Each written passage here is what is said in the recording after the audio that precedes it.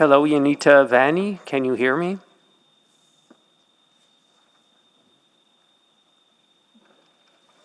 Yes, I can hear you. Thank you very much. No problem.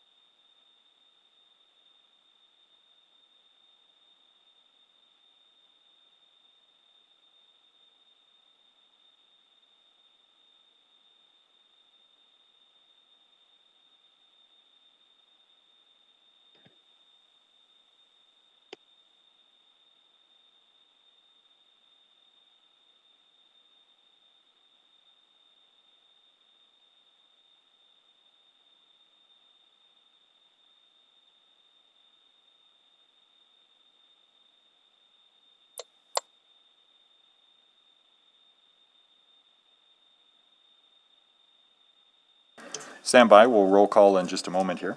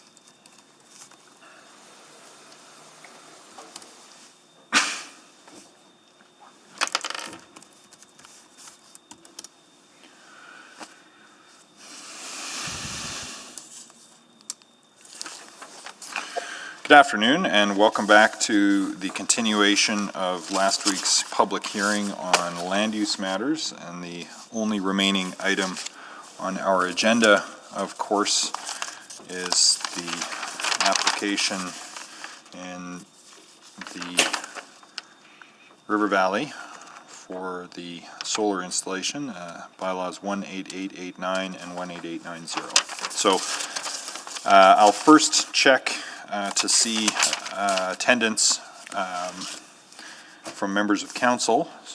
Councillor Banga, are you there? Good afternoon. Good afternoon. Councillor Cartmel? Good afternoon. Thank you. Councillor Katerina? Yes. Thank you. Councillor Zadek? Good day. Welcome. Councillor Essinger? Good afternoon. Thank you. Councillor Hamilton? Good afternoon. Thank you. Councillor Henderson? Oh, right. Councillor Henderson let me know he had a quick medical appointment and that he'll join us as soon as it's done. So he'll be along and sends his regrets. Councillor Knack? Good afternoon. Thank you. Councillor McKean? Present. Thank you. Councillor Nickel? Good afternoon. Thank you. Councillor Paquette? Good afternoon, Mr. Mayor. Thank you. And Councillor Walters? Present, Mr. Mayor. Okay, that's enough to get started. So we have had some additional registrations, and so for the benefit of people tuning back in, as well as those folks who are newly registered, I'll just run through the process one more time. The clerks have already called out the bylaws, and we've called out the folks who've registered to speak, but we'll have some additions to that. We've selected this item for debate, obviously. The process for each is that administration has already provided their overview of the bylaw, and then members of the public have been invited to speak either in person or virtually using Google Meet. Those in favor have spoken already, followed by those opposed, who we're hearing from now. Each person presenting has 5 minutes to make comments. The clerk will run the official timer. However, those attendees participating virtually may wish to use a timer at home too. When the speaker is finished, please stay at the microphone or on the line, as councillors may wish to ask you questions. After we've heard all the comments from the public, council may ask questions of city administration. And after all the speakers have concluded, I will then ask if there are folks wishing to speak to new information which arose during the public hearing. This requires a bit of patience to ensure that anyone who does wish to address council has an opportunity. Thereafter, council may close the public hearing and debate the bylaw. And for those participating virtually, I'll ask please refrain from using the chat function at all within Google Meet during the meeting, as it can create issues of decorum, it can provide unfair advantage, and it can interfere technically with the live stream. So additionally, please remember to mute your microphone when you're not presenting or answering questions. If you're experiencing any difficulties, the Office of City Clerk has resources available to facilitate communication with those participating in the statutory public hearing process. Please reach out using the contact information provided in your registration or at city.clerk@edmonton.ca. Now finally, for those of us who are here in person, please remember that the temporary mandatory face coverings bylaw 19408 remains in effect. We ask that you keep your mask on at all times, including while making your remarks to City Council. You will notice that members of council and administration may take off their masks from time to time when we're behind the plexiglass barriers, but we'll put them back on when moving about the room and talking with each other during the meeting. So we appreciate your understanding and participation in helping to keep everyone safe. So We've had several new speakers. There's been a substitution as well. So from those folks previously read in from the list that you have before, Andrea Luft is now speaking for Jim Redmond in slot number 24 from those opposed. In slot number 29, we also have Nathan Binman. And then we also have since had registrations from Dwayne Donald, Francis Doreen Wabasca, Alexandra Polwicki, and Norm Pulliam, who have registered to speak against. And then we've had 3 more individuals registered to speak in favor, and I'll need a little guidance from Mr. Johnson on this. Certainly under new information, we can take new registrations. So we've had Dustin Taylor register in favor, Andrew Moles to register in favor, and Stuart Lee to register in favor. But Mr. Johnson, normally we hear just from one and then the other and don't go back until it's time for new information. So is that satisfactory in this case, or do you have a different recommendation? Mr. Mayor, it is. Given the number of speakers and the number of new registered speakers, you may wish to hear from those at the end of those that are already previously registered.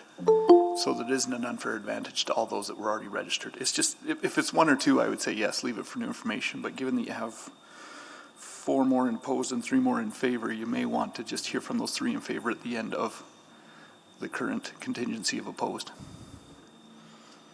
You're okay with that? I'm okay with that. Okay. Yes. Then on your advice and with a desire to hear as much information as possible before we ask questions of administration, and recognizing that all these folks who've registered can come back under new information as well.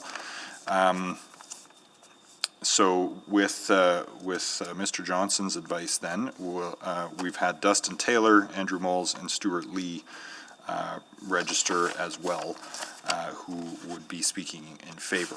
So we'll see if others register at this point, but that's the list as it stands this morning, or pardon me, this afternoon. We have around, puts it close to 30 to hear from yet today, so we'll see how far we get in that. That will, depending how many questions members of council have, that will move at whatever pace it moves. So not to make any assumptions at this stage about when we'll get to even to questions of administration, much less a decision. For those who are wondering about that, it's really too soon to say what the timing will be. But next step then is to hear from the next person who is registered opposed, which is Corey Degroot.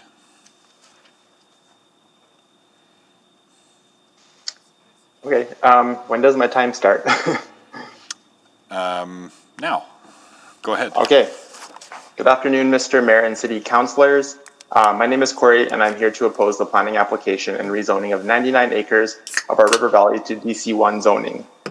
I do not think this area should be deemed essential for this project. I spend a lot of time photographing Edmonton and the river valley. A few weeks ago, I went for a walk in Terrelgar Park and found some beautiful views of the river and the land next to the water treatment plant. So next slide, please. I was there right as the sun was rising, and I even saw a beaver cross the river to that land. Next slide. Here are a few photos of a visit to those lands from last summer, and as you can see, it's quite undeveloped and peaceful there. It's definitely one of our more wild spaces. I, like a lot of Edmontonians, boast about Edmonton's river valley, and during this pandemic, its value to my mental and physical health has become even more apparent. It has offered a bit of an escape so often for me. So I am very concerned that this land could be rezoned for the development of a solar farm. I support solar power generation and want to give a kudos to EPCOR for choosing renewables, but I think this is the wrong location. What's cool about solar is that you don't need to disturb land to install panels, unlike other resources that need to be extracted from the ground. Here's how I see it. We have 2 things, our river valley and solar power generation, both of which are very important. But we have an option with where solar farm or solar panels go and the impact they make, while we only have 1 river valley. Next slide. In a teaser for David Attenborough's new film, he states that biodiversity loss, and climate change are the twin problems that threaten to destabilize our planet. He then says nature is our greatest ally. The more we help it to recover, the more it will help us with climate change. David Attenborough's wise point even fits with the motto of our recent city plan, greener as we grow. I'm excited at the thought of Edmonton diversifying our energy generation, but we also need to protect our green spaces that contribute to biodiversity and act as a carbon sink. Next slide. I went back to these lands recently and took more photos. Here you can see some stands of trees that will have to be removed for the construction of the solar farm. And on the right are some high bush cranberry, which I saw a lot of while I was there. Next slide. And here are some photos that show the mature trees in that band along the river, and then the young aspens suckering and spreading into the field and past the fence. It shows the natural regeneration that Harry Stelfox talked about last week. The construction of the solar farm would reverse all of this regeneration, which the land is doing for free. Next slide. As I was there, I spotted deer and coyote tracks along the river and tracks going back into the trees towards the fence.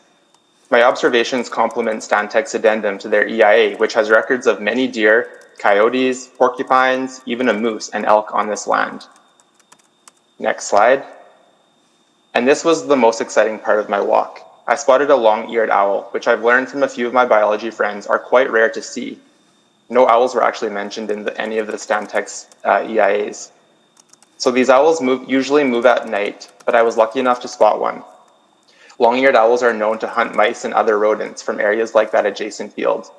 Another reason why this land is important.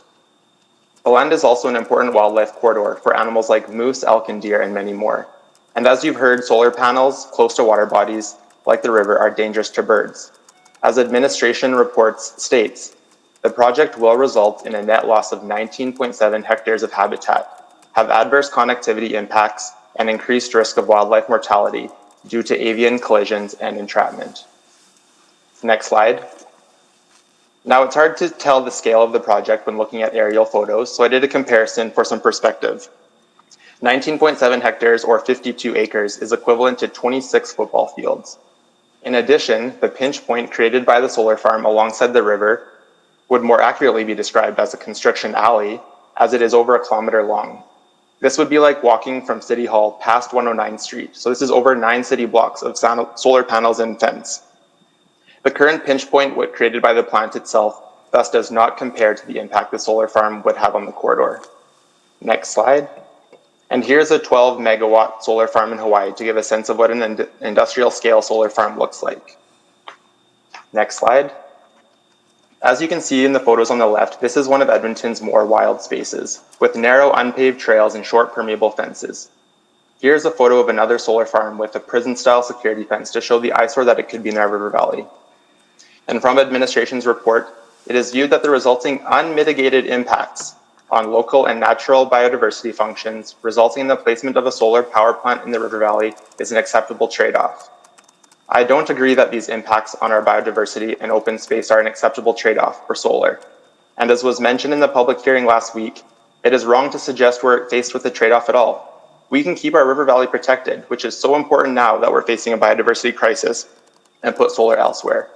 We need to follow our river valley bylaw and ensure this land is protected for us now and for future Edmontonians. And thanks for listening. Thank you very much. Questions?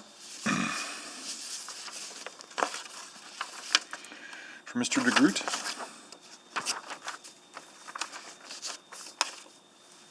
Going once, going twice, not seeing any. Thank you very much for your presentation.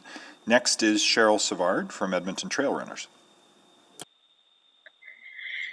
Thank you. Good afternoon. Can you hear me? Yes, go ahead. Okay. Thanks. Great. I'm Cheryl Savard, and I am the founder of Edmonton Trail Runners, established in 2014 and one of our city's largest outdoors recreational communities. Thank you for having me. Next slide. On behalf of ETR, we stand in opposition to EPCOR's agenda to expand their industrial presence in our protected river valley through a poorly placed solar farm. I share with you now our community's concerns. EPCOR currently takes up prime green space that infringes upon the natural wildness of our river valley. In the words of one of our community members, Edmonton isn't located 45 minutes from the mountains like Calgary. We don't have Vancouver's coastline. We don't have adventurous places outside our back door like Nordegg or Canmore. Edmonton has the River Valley. If we lose that, we have nothing else to replace it. Next slide. Fences and barbed wire infringe upon our only local nature retreat. EPCOR argues that they will meet our recreational needs by scraping paved trails into what's left of natural surroundings. EPCOR does not understand that the natural untouched river valley is what we need. We are not interested in running on man-made surfaces past industrial eyesores barricaded by imposing fences. The reality is the project is far from green. Another of our community members noted that EPCOR does not speak to the upfront carbon impact, the raw materials consumed to produce the panels, the polluting energy required to drag the panels into this green space, and the environmental destruction of the land in order to construct the project. Next slide. Despite an assertion last week that no trees would be cut, EPCOR's own construction report on their website shows that almost 5 acres of trees would be decimated. And what we all know is that this space is prime real estate for any development. Since the first days of colonial discovery, ambitious industry has been trying to deem essential their own rationale for why they need to deconstruct the River Valley. What EPCOR is doing is simply a different verse of the same industrial song, in our opinion. Next slide. This invasive project does not consider how nature works. Our community has observed that wild things don't like to be around human activity. Animals build their structures away from us, not close to us, on the fringes of development, not in man-made corridors. They prefer space from human activity. In fact, it has not served them well to be near us, as evidenced even last weekend by yet another deer just above this proposed site who was impaled on a man-made fence right above this land. Next slide. 3 years ago, the Alberta government published the Wildlife Directive for Alberta solar energy projects. Its conclusion was that solar farms are a good choice if placed on contaminated or previously industrialized sites, but that they had no place near rivers, lakes, or wetlands.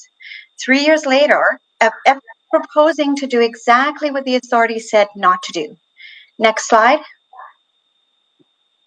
EPCOR suggests that tearing up this meadow and replacing it with a narrow slice of land along the perimeter is a good idea. As you can see, this is an active deer territory with nesting beds and wildlife tracks.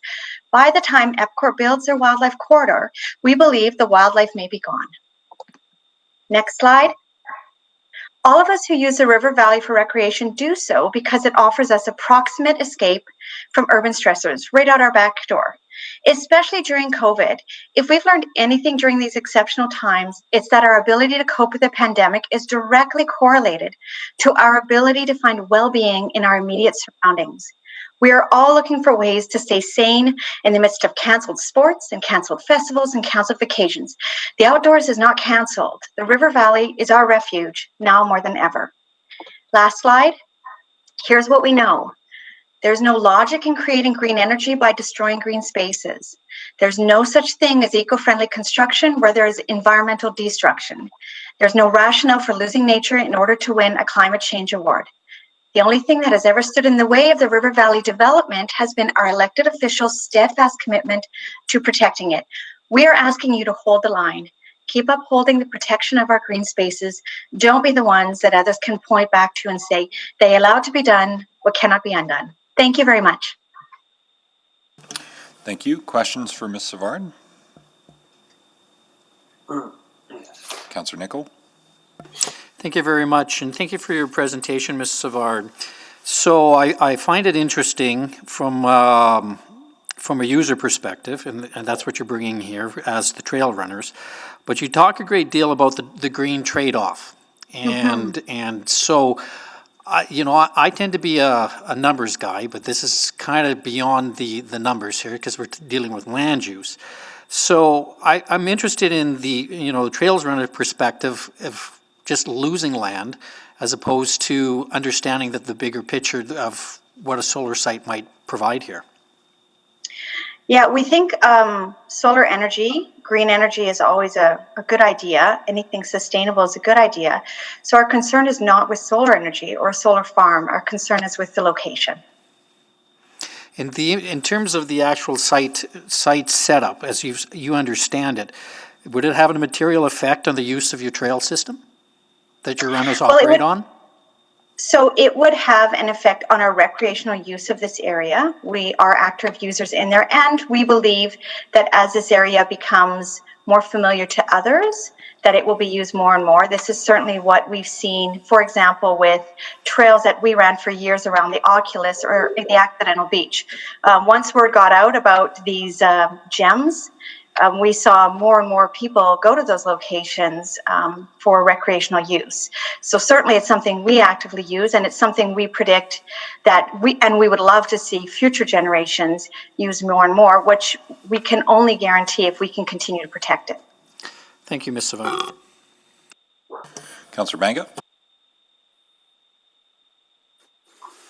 Thank you. Just a couple questions. In Ms. Savard, in your presentation, you said tearing up the meadow and the wildlife must be gone. Isn't there a fence around this area already? Thank you, Mr. Vanga, for the question. So the area that I have shown on my slide where there are the deer beds, that is not fenced. That is the proposed area. That is an open field, and that's why you see the deer beds. In fact, prior to some of the fencing around EPCOR's site, that existing site, that also used to be deer beds. About 10 years ago, I used to walk through there with my dad and our dogs in the early hours, and we'd watch all the deer's heads pop up in the field. So we actually see less deer beds now than before because of current fencing put up by EPCOR around their site. This site that I took photos of, that is all open fields. That is why you see the animal activity, because they actually haven't been barricaded out of it. Okay, and then you also said animals and birds, they tend to nest or make their homes away from human beings. Right. So with the trail system in there that you have, or more trail systems, are we doing opposite to what you hope to be doing? I think that's a good question because it really talks about how we engage the land. Edmonton Trail Runners is committed to interacting with nature the way we find it and to being non-invasive. We don't cut anything, we don't touch anything, we don't move anything. We don't expect nature to accommodate us, we accommodate it.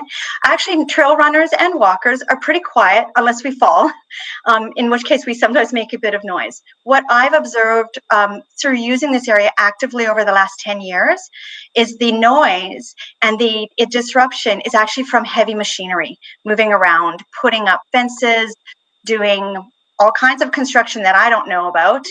And so that's the type of disruption that really impacts the species that live around there. As you can see from one of the pictures, I mean, none of us are a fan of wasps, but if you can see from the wasp nest, they're really building their homes on the perimeter of all of that activity because the noise is extremely disruptive, as well as any damage done by digging up the ground or tearing down trees. Okay, and then the next thing is you mentioned noise there. Noise, are you worried about during the initial phase or actually working phase? I don't know enough about solar farms to know how much noise they make while they are working. I don't think it will matter because they will most definitely be taking away all of the area that right now is an active wildlife recreational site.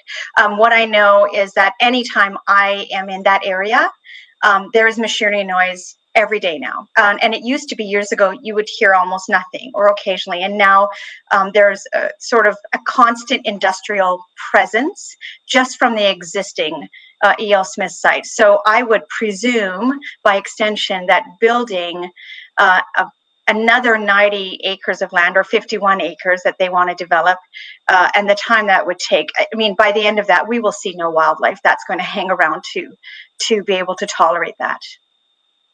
So E.L. Smith water treatment plant there, it's been there for a long time. What changed recently? You said there is more impact now? Yeah, I wish I knew more, and I wish I had more time to dig into everything that goes on. What I know is that incrementally, year by year, season by season, I just see more fences go up, more ground being tore up. You can see from my third slide that there's a picture of EPCOR a year ago where there's green spaces inside their fence. And now this summer, that's all torn up and the ground is overturned. So whatever they are doing inside their fences, or for example, there's a path to the river from their site.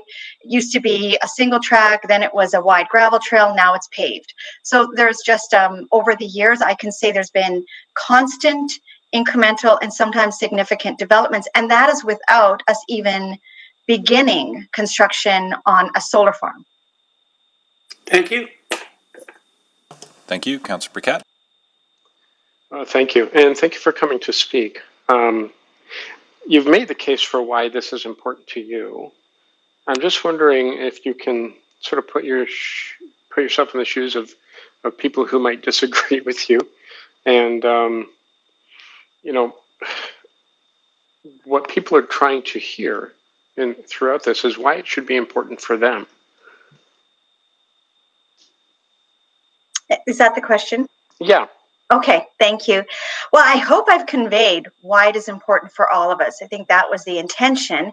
And my understanding is we have this over 100-year-old bylaw protecting the River Valley because all of us think that the River Valley and its green spaces should be public land available for our recreational enjoyment and kept in a natural state for a variety of reasons. Certainly, if we have seen anything during the last 8 months, is we have seen a massive surge of people from in their isolated bubbles into any nook and cranny of nature that they can find. We've seen the mountains and the parks and even our own river overrun with people all of a sudden actively engaging in our natural surroundings because that's what we've got. And so if there has ever been a question about the value we as Edmontonians see in the River Valley space we have, I think the last 8 months have proven that we all consider this extremely beneficial to preserve and protect. Okay, so what we heard already today was the importance of biodiversity and also the importance of this renewable energy resource. And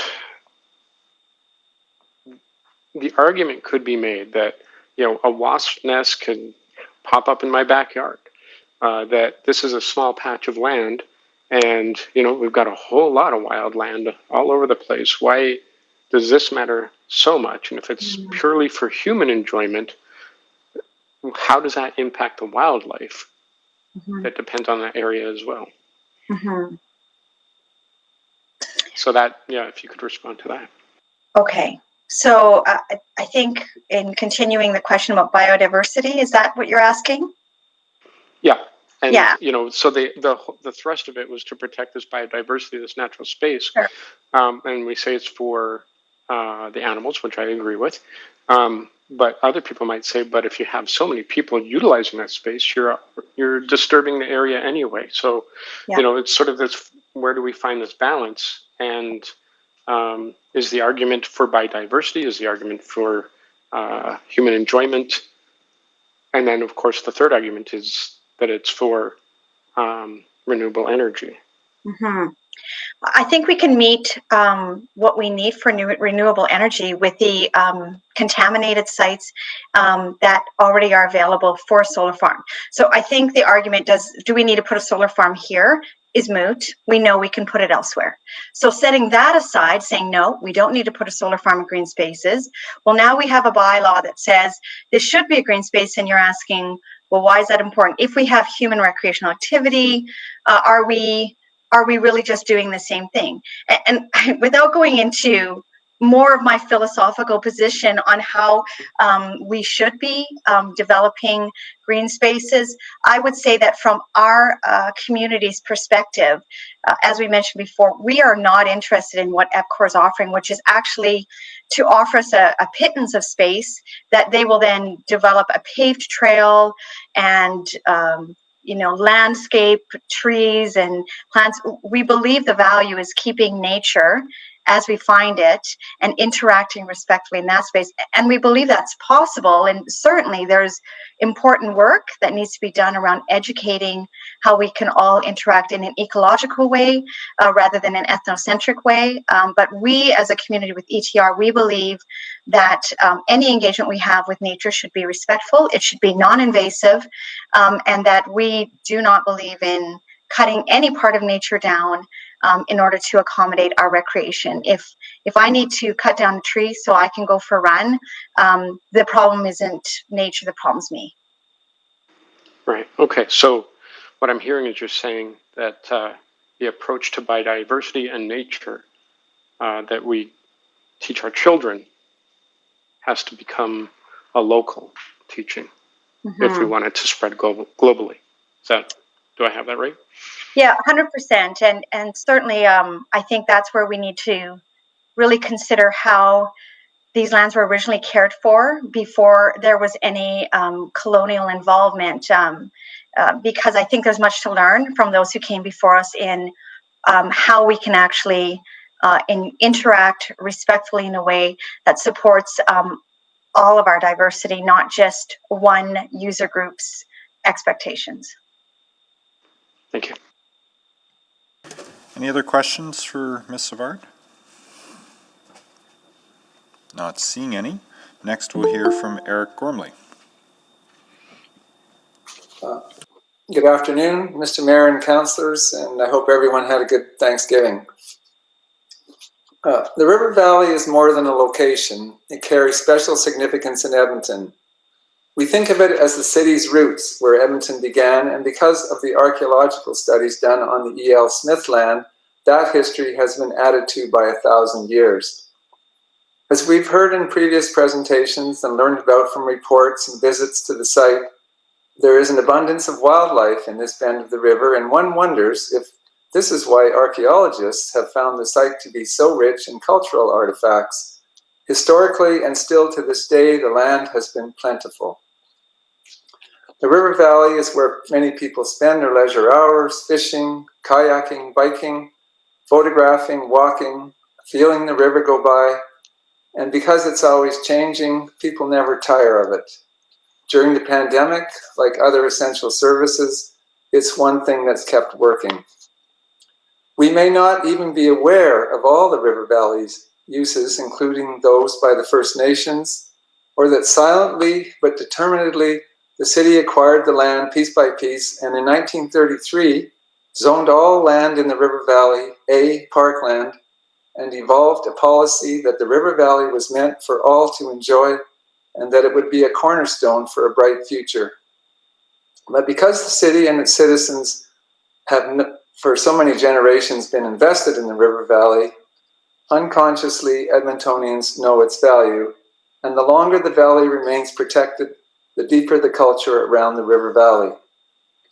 This deep-rooted culture was, in small but significant ways, reflected in the consultation. The responses from the city's second mail-out notice on May the 1st, 2018 shows those in support of the project was 1 person, those in opposition 17. At the city-led open house at the West End School on April 23rd, 2019, the number of feedback forms in opposition to the project was 17, the number in support 0. 2,300 people have signed a petition against an industrial-scale solar farm in the River Valley. As others have said, no one is against renewable energy. Everyone understands this is the future, but we have to be smart with our resources. The E.L. Smith area is already a popular part of the River Valley. A small gravel parking lot above the lands in Cameron Heights is often jammed, with cyclists beginning long circle trips by crossing the river into Terwilliger via the Henday footbridge. Others simply bike the single track trails on the hillside above the meadow. These same hillside trails above the meadow are wonderful scenic places to walk. The hillside brims with vegetation and wildlife. Hikers can meander down these trails and enter the meadow from the west where there is no fence. Lilac bushes signal the site of an old homestead. Meanwhile, mothers push strollers down the paved trail from Cameron Heights towards the Henday Bridge, right past the broad naturalizing meadow, framed by tall aspens to the east, and across the river, below River Bend, a wide forested hillside. One can stand in the meadow and not know you are in a city. We have this great resource, this park system that is meant for all. It's taken generations to assemble. Now and again, something will tempt us to stray from the worn path that gives the city pride and something to continue building on for the future. These times can also be opportunities to reaffirm the wise plan that is, like the River Valley itself, a continuous thread in our history. Thank you. Thank you. Questions for Mr. Gormley? Councillor Nicol? So, Mr. Gormley, you may recall you sent an email to city councillors on June the 14th regarding the archaeological reports? Yes. So there was quite a bit of documentation in here, and I wanted to, I have to admit, this is not my forte. So can you summarize some of what your findings were or conclusions were with regards to that email of June 14th? Well, just that the archaeologists were quite excited about this site, that it's the oldest site in the Edmonton region, and one of the oldest sites in all of Alberta. And actually, some of the new information we got was that just over the last year, the site has been upgraded to a historical resources level 3 from a 4, and that's a pretty significant upgrade. Can you explain that to me, what a 4 and a 3 mean? I'm not that expert. Well, I think what they say with the 3 is that it's a significant regional site and that it likely will have to be avoided. In other words, it should be left and not developed. Does the report, so we're talking, is it a part of the site or is it, as you understand it, in whole? Or is it, because the question is it one site in part, or are we talking about the whole site that would be receiving this potential rating? Oh, it would be the whole site. Okay. Okay. Thank you very much, Mr. Gormley. Thank you. Other questions for Mr. Gormley? Not seeing any. Thank you very much. Next is Rocky Farrow.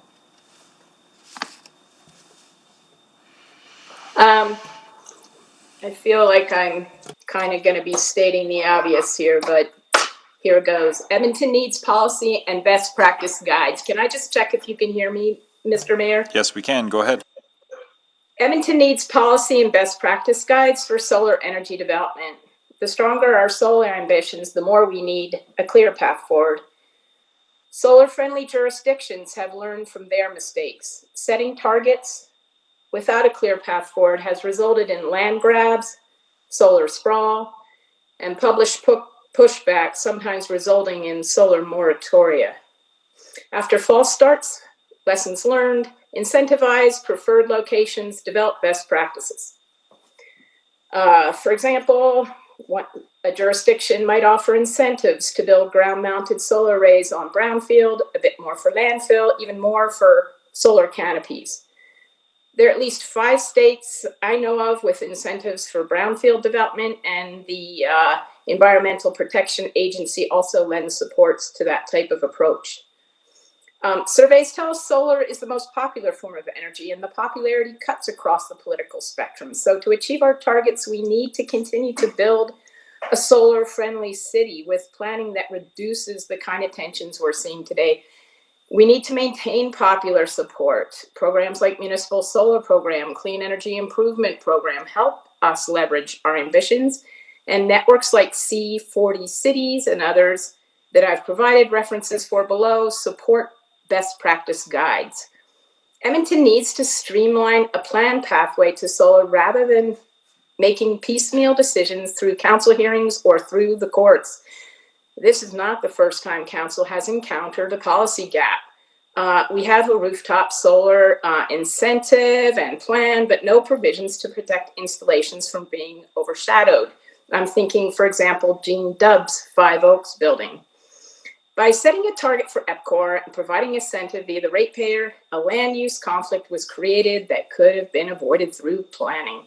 We are now facing the worst land use conflict any Edmonton could endure, any Edmontonian could endure. We're setting up solar, my love, as a threat to our most valued and valuable ribbon of green. This lack of policy is also encouraging debate about glare and property values and solar systems making noise, concerns that good planning could alleviate via facts through community engagement. A denial of zoning today will allow us to do the foundational planning needed to move us more quickly ahead and more appropriately ahead. Solar infrastructure has inherently low wildlife impacts when integrated into existing anthropogenic footprints. Rooftops, bus barns, brownfield, landfills can also offer excellent siting with workarounds like ballasted ground mount systems, and there are tons of guides for doing such systems. We should deny the zoning to the E.L. Smith Farm to maintain strong public support for solar and develop a clear pathway forward because EPCOR has designed their proposal under Alberta's municipal own use legislation. This project can be viewed as a municipal project, and so it should be held to the essential standard. And rather than qualifying as essential, this project really only highlights the need for Edmonton to develop a siting policy. I'm done, thank you.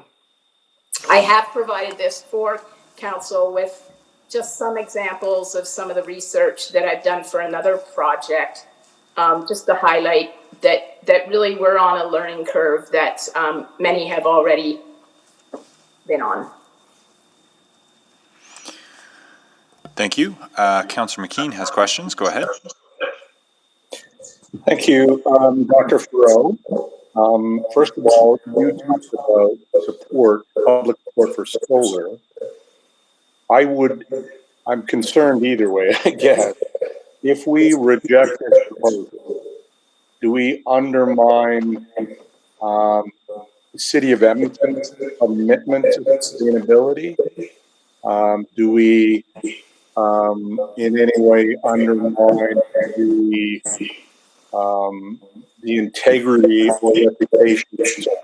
Give me your thoughts.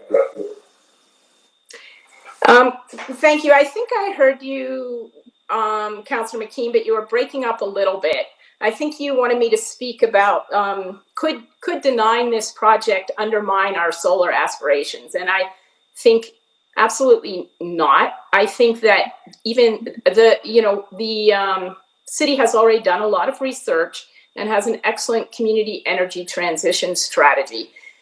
And within that strategy, they have already highlighted the need for a clear path forward so that we can obtain our rooftop and our ground mount solar aspirations. They've done modeling recently to show that, to pick sites and show that with rooftop we could offset the city's own footprint. So I think actually, my fear is that okaying this project will set the public, will make solar less popular. I think we're on a great path now, accepting this particular project. I think what we need is just a little more planning, a little more community engagement, bringing the stakeholders together, some prioritization of sites. That's the common practice in the States, where they prioritize the sites that the city prefers. Can you elaborate on the notion that approving this solar farm would actually turn the public against solar? Why do you think that would happen?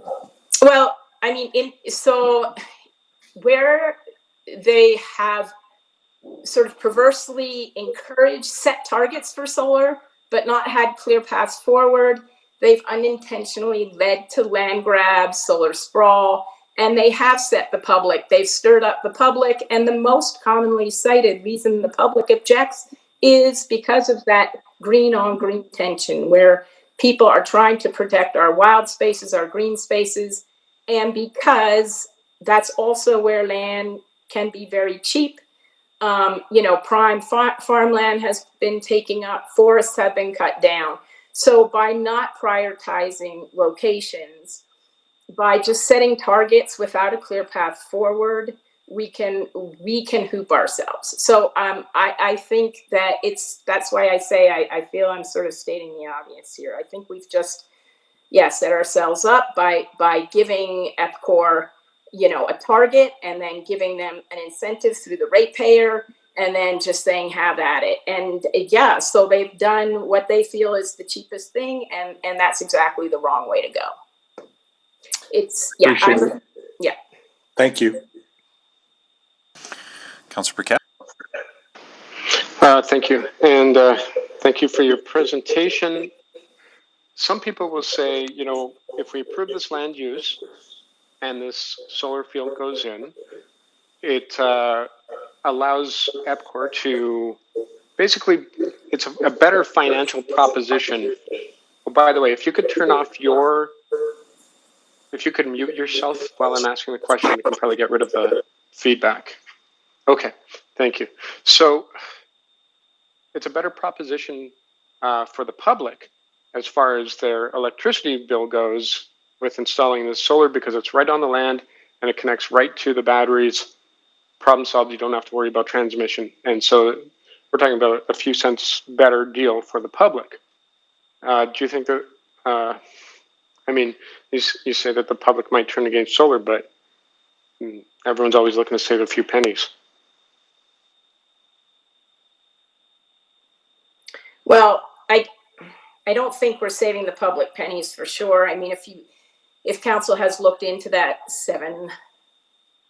near 700-page document, you'll see what the chief ecological planners have said about how they feel the HDR report has grossly underestimated the value of the land. So I mean, just to put it as simply as possible, I feel the ratepayer, in general, we've seen through the surveys that the public is not with this project.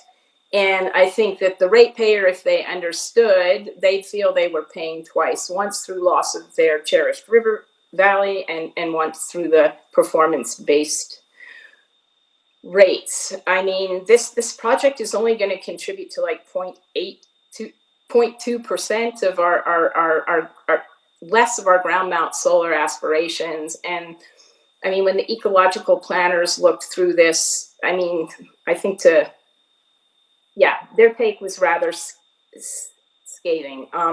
They gave four pluses in terms of looking at the social, environmental, and financial value of this project, and 10 negative strikes against this when they did a full evaluation of the social value, the economic value, the institutional value. The chief ecological planners felt that this project should be a no-go. Did I answer your question at all? Yeah, you did. So switching gears, if we look at the river valley as sort of a feast for all life, for us as well. The proposal here is, well, we're just taking a little bite out of it. So what's the harm? Yeah, I think again, so important to read what the chief ecological planners have said, because we have the Beaver Hill biosphere connectivity, the Y-to-Y connectivity.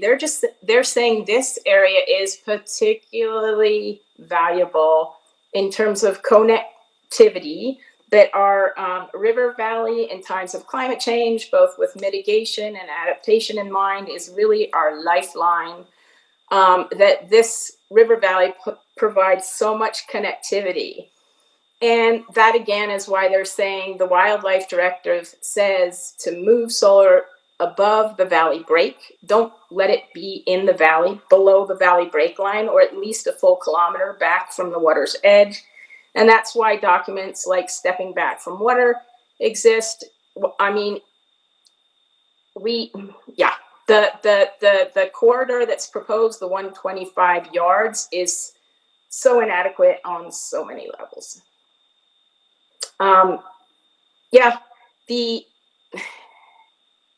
The area is significant. It's not just, by chipping away, we're chipping away at important connectivity. That's the whole city plan, is to improve that connectivity, not further decimate it.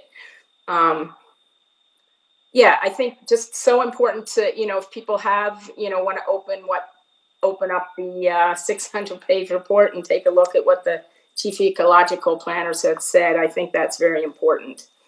And I'll send that again in graphic form if that helps, if this hearing goes on. Yeah, thank you. So basically you're saying the river valley is the heart of the city. Don't cut off the blood. All right, thanks. I like that. Any other questions for Dr. Farrow? Not hearing any. Thank you very much. Next is Patsy Cotterell.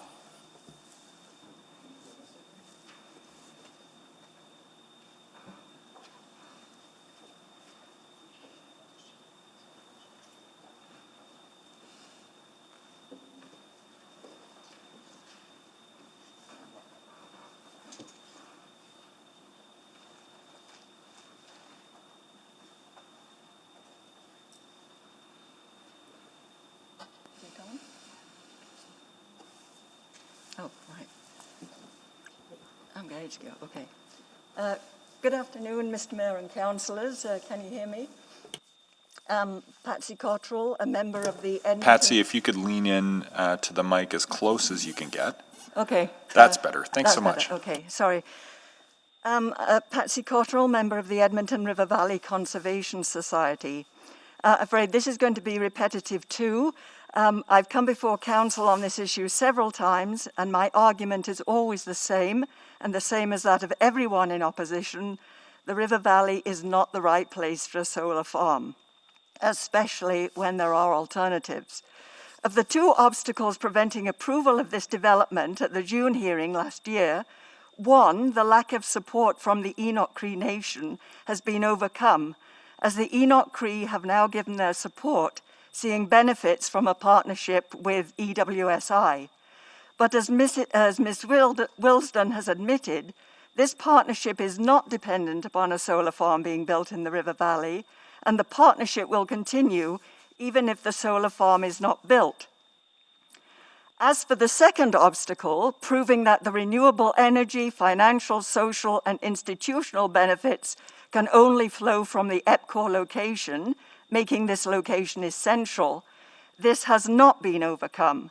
You've heard time and again that all these advantages can be realized with a location elsewhere. Even financially, you heard that the cheapest source of renewable energy is actually wind energy from the south. The only thing that cannot be located elsewhere is the river valley itself. The project proponents are now arguing simply that the benefits outweigh the environmental negatives, which they do admit to. I also sense that the argument is shifting more to an emphasis on climate resiliency, with the notion that this trumps everything. We can have climate resiliency without solar panels in the river valley, and offsetting climate benefits from solar will be the loss of resiliency from loss of vegetation and ecosystem function. Going back to Enoch for a minute, this summer I had the privilege of being on Enoch land for the first time, doing a vegetation survey. Much of their land is disturbed, for example, by disused oil wells. They could easily put solar panels on their disturbed lands, sell the power to EPCOR to their advantage, while keeping their archaeological and cultural heritage in the river valley intact. You heard from Ms. Wilsden that they already have a solar panel array on their land. Why not have more and serve the water treatment plant. Would this not qualify as providing the 10% local generation of electricity? You've heard also that the pandemic situation has shown just how important the River Valley is to Edmontonians. There's been an explosion of public use of the River Valley this spring and summer, even to the point of overuse. This surely is a taste of what is to come as the population of Edmonton grows. It's a cautionary tale. Retired wildlife biologist Mr. Stelfox, in his talk, indicated that human use and wildlife use of the valley are not always compatible. Wildlife avoids human presence and may be forced to move and forage at night to avoid it, for example.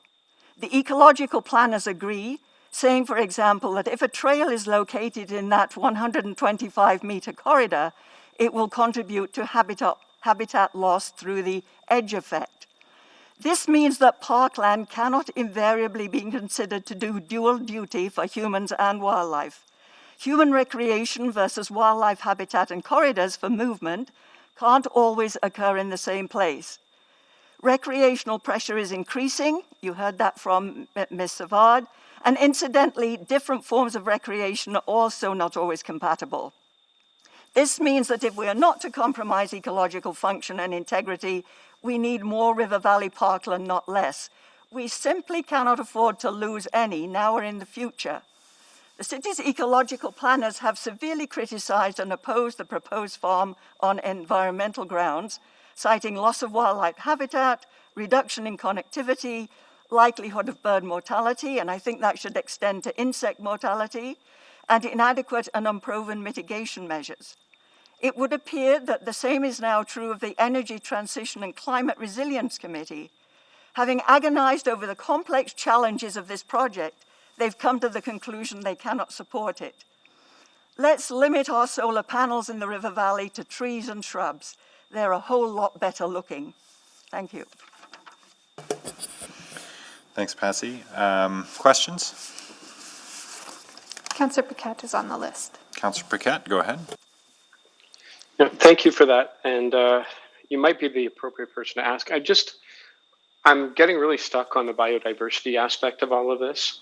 And what you just said is that if we narrow that corridor because of human activity, we're actually even further reducing the possibility for wildlife to use that corridor. Is that right? Well, I'm suggesting simply that we need, because the human use and the wildlife or ecosystem function use aren't compatible on the same space, that we need every bit of land that we have. Now, the evidence suggests that this is a really significant wildlife corridor, and it probably should be used for that. And we should avoid, in fact, human use of that same corridor. This is what the ecological planners are saying. You'll contribute to habitat loss by edge effect. So human use should be confined to the escarpment above the riverside corridor, or it should not occur at all. And I think Mr. Stelfox, referred to this when he talked about preservation zones and conservation zones and industrial zones as part of the ribbon of green classification system, acknowledging that, we can't, humans and non-humans can't be in the same place. That's I think, essentially the point I was making. We simply, because those are the two major uses, human recreation and wildlife connectivity and habitat, we can't afford to industrialize the River Valley, especially when we can do it elsewhere. Okay, and another question about the biodiversity. We know that biodiversity is decreasing locally and globally. So, I guess what I'm hearing from you is that your contention is that anywhere we should be choosing to promote the availability for places for biodiversity to thrive.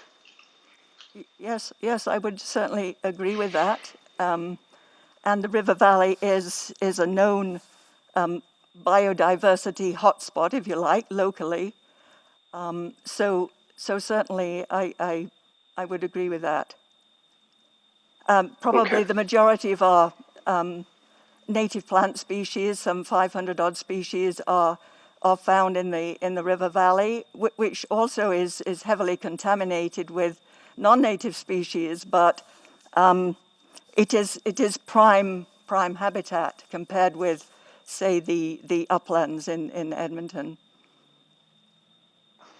Right. Okay. So, yeah, this is really tough because what we're talking about on both sides of this conversation, it appears, is a desire to positively impact the world in a way that we haven't done before, and it's unpalatable to think of sacrificing one for the other. Because we're talking about climate change, we're talking about renewable energy, we're talking about the way the market is going, frankly, and yet we have this this slice of land, basically, that is not duplicated anywhere else outside of the river valley, and so that it's the responsibility there. And I'm just wondering if, I mean, you're here, if you had to make this decision, where would your greatest responsibility lie in that conversation? I think council's responsibility is to look at the public good, and I think the public good in this case, which is the bigger picture, is that the bylaw 7188 should be followed in its intention to protect the river valley, and council should undertake the responsibility of following that. I really don't believe that this has been proved to be essential. So if you say, okay, it's convenient, it's opportunistic, then in fact you are disregarding that essential clause in the River Valley bylaw. So I would say council's response is clear, but of course I'm opposing this. Yes. Yeah, thank you very much. Thank you. I don't see any more questions for you, Ms. Cotterell. Thank you very much. Next is Sarah Patterson.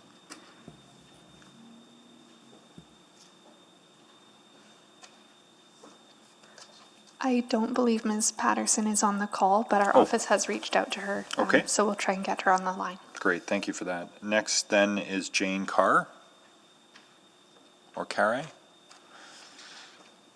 Come on down.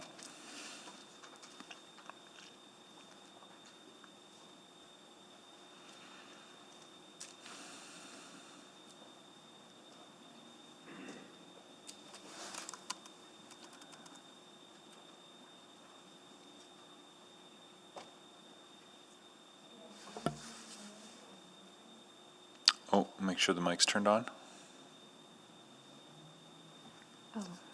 Good afternoon, Mr. Mayor and councillors. My name is Janae Carr, and I was born in Edmonton. I've lived most of my life here. I am a graduate from the Environmental Design faculty of the University of Calgary. My zoologist husband, Dr. Lou Carbon, and I are avid bird watchers and strong supporters of the protection of ecosystems locally and around the world that preserve biodiversity in native plant and animal species. One of Lou's favorite sayings that he also teaches his biology students is the power of the individual. We have the power here as a group of concerned citizens to do what is right for the river valley and its ecosystem. This particular river valley location we are speaking about today is a significant habitat and wildlife corridor for many bird and wildlife species. It is one of the only ways that wildlife can travel through the city of Edmonton along a safe and naturally established route. Migrating and nesting birds use the grasslands, the meadows, the parkland forests, and the North Saskatchewan River and its shorelines for their daily and seasonal livelihoods, depending on whether they are residents or migrants. Edmonton's established ribbon of green protected natural wildlife corridor is an amazing and necessary corridor not only for birds, but for insects and other wildlife species as well. North America has seen a 30 to 40% decline in native bird populations since 1970. If you have read Bridget Stutchbury's Silence of the Songbirds, you know how serious this is to our life on this planet Earth. These weeks, we are well into the fall migration. You have likely noticed the flocks of geese and ducks heading south, and the smaller songbirds too. The smaller songbirds use the forest edges along the North Saskatchewan for their travel routes. In the last few weeks, species such as the siskins, thrushes, sparrows, and warblers have passed through. Just on Sunday, Lou and I saw quite a few American tree sparrows that are migrating through that particular site. They are on their way from the Canadian Arctic to northern Mexico and using this North Saskatchewan River Valley as their migration corridor. EPCOR has stated it will widen the corridor edge from 100 meters to 125 meters from the river's edge. Edmonton's own ecological planners have made it clear that these mitigation promises are insufficient to prevent a heavy ecological impact. The Stepping Back from the Water document advises that at least 500 meters is a minimum requirement to reduce species mortality and protect wildlife. The Alberta Wildlife Directive for Solar Energy Projects states that with solar in particular, it simply does not belong in river valleys because the solar panels look like water to birds and thus cause high levels of bird mortality upon initial impact or injuries due to impact with what they perceive as water, similar to the deadly impact of birds flying into windows in high-rise buildings, especially that are on migration routes. Development of an industrial use such as a solar farm in this location would be embarking on a trajectory that would result in death by 1,000 cuts. Why would you shred your ribbon of green? The integrity of the natural ecosystems in this site would be negatively impacted. This land is far too valuable to be chopped up. It must be passed on intact to future generations in its entirety. Vote no. Thank you. Any questions? Councillor Nicol? Yes, thank you. And I'm glad you're here because I did ask this question earlier regarding bird mortality rates and why the 500-meter rule exists or does not exist, right? And so can you just explain to me in layman's terms, is it simply the mechanical recognition? They see this as blue, so they see it as water, so they just fly straight into them? Is that what mechanically happens? Yes, it does. But when I was going through the report, it did say, for example, there was not enough studies, or it was some data was inconclusive because these bird mortality issues were primarily desert or desert kind of environments. Or do you have any context with regards to this river valley and or kind of a closer example that we might look in this boreal setting?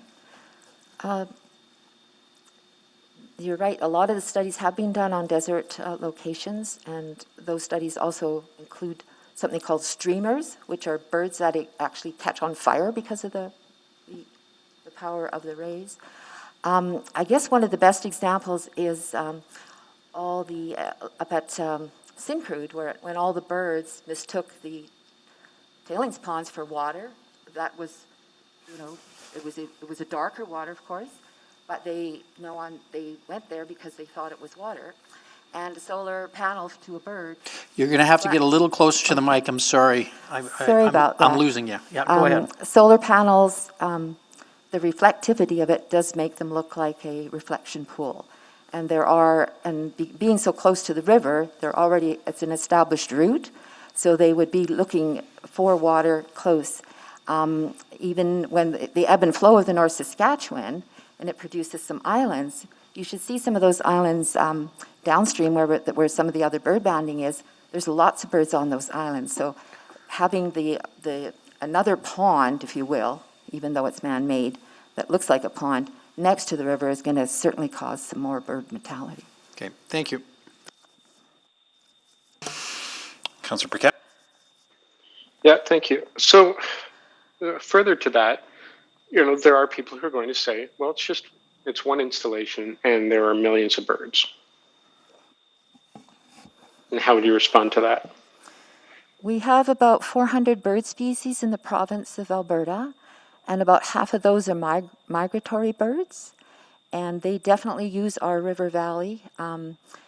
So about half of our birds coming through are migrants, and the river valley is an incredibly important bird migration route, and it's so important to keep those migration routes intact. And as someone else had mentioned, yes, we have, like Beaver Hill is fairly close too, so they're kind of on their way there, and they need those sites. The tree sparrows we saw had to avoid the development that was up in Cameron Heights to come over. And if you keep eroding those stopping places for them, they're just not going to make it. And that's just birds. As others have mentioned, there's the native plant species, there's the insect populations, of course, oodles of bees down there, and then the larger and smaller mammals that are using that whole habitat system. And they... it almost sounds like... Oh, go ahead.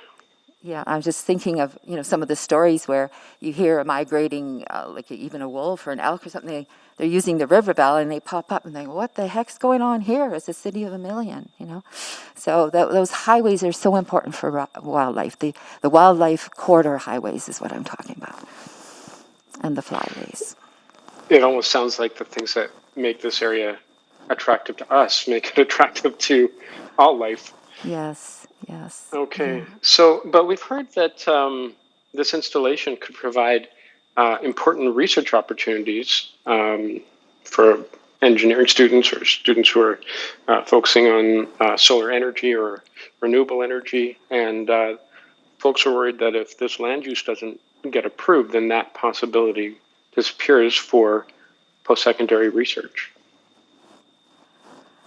There's a lot of opportunity, not only on this site for research opportunity for solar installations, both farm type or on buildings. As others have mentioned, perhaps other sites that are energy corridors already, or larger institutions that have access to roof installations could be used for providing additional study for university and trade industries. Okay, well then, so for folks who are approaching the ecosystems approach to climate change and climate resiliency, are there better places for them locally than the river valley? Lots of other places are better than the river valley for solar installations and studying. The river valley is important for, as we know, for cultural and perhaps transportation history study, and of course the wildlife. It's just as a little side, my thesis actually involved designing a heat plant and a solar energy application.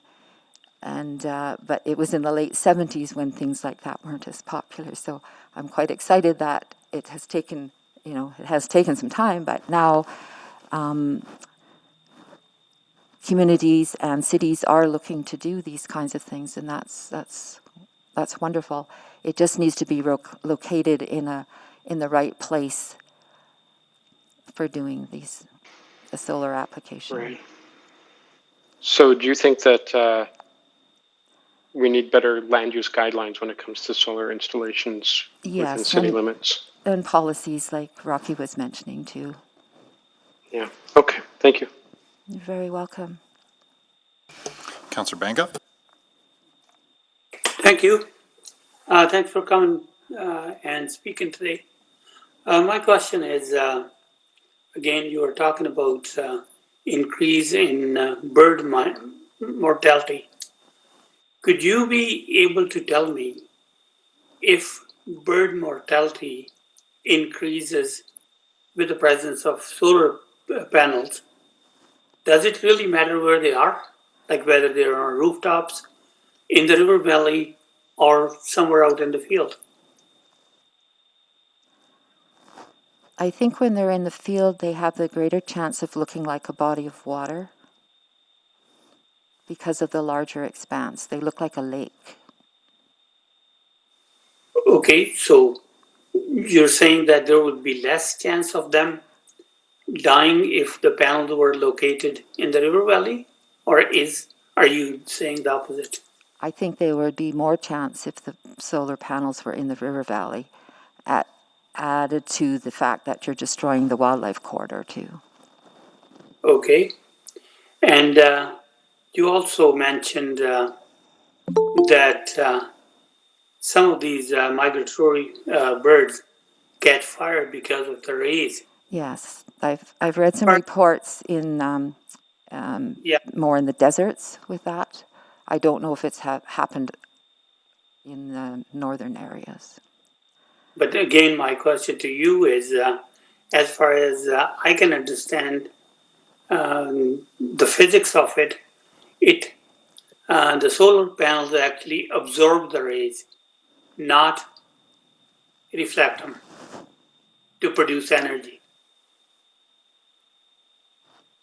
It's their reflective surfaces too.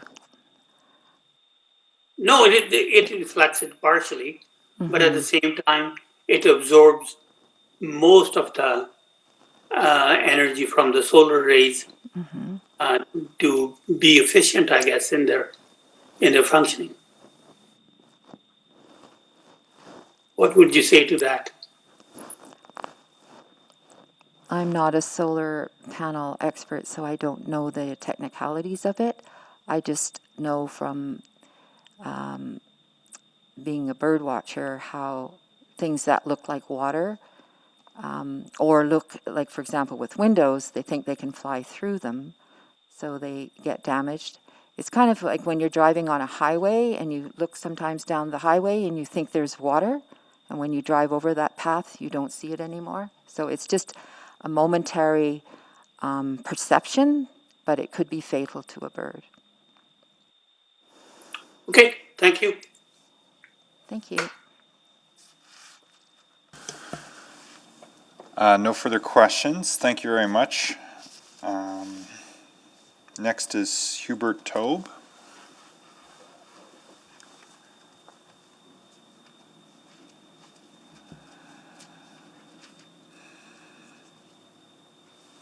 You may be muted, sir.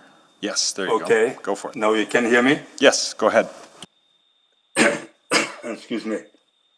Okay, good afternoon, Mr. Mayor and councillors. I'm Hubert Vogt, and I'm a long-term resident of the West End in Edmonton, where the proposed facility is supposed to be located. I should also mention that I'm a member of the Edmonton Nature Club, ENC, and a member of the Edmonton Native Plant Society, where I'm quite an active member. I'm lucky to live in the Westridge area of Edmonton because of the opportunity it gives me to be close to the natural environment. I'm appreciating the proximity of the nearby ravines and the river valley as a whole, in particular the Patricia Ravine, Wolf Willow, Olescu, and the Big Island area. I'm especially attracted to the Olescu natural area. 20 years ago, there was hardly any public access to that area, and the only living animals, or let's say mammals, that you would observe would be coyotes or deer, but hardly any human beings ever. Even 5 years ago, this particular areas had remained in the same condition, and now let's compare it with the state of affairs that exists today. 10 days ago, I went down into the Olescu Woods. I found the area, it was quite a warm day, and the area was packed with people both on the paved trails as well as on the dirt trails. This shows that how much people have become attracted to the natural areas and how much we can assume that they support these areas.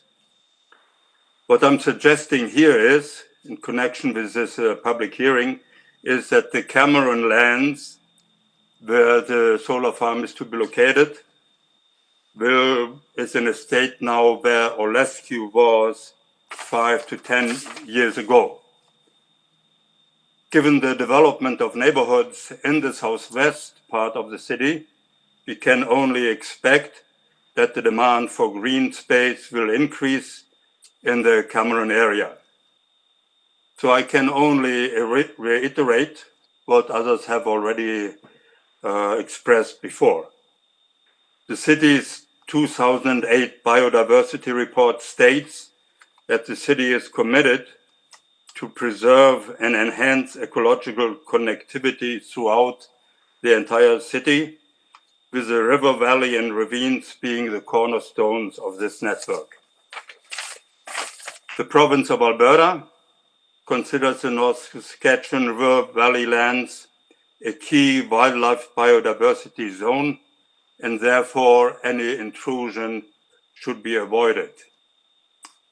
According to international guidelines, for example, those by the IUCN, so that's the International Union for Conservation of Nature, according to these guidelines, renewable energy installation should be located where anthropogenic impact already exists. So that would include rooftops, brownfields, and underutilized industrial sites. In this context, one particular possibility that comes to mind would be the depleted coal mines near the Wabamun area power plants.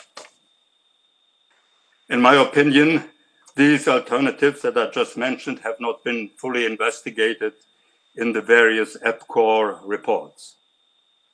To summarize now, the city's natural areas policy C531 considers the river valley a regional biodiversity core area, and disturbances should be avoided. Further, Edmonton's river valley bylaw, that is bylaw 7188, requires that industrial developments in the river valley must be deemed essential before they can be approved. Clearly, alternatives for power generation and for reduction of power consumption exist elsewhere.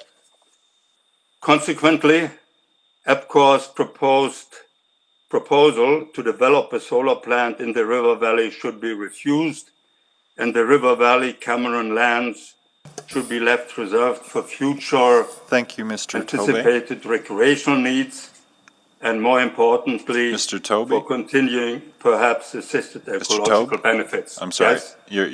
you're past the 5 minutes, so. Okay, so that brings me to the end. I had some comments about technical issues, if there are questions, maybe the councillors will ask me. So thank you very much for you can listening to me. Thank you. Certainly send along your notes as well. Appreciate your presentation. Questions?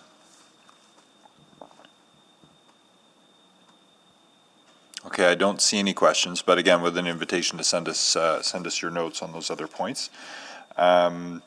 Next up is Harvey Vogt.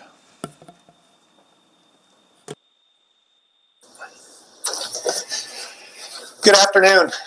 I'm presenting on behalf of the North Saskatchewan River Valley Conservation Society. We believe the rezoning request should be rejected because a solar power plant is neither essential at this site nor necessary for keeping the water treatment plant operational. Council transferred these lands to EPCOR when it created the company to ensure space for expansion of the water plant when necessary. Until that day arrives, no other industrial use should be permitted. Our society believes EPCOR's proposal is a non-essential industrialization of the river valley. A key cornerstone of Edmonton's biodiversity is our river valley and its ravines, which for almost 100 years have been deliberately deindustrialized, assembled as a park, and become a critical wildlife corridor and natural areas biodiversity zone. Former gravel pits, garbage dumps, and industrial sites like coal mines have been closed. The location may be financially good for EPCOR, but its rezoning would come at a high cost for citizens in the River Valley. Edmonton has one river valley, and as the city grows from 1 to 2 million, its value as a ribbon of green for natural areas, recreation, wildlife, trees, and plants will only grow. This location should not be deemed essential for a solar power plant. The sun does not shine brighter here. There's no shortage of land elsewhere for such a project. The transmission cost savings are modest, and multiple options exist in the city to tie into the electrical grid. The proposal has grown into a complex industrial project that is now pitched as necessary to test a smart grid, access a federal grant, and provide research opportunities. Now, EPCOR operates water treatment plants across Alberta in places like Red Deer County and Strathmore, which might also be a fit for the federal grant and battery research project. We support EPCOR's MOU with Enoch Cree Nation, but as you have heard, it is not dependent on a solar power plant. Rejection of the power plant will not invalidate the MOU. In September, Council adopted the city plan, which states, and I quote, "Our growth should drive climate resilience ahead and strengthen our natural systems. As a livable city, development and sustainability must be allies, not competitors. Greener as we grow puts Edmontonians at the forefront of two important trends for our region: continuing to develop a healthy city while also paying attention to what will surely be one of the great challenges of our future, protecting and enhancing our land, air, water, and biodiversity." Council's decision on EPCOR's proposal is its first opportunity to support the city plan. A solar power plant at this location is not an ally of sustainability or conscientious zoning. Rezoning would set a bad precedent. There is still a lot of private land within the River Valley. We have been working with the city, Enoch Cree Nation, and the government of Alberta on the creation of the Big Island Woodbend Park. Up to 3/4 of the land is privately owned. In the gravel fight, which began our society, Council voted 7-6 in May 2011 to not allow a gravel mine in the River Valley. This was a proposal from an owner of private land in the valley. Subsequently, Council unanimously approved an amendment to the municipal plan that prohibited resource extraction in the River Valley. All private land in the River Valley falls under the River Valley bylaw. Council's approval of an industrial proposal by a private company, which it owns, will signal the River Valley is open for business. You know, Calgary promotes its proximity to the Rocky Mountains to attract and retain talent. It is time Edmonton did the same thing regarding the River Valley. The ribbon of green is our equivalent to the Rockies, our strongest differentiating feature. We should protect this feature, not unnecessarily industrialize it. If you think of our River Valley as a ribbon of green and as a sacred trust gifted to us to respect, honor, and protect for ourselves and future generations, then this proposal makes no sense. The River Valley is close to the heart of Edmontonians who value its natural beauty and the opportunity to enjoy it. Development of a 10-megawatt solar power plant in the North Saskatchewan River Valley adjacent to the E.L. Smith water treatment plant is not, in our opinion, in the public interest. Thank you. Thank you. Councillor Paquette has questions. Go ahead. Yeah, thank you. You said something interesting about the development and how you're concerned that it sets a precedent for opening up other areas in the River Valley for development. Did I catch that right? Yes, as I mentioned, there is a lot of privately held land still within the River Valley. So private property owners do pay close attention to what is allowed and not allowed in the River Valley. If council approves this rezoning, it's a signal that, there may be opportunities for other private landowners for a rezoning. Right, but those would likely not be approved by council. I can't say because none of it's before us, but so I'm also curious about some of the things you said about this installation not being essential for this area, but of course, if this land use isn't approved, then there's no solar plant, then there's no federal grant, and that's sort of just saying goodbye to that money. So, you can see the concern there. Yeah, I'm not sure to what extent EPCOR has looked at other opportunities for the research grant and the battery storage proposal. The EPCOR got started by the council giving the 10% renewable green energy directive. Unfortunately, at that point, EPCOR, decided that the best location to do this, get the 10%, was adjacent to the E.L. Smith water treatment plant. And then since then, the project has grown into battery storage and other opportunities. I guess, in the end, the zoning is a matter of priorities. And, there's lots of places solar power plants can go. There may be other opportunities in areas where EPCOR operates, where a battery storage system and research opportunities exist, and so the federal grant can be maintained. I don't know, but I don't believe that this one spot in this one place in our city is the make or break it for, a company of their size. Okay, and you also talked about valuation of the land and how you believe that it wasn't, that it's actually worth more than it's stated in the report that we received. And I'm just wondering how you come to that. Well, I'm, in terms of the value of the land, that's a little bit of an objective and a subjective, evaluation. The River of Green, Edmonton's River Valley, I think has grown in value to its citizens over the past 100 years. And that is reflected in the deindustrialization that the city began and has encouraged and worked to preserve and conserve those lands. If you ask the average Edmontonian, what is the River Valley worth to you, you will hear lots of positives and a high priority placed on it. As to the actual, appraisals by others about what is land worth or what it's not worth, so much of that is, affected by what the zoning is. And clearly this is an upzoning. I assume that to real estate appraisals, a rezoning will make this land even more valuable to EPCOR because now there will be uses allowed that were not permitted before. So I think when we talk about the value of the River Valley, we can talk numbers, but really what we're talking about is what do citizens value and what do we see in the future will value even more. And I believe, the River Valley is the #1 asset for Edmonton. Interesting. You make me think of an analogy of maybe a farmer who's got a backyard opening up onto a creek and a whole lot of other land. And someone says, hey, can I use up your backyard for solar panels and not the rest of the land? Yeah, okay. I don't know if that applies, but. With the annexation of Edmonton, it's not like the annexation that happened that took in a lot of Leduc County and goes right to Devon. We're not running out of land in this city.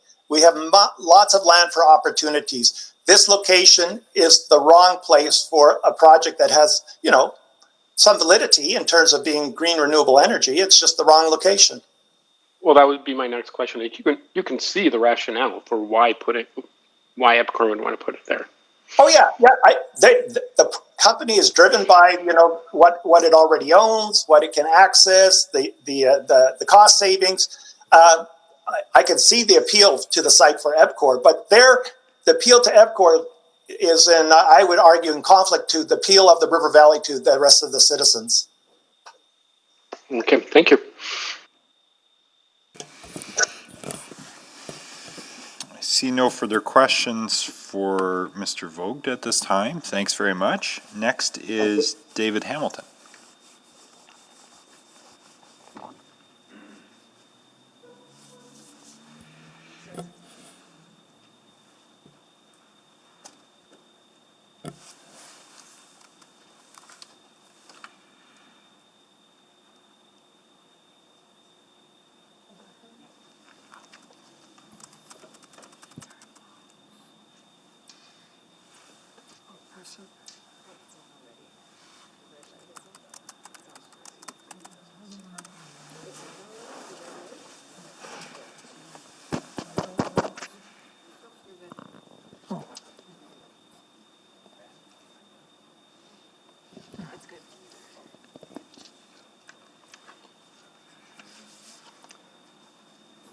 Alberta is the oldest populated place in the New World, and Edmonton is the oldest city in Canada. Our rivers started to run after the ice of the Edmonton Lakes melted 9,000 years ago. The backs of our river since then have been a crossing place of the longest road in the world, running from the Arctic Ocean to the Magellan Straits, a distance of 20,000 kilometers. This place called Ototoan has since then been a place of meeting. It was populated 4,000 years earlier than the meeting places of Adena in Manitoba and Ottawa in Ontario, which are already historic sites. Almost 4,000 years later, the owners of the Hudson's Bay found Otono and decided to give it their name because of the ideal location to serve their customers, who had been shopping with the company for 100 years. The secret of their success has been company honesty. We will treat you as equals. Rupert's Land was sold in the largest sale made by any company. The honesty was lost with Canada and the new owners. A century and a half of misery has followed these customers. The First Nations have brought up this terrible treatment by Canadians in the Truth and Reconciliation, which finished up in Edmonton. One very important section of this call to action is number 79, the commemoration of historic sites. Peter Lockheed's gifts to the city of funding of making riverbanks beautiful has still not been achieved. Currently, we have two 9,000-year-old riverside areas about to be destroyed. These two historic sites and others need more than reconciliation. They need action. Action to ensure historic sites up to 1870 are designated and developed as such. Action to ensure the historic sites obtain material appropriate for telling the story of the past. For the present, ensure that the historic sites obtain material appropriate for telling the story of the past, for the present and the future. Action to ensure that historic sites for all people and a place for sharing the world. This is where we are now with a valley which has been very badly treated by industrial things. We have now, of course, a place to keep this historic river which can be kept as natural as possible. However, I believe that the batteries which are essential to the best use of renewals and keep costs down, but in the end it is the amount of renewals or new CO2 removal systems which make for a clean world.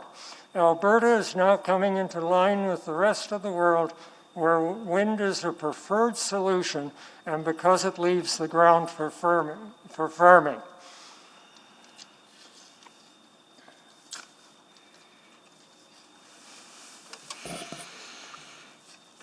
Thank you. Questions for Mr. Hamilton?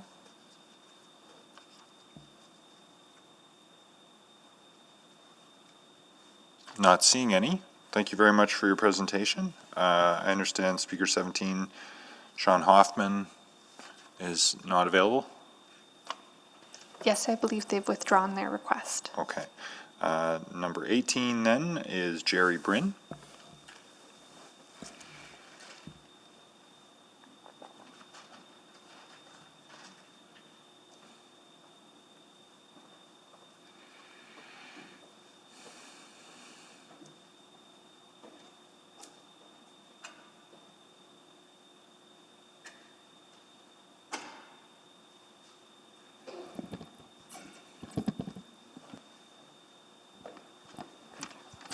Great, thank you.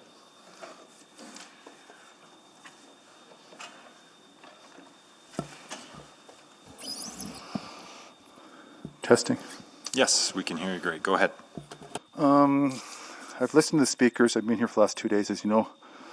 My background is I've been working on mass graves in the Edmonton region for 10 years with the Federal Justice Committee. Unfortunately, we have 2 burial mounds, which have been covered by EPCOR. I found them 30 years ago. ENOC confirms they're there. They were stacked like cordwood. Right now, EPCOR has currently buried them under toboggan hills about 12, 15 years ago. So there are human remains on the site.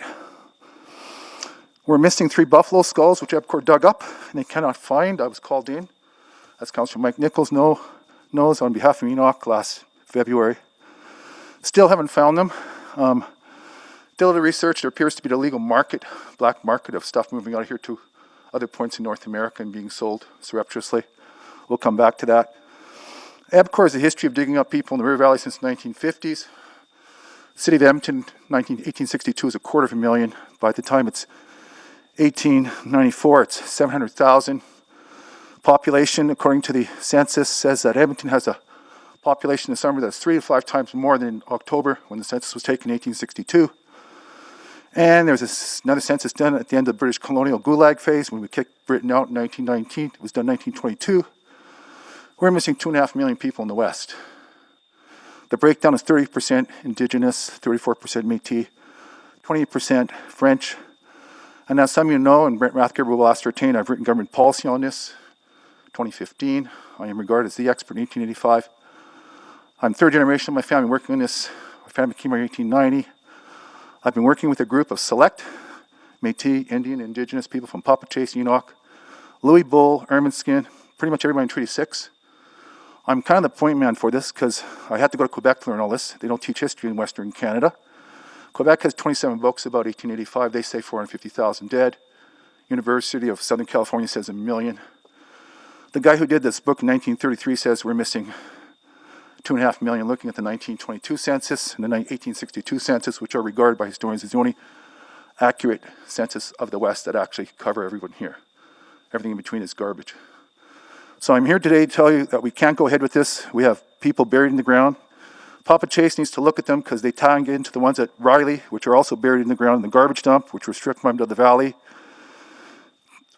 2013, after I saw Councillor Michael Fair working through Don Iverson, the city dug up 28 more. They got caught. We've got a mess in our hands. We're in violation of NATO-NORAD agreements in terms of mass graves. The Government of Canada is part of my working group. Hopefully Sébastien Béliveau is listening in Ottawa, as I asked him to. So we've got a mess, and we've been trying to work with the city for a while, but we've gotten nowhere. Mike Nichols knows the story on it. I'm just here to tell you today that the solar plant is a no-go. You've got missing buffalo skulls, which has enraged Enoch to a degree that I can't even explain. And also, by the way, archaeologically, I found Enoch's village from 12,000 years ago. It's a little further up towards the west, and it ties into this site. So the two are linked. We have arrowheads that tie into both sites. I've seen some from the area I'm in, and this one as well, and they're identical. And Enoch's history says they're the River Cree. They came from down the river. So further way up there, we have a village. Pristine, untouched, and it's a UNESCO site. We have burial mounds, 100, 150, 200. It's an immense site, and nobody's even found it yet. We're going to keep it sacred and quiet, but you'll be seeing more on that later. So do not destroy this site. The two are linked. All right? And as somebody said, this is a Trojan horse. You allowed development into the Ribbon of Green, which, by the way, I got the promise to drop $800 million on in 2003 when I pleaded with them to go ahead and preserve it, and they did. And that's our 100th anniversary gift. So do not crap in our River Valley by putting industrial development in an area with the provincial park less than a mile away, Big Valley, or what's it called? Enoch's doing it. It doesn't fit. It shouldn't be there. And you've got to keep this for future generations. The province is not going to let it go through. You're not going to take $800 million into River Valley and just have somebody put an industrial plant smack dab in the middle of it and choke it. And the movement of wildlife and people. It just doesn't work. It doesn't fit. Meanwhile, I want to circle back to the burial mounds. We want to deal with that. I want a working group. I want someone from the city who's going to work with me. I don't know who you're going to pick, but so far, Sarah Hamilton has not called me, even though I was told to work with her. And it's been 6 months. So we're just here today to tell you that you've got some problems with the site. And overall, EBCOR doesn't have much value as an Edmonton taxpayer if they're about to be sued into oblivion for digging up graves since 1950s. I've got an affidavit from a former supervisor of Northwest Utilities. He basically said they're the only ones doing it. Everyone else calls Alberta culture, but when EBCOR comes in, they dig in early, and you can see the bones being thrown into either the Beverly landfill, the BFL landfill, or in the current case in the Riley landfill, we have about 40,000 people right now. And that is about to blow up. And I just wanted to bring it to your attention that this is part of a disturbing trend of EBCOR basically creating a lot of tension that doesn't have to be there by digging and desecrating native remains, artifacts, and sacred places. That's it. Thank you. Questions, starting with Councillor Paquette. Yeah, that's a lot to take in. Sorry, I know it's dense. Do you have documentation for that? Yes, everything was presented to Ottawa in a 3.5-hour presentation by Brent Rathgeber. My documentation, there are 27 books in Quebec explaining how many people in this area.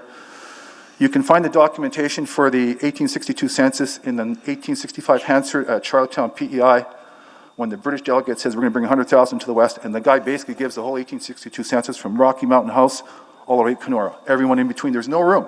There was no room for anybody out here at that point. So with the British, so yeah, but so that's for the story. missing buffalo skulls. Yeah, you those are claim dug that, up. Bones have been disturbed. Yeah.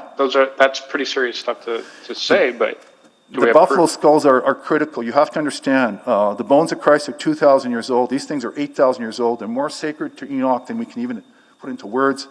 They are furious. I was pulled into this sideways because I was working on the burial mounds. They said, can you deal with this? I was already talking to council. As you know, I've been to council many times in the past with an impeccable track record, I may point out. If you talk to Brent Rathgeber or Alan Bolstad, they will tell you I've been active in city council since '89. And I've always been at the forefront of things when they're about to change. So I'm here to tell you today that you can't proceed on this. It's not a doable project. Just kill it. Let's start dealing with the fallout, which is severe right now. We have buffalo skulls, which are missing. The gentleman from EBCOR, Ted Johns, told me he found them on a Tuesday, and I told Chief Harry Sharphead, who may be listening right now in Arizona, I told him, go call them up, they're there. And then he says, he won't return my calls, doesn't know what I'm talking about. I call him up on Thursday. Who are you? He told me, after I talked to him for an hour and a half the previous Monday, explaining to him I was where on behalf of Treaty 6. I don't get paid for this. I live here. I don't want my city turning into Oka with coastal gas links. We're not going that route. Let me make that clear. But at the same time, the potential for that occurring here is massive. And this is why Ottawa is involved. This is why Sébastien Béliveau has been part of my working group since December. And we want to get this fixed. We've got bodies in the Raleigh landfill. It's part of the pattern that, of course, takes towards native remains. They just dig us up and they throw us in garbage dumps. It's that simple. And we have a lot of dead people here. This area got hammered. So we don't need to be doing inflammatory actions like this. And in doing so, of course, diminish the value of its, in terms of, it's going to get sued. So what is the liability on a company that's going to get sued out of existence? I mean, they've got to stop doing this. This is just, it's flagrant. It's like playing chicken on a highway in front of the RCMP waiting to get pulled over. I mean, just don't do this, please. And in this area, considering where we're at right now, for them to make the buffalo skulls disappear, and they don't know where they are, still don't know where they are, nobody knows anything, and I can't deal with this. I'm supposed to fix this, and I got people who won't talk to me. I'm trying to bridge people. I've got people, you know, when I come in town and shoot some people, they've told me that. I'm in the middle of this. Let's fix this. Let's just pause for a moment and see if we can focus the question and answer on the land use questions before us here today. Ribbon and green, what do you want to know? I helped put it through in 2003 with the provincial government. Brent will fill you in on that. I have a background there as well. I'd be happy to elucidate on that point. Mr. Brynn? My next question for you would, I'm just curious, like, do you have credentials in archaeology, or is this like more of a passion for you? I'm just trying to get sort of the lay of the land here. I'm self-taught. It's not a bad thing. I'm from the West. I grew up with a bunch of stories. In Quebec, I took British history on the island of Montreal. I had to get special permission to write. Everyone else was 17, I was 14. I had the highest mark in the island, 95. Second highest in the province. British colonial history, same. Canadian history, 94. Again, the highest in the city and second in the province. And I kept going. My dad handled nuclear weapons, so I've had access to NSA material in the royal family, which is still classified, which is pretty damning. Okay, yeah, thank you. And so I started young. Yeah. That question. All right. There are 27 books on this. Because yeah, there are 27 books here on this in Quebec, in French, on what happened out here. Okay, thank you very much. Yeah. Councillor Banga? Thank you. Thank you, Mr. Brynn. After listening to you, it's pretty evident that your concerns are more for archaeological concerns than the environmental effects themselves. My expertise would be on the archaeological, historical. You're correct on that, I would say. I agree with that, yes. Okay. And then my question to you is, since Enoch Cree Nations, they have provided a letter of support, or at least showed their support. If it was of any value to that angle, why would they do that?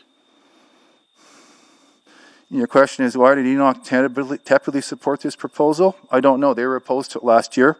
I was basically instructed through my friends who reached out to me and said, can you get on top of this? Everyone's really upset because, as you know, Councillor Mike Nichols apologized to Treaty 6 back on behalf of Council for what happened with the mass graves being dug up.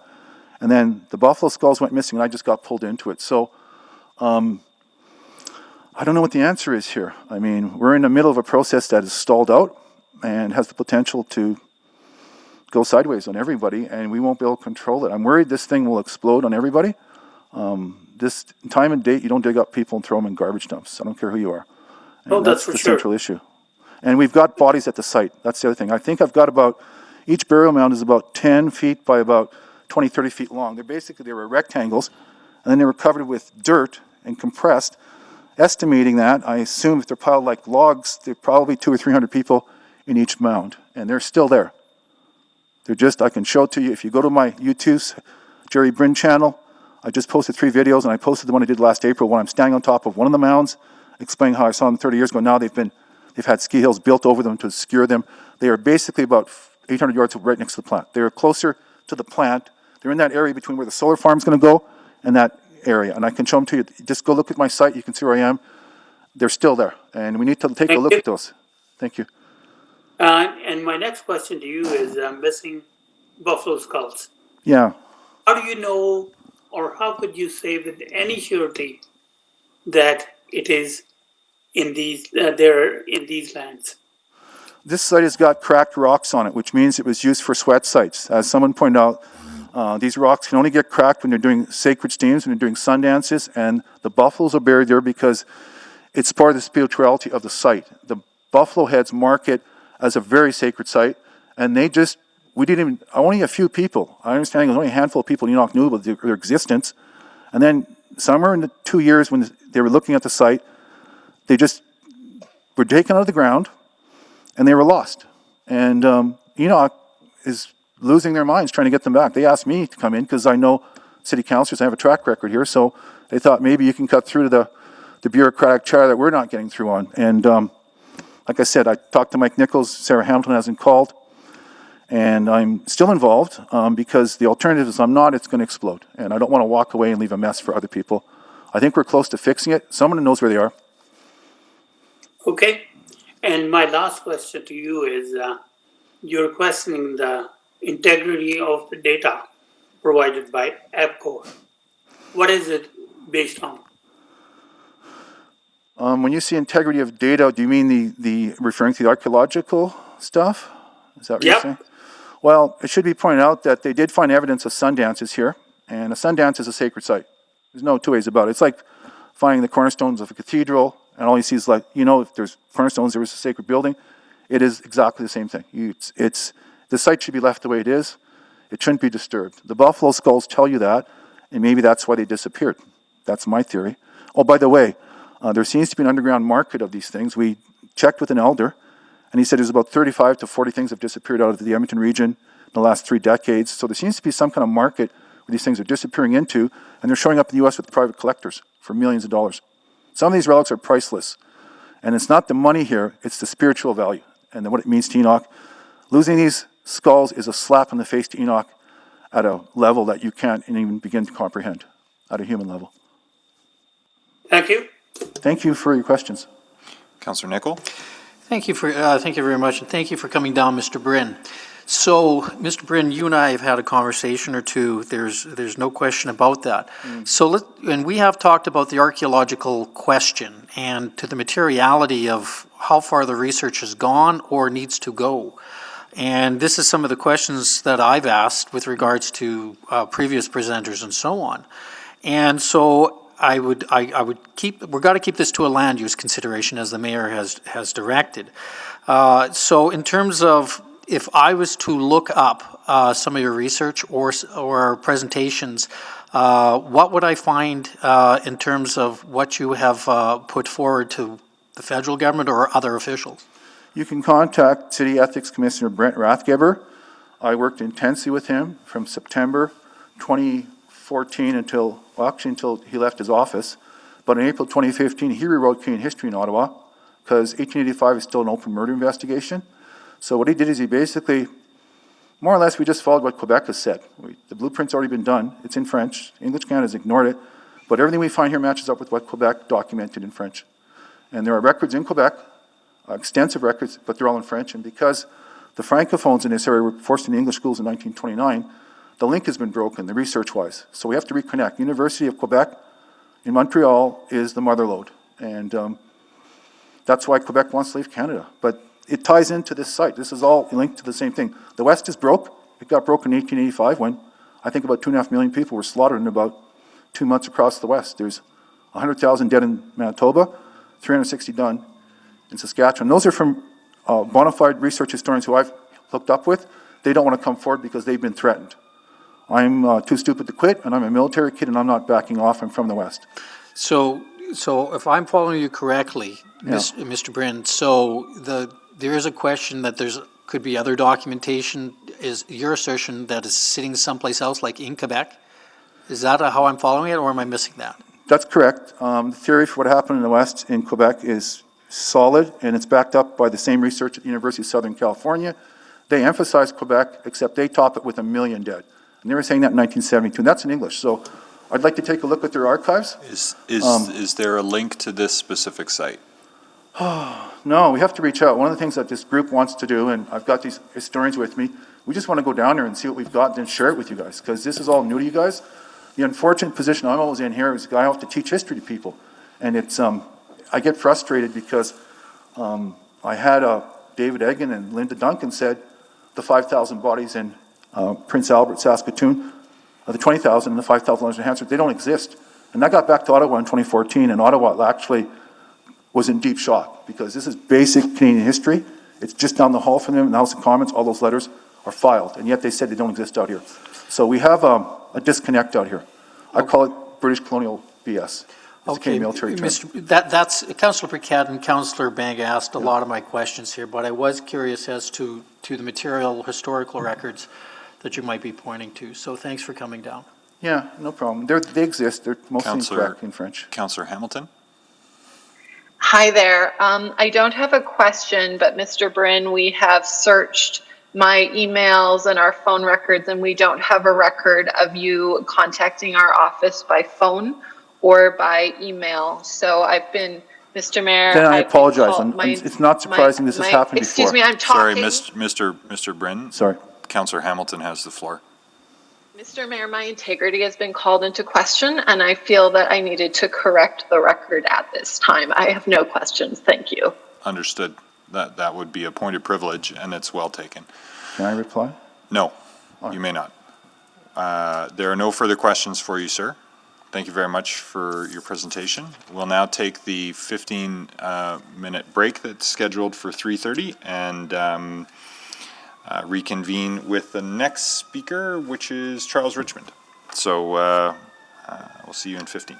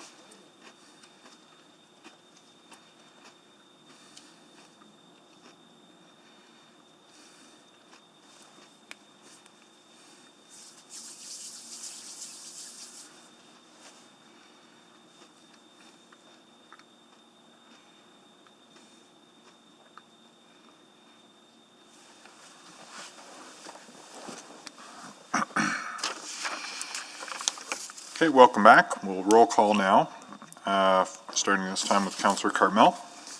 Good afternoon. Welcome back. Councillor Katarina. Yes. Thank you. Councillor Zadek. I'm here. Thank you. Councillor Essinger. Good afternoon. Thank you. Councillor Hamilton. I am here. Welcome back. Councillor Henderson had joined us, but has had to slip out again, I guess. Councillor Knack. Good afternoon. Thank you. Councillor McKean. Present, Mr. Mayor. Thank you. Councillor Nickel. Good afternoon. Thank you. Councillor Paquette.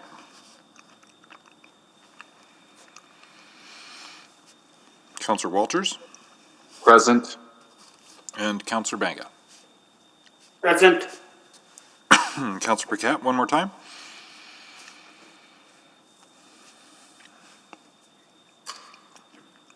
We can't hear you, Councillor Paquette.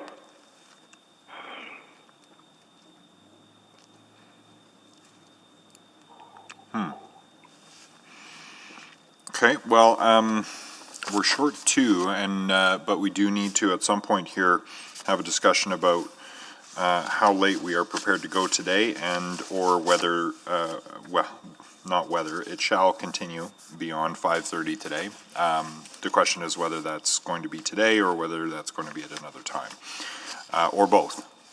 But I sort of need all members of council to do that, so why don't we keep on hearing from speakers here, and then once we've established full attendance, then I'll raise the question of continuance with us here. So, Mr. Mayor, excuse me, I do see that Councillors Paquette and Henderson have joined the meet. They perhaps were joining as you were calling. Councillor Paquette, can you hear us? Yes. Oh, great, okay. And Councillor Henderson, his device is still on at his desk here, but he's not in it, so he's only virtually here. Digital spirit. So as soon as he gets back, we'll put the question of when we're going to continue on the table. So think about that for a moment. We've got some options, which are to, oh, there he is. Okay, hold on. Before we hear from Mr. Richmond then, so by my count, we have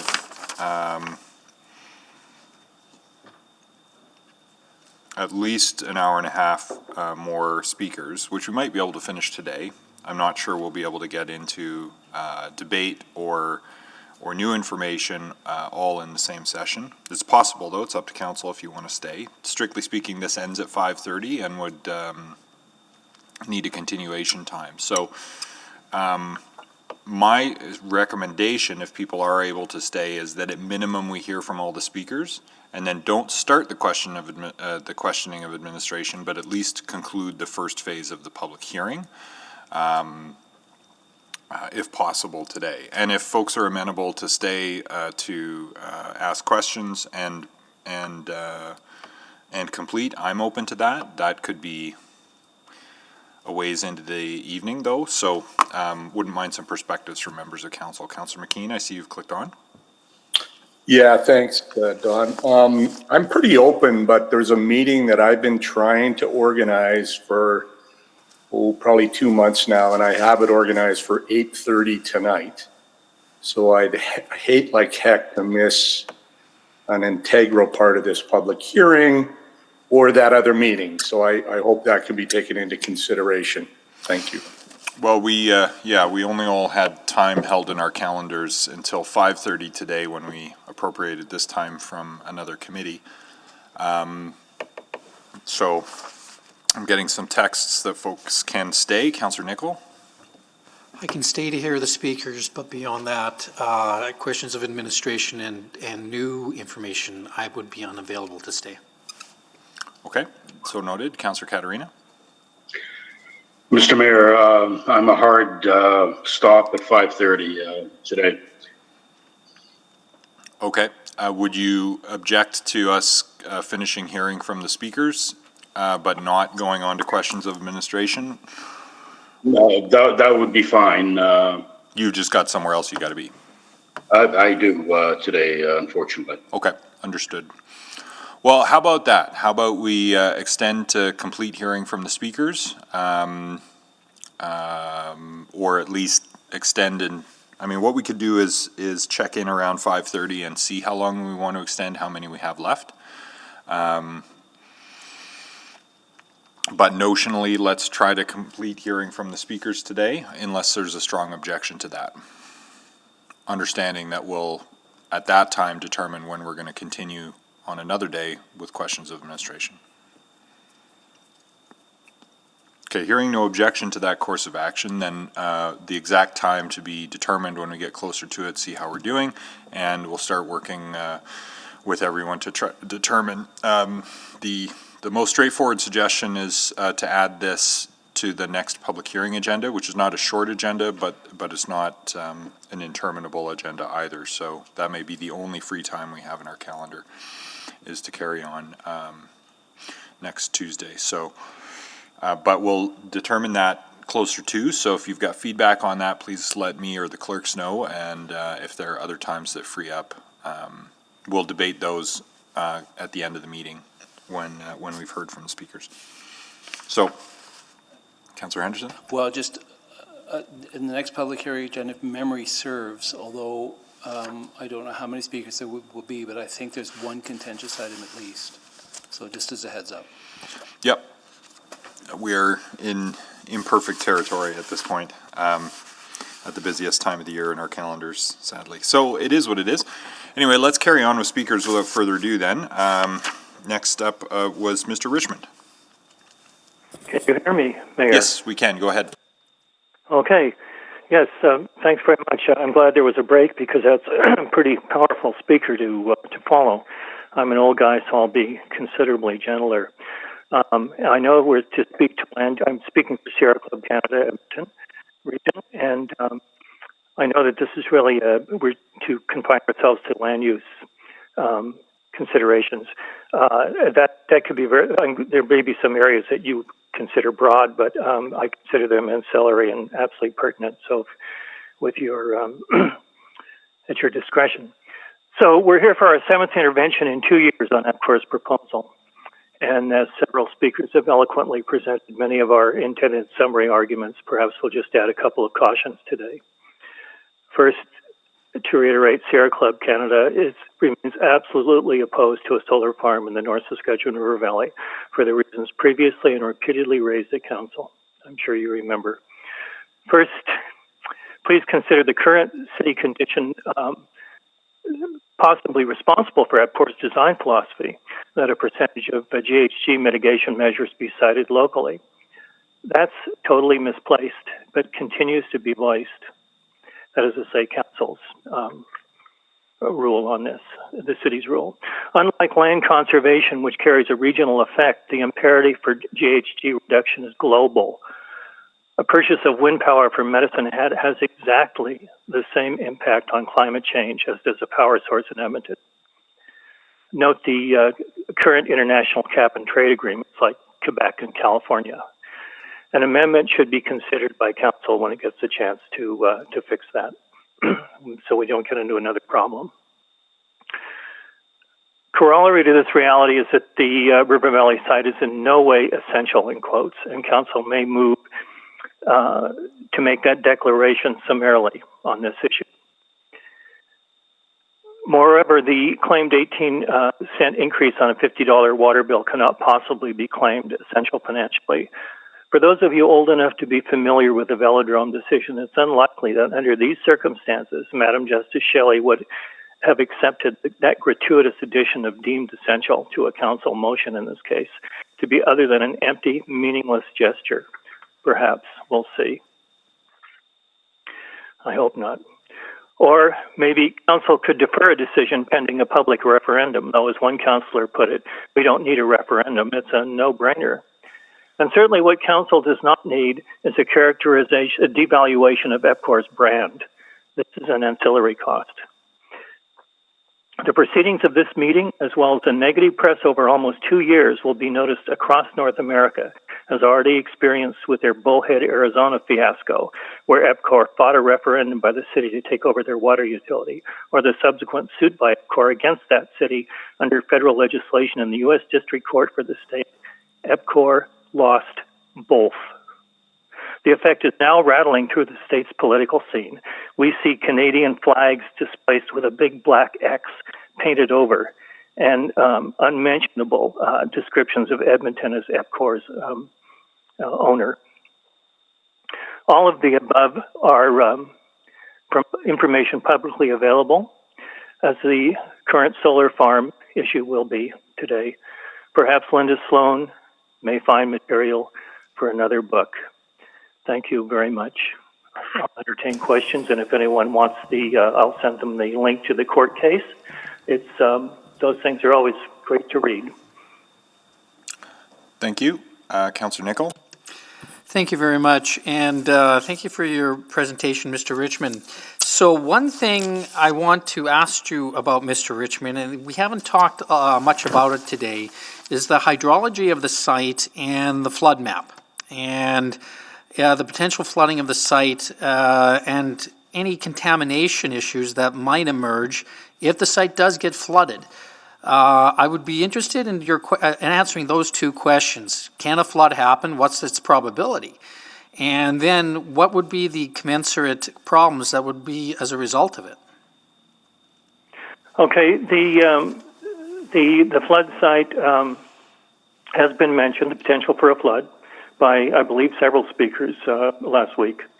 I was a little concerned that perhaps they had not read the city's once in 100-year flood maps, which are, I believe, pursuant to a model, a U.S. Army Corps of Engineers model, HECRAS 4.10, although it's changed its name and been updated.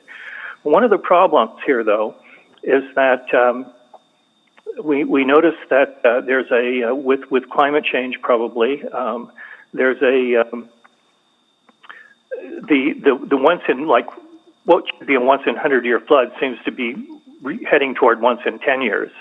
There's a reason for this. There's several reasons, but one of them is that, and in fact it happened just the other year, with melting earlier in the season, you tend to get a shattering of the ice, and this then gets rafted up and plunged down onto the surface. It causes local flood, very localized flooding. So I simply wanted to say I'm not a fluvial hydrologist, but we do have an excellent one on in our group who was involved in has been involved in several issues. If you'll remember the boat dock, and the problem is that the issue of the changing climate seems to have an effect on the frequency of ice dams, and ice dams can cause a local flooding, which is not reflected in the once in 100-year floodplain.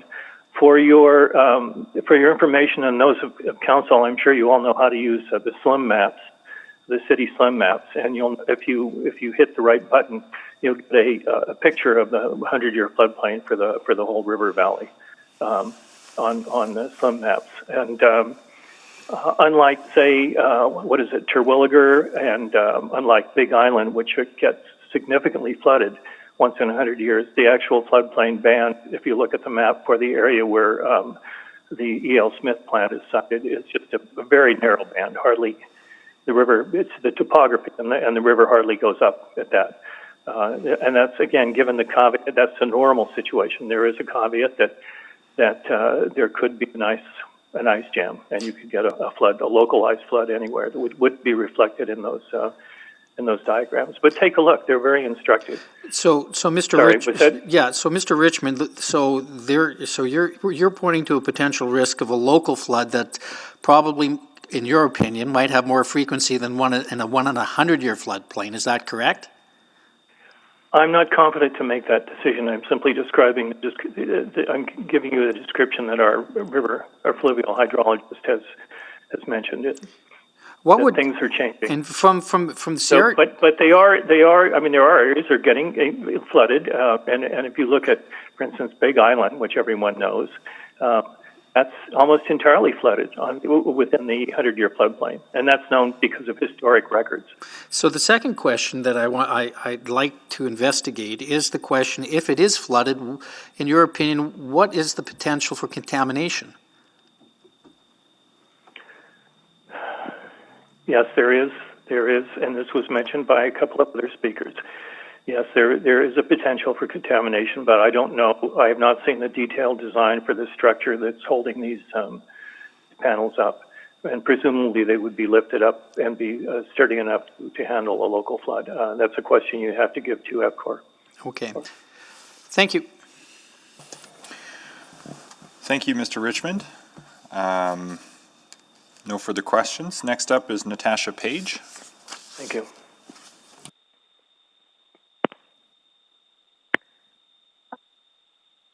Can you hear me now? Yes, we can. Go ahead, please. Yes. Okay, perfect. Thank you so much, Mr. Mayor and councillors. I love the River Valley. It's a place where I play with my children, my family, my dogs, even walk the cats there, believe it or not, go swim in the river. And as much as I appreciate solar energy, I am speaking against the proposed solar development in the River Valley.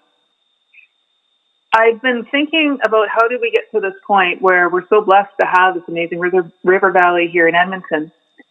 And by doing that, I think that we need to take a look at the past, present, and future, not in a tremendous amount of detail, but Edmonton, it didn't just happen by accident that we have this ribbon of green. Edmonton became a city in 1904, and I discovered there was a landscape architect named Frederick Todd who did a lot of work with nature, and he is someone who recommended that the river flats get bought and managed by the city back in 1905, and this is where we now have Victoria Park. The other thing that he recommended and is seen in a lot of his work is that we have contiguous parkland. So parkland is like, he described it as a string of pearls, so it would all be together and connected. Now, 100 years later, we have parts of that original vision is still here in Edmonton, and we actually have the longest connected urban parkland in all of North America. That's pretty phenomenal, something special that we have. Seems to me that Edmontonians are happy with this. When I took a look at the stakeholders' engagement feedback on Rivers of Green from the report that's online, 3 of the top priorities that were shared by Edmontonians were trails, contiguous trails, naturalization, and river access. So now we are at a crossroads for what it is that we're going to do in the future. And again, have to be thoughtful about our choices and what it is that we preserve and how we go forward. There will continue to be more pressure on the river valley. There's more opportunities for development. The land is quite valuable. And the river valley is not getting bigger. Our population is. Fortunately, we have a few different things that we can look at to help give guidance to councillors for how to make a decision. There's advice, for example, in the Way We Green 3.1.7. This point very specifically says, we propose the productive use of Edmonton's brownfields, thus promoting infill on derelict properties over greenfield development. Now, I know that that policy says a lot more than just that, but that is one point about using brownfields as opposed to new green space. We also, of course, have city bylaw that directs any new development in the River Valley to occur only if it is essential. Clearly, a solar farm in the River Valley for EPCOR is not essential. We're managing without it right now. They are managing without it right now. And many different offers have been brought forward for how else they could manage their energy and meet their 10% goal for renewable energy. Now, I want to talk a little bit about the reclamation of the site, because this is something that hasn't come up a lot in the discussions for what's been shared. This is a renewable energy operation. It's regulated as specified land, and at the end of the day, if this goes ahead, it will need a reclamation certificate. When I was trying to find out what the end use plan was for the site, I did not see that information very clearly presented in the information that's provided in that package that came with the meeting.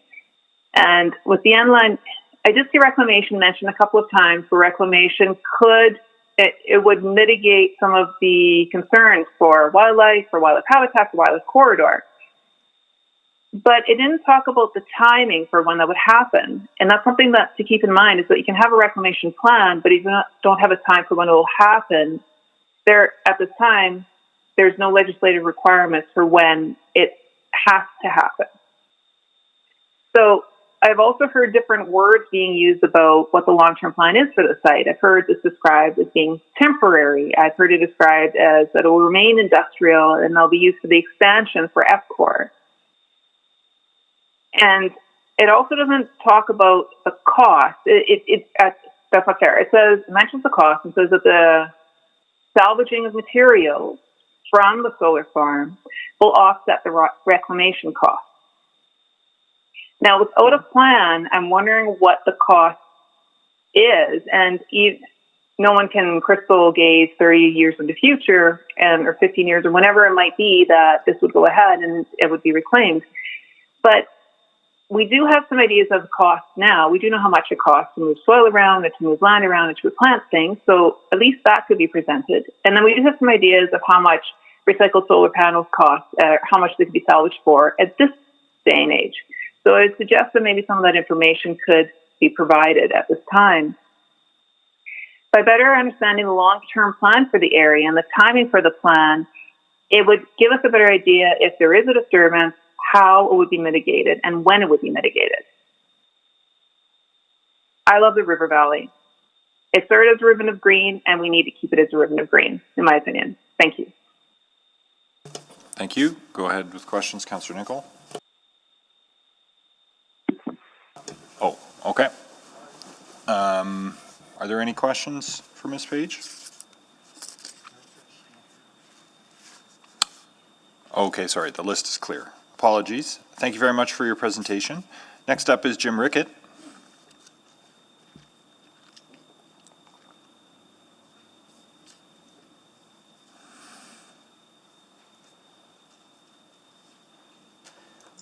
I'm sorry, just coming off mute. Can you hear me okay? Yes, we can now. Go ahead.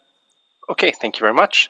A pleasure to be here today. So happy to participate in the public hearing process. It's a great example of our democracy at work. I'm here today to most sincerely and respectfully request that a representative city council not approve this proposal, because it is not the best land use decision for our city or for its citizens. Based on my recent and extensive experience consulting with Edmontonians, I can speak with a very high degree of confidence that the overwhelming majority of citizens do not support non-essential industrial development in our river valley. I'm going to provide you some additional reasons why I'm asking you not to support this proposal.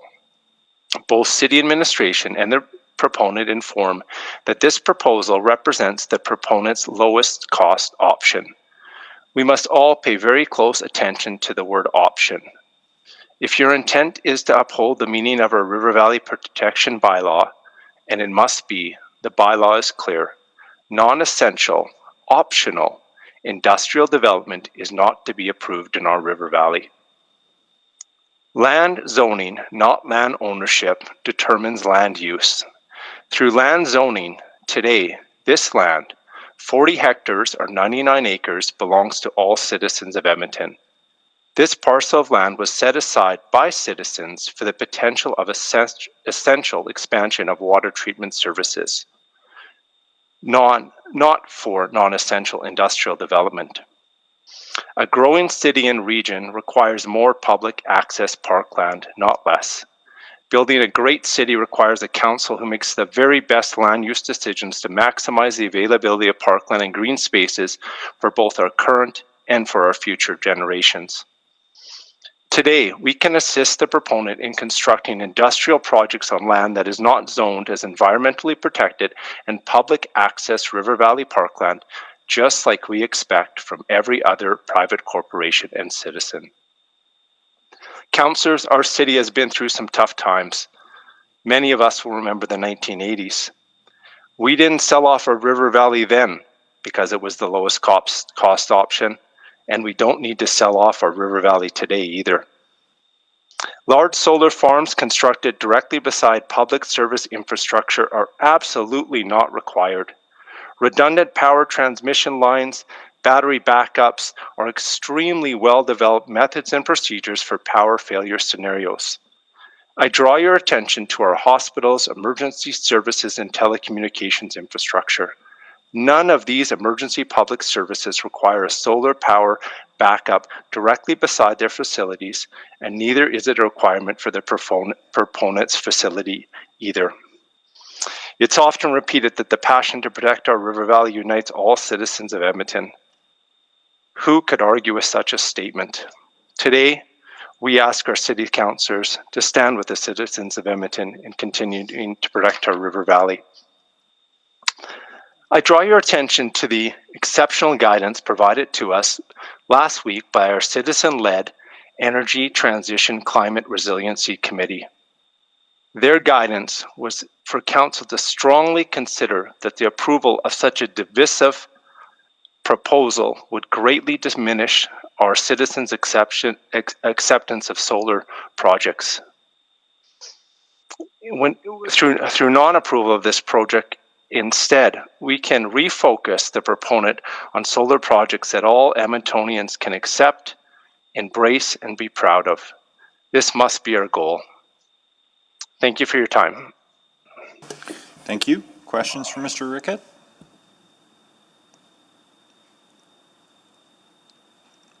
Not seeing any. Thank you very much. Next up is Chris Smith from the Canadian Parks and Wilderness Society.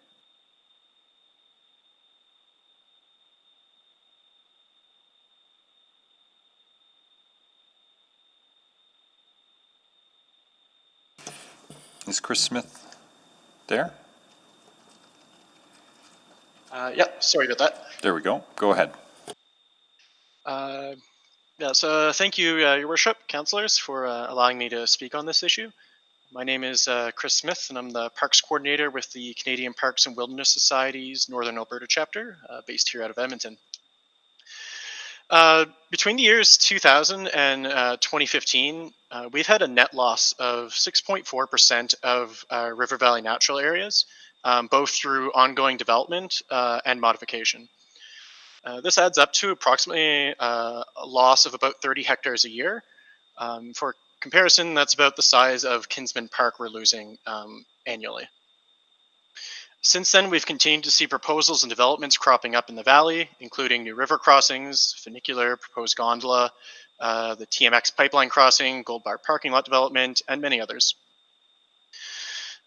This slow chipping away at our natural areas in the River Valley is a significant cause for concern, no matter how well-intentioned those individual developments might be. In the City of Edmonton's environmental strategic plan, The Way We Green, it's stated that in a given year, more natural areas are still lost than protected in the City of Edmonton. We must be cautious that in our attempts to address pressing issues such as climate change and facilitating sustainable energy alternatives such as solar power generation, that we do not contribute to the steady alteration and development of important ecological corridors in our province, especially when other potentially less disruptive alternatives are feasible. While it is absolutely important that we address the energy mix that has contributed to global climate change and work to continue to develop and deploy alternatives, we don't wish to see this energy transition occur at the cost of our ecological resiliency. We don't feel the currently proposed location for the proponent's new solar farm development is suitable if we wish to continue to protect the many benefits provided by our river valley. And this is both to the residents of our city, but also to the fact of ecological integrity of the River Valley corridor. For example, the River Valley will only continue to grow in ecological importance as both flora and fauna will require climate refugia and effective means to shift their critical habitat ranges as environmental conditions change, as the modeling and predictions indicate. Most notably, this will be required for vegetation as they cannot physically move with those changing climates, and so are very susceptible to the rate and speed at which their habitable areas change, but also to animals, most specifically birds, which require these and are anticipated to require them at a greater degree, these islands within the larger landscape matrix to facilitate their migration and movement within that changing climate. Climate modeling specific to Alberta has shown that river valleys and ravines, due to their unique topography and microclimatic conditions, are anticipated to be crucial for assisting these species in shifting their habitat ranges. In the Edmonton Metropolitan Region's Guide to Urban Forest Management in a Changing Climate, released at the end of 2019, there are a number of recommendations pertinent to this discussion. There are 3 priority actions outlined in that report that address the role of climate refugia in adapting to climate changing conditions, building resiliency to disturbance, and resisting extirpation of species. These include protecting climate refugia areas that may continue to support representative forest types, specifically lands with topographic and endemic characteristics that will provide more reliable soil moisture, which is expected to be the most limiting factor given the both lack of precipitation or changes in precipitation and changes in temperature.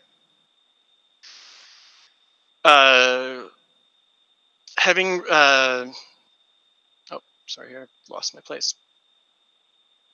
And planning for development and infrastructure to avoid fragmentation and improve connectivity between these climate refugia at both the municipal and regional scales, as well as encouraging private and institutional landowners of climate refugia areas to protect and restore these sites for native forests.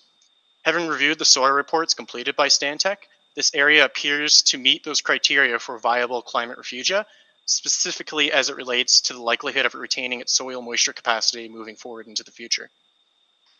The City of Edmonton has seen an increasing impact on its urban forests in the last 2 decades, with an almost 6-fold increase in tree mortality over previous decades due to drought.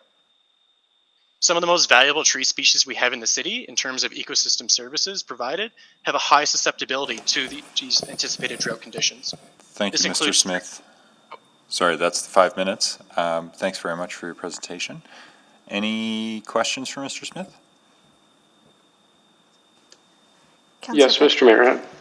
I'm just not showing up on the screen. Okay, go ahead, Councillor Paquette. All right, thank you for that presentation. I'm going to ask you a few tough questions, I guess. Some people will say that maybe we're too precious about preserving our river valley, and maybe it's already too far gone anyway to worry about pockets of preservation. And how would you respond to that? I actually sort of answer that in the rest, but I can definitely explain it here. So part of the problem is that not every single hectare of land is created equally. We have a number of different gradients of environmental conditions across our province and across the city.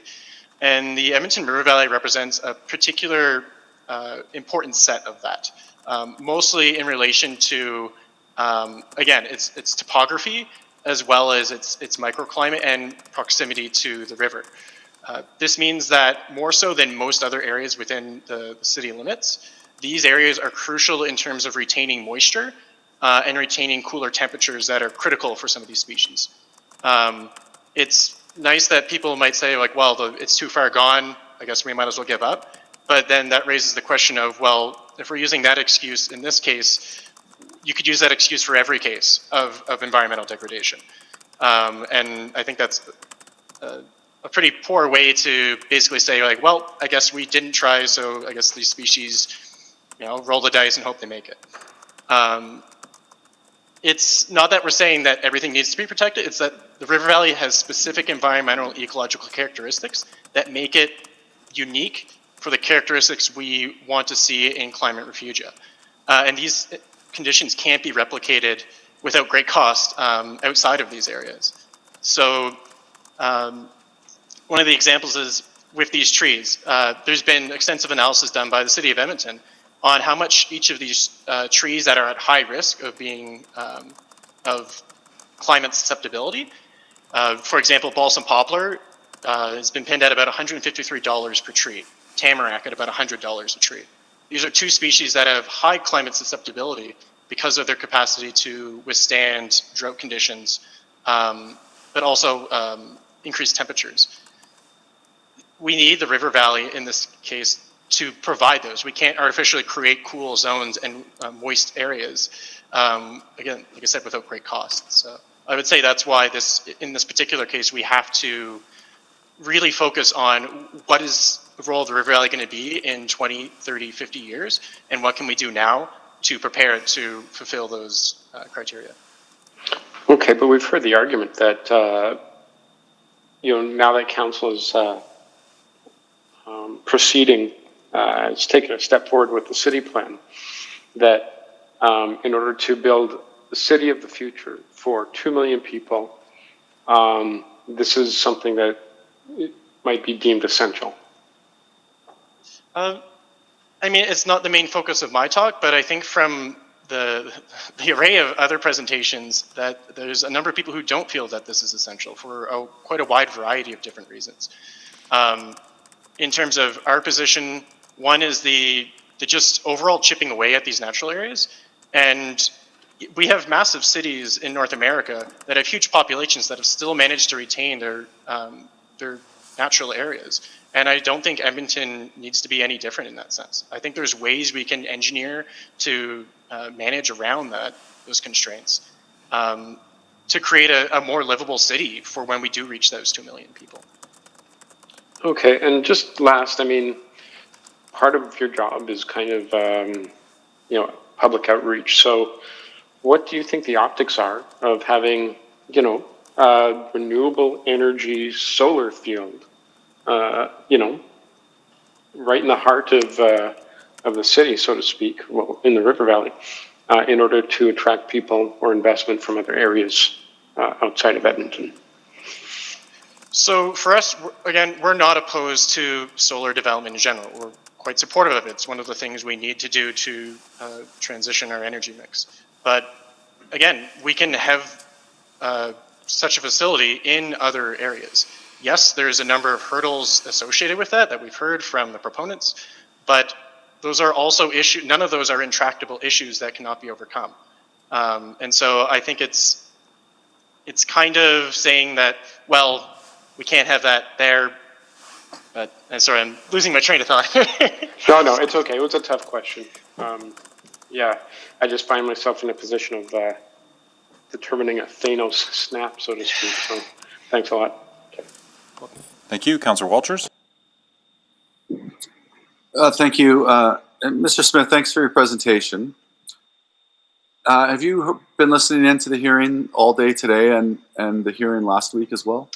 Right up until 9:30 p.m. No, have you listened up until now? Have you been listening? Oh, yes. I've been on the call both last week and this week for the entire session. Have you heard anyone during that time suggest that the River Valley is too far gone and therefore we should just do whatever we want with it? I have not, up until right there, I don't think I've heard that used yet. Yeah, neither have I. I just wanted to clarify. Thank you. Thank you. Any other questions for Mr. Smith? Not seeing any. Then next up is Jacqueline Noga. Hello. So I want to start by taking a brief moment to express some gratitude for the fact that we were given the opportunity to learn from each other. And we're really fortunate to be able to participate in a somewhat democratic decision-making process.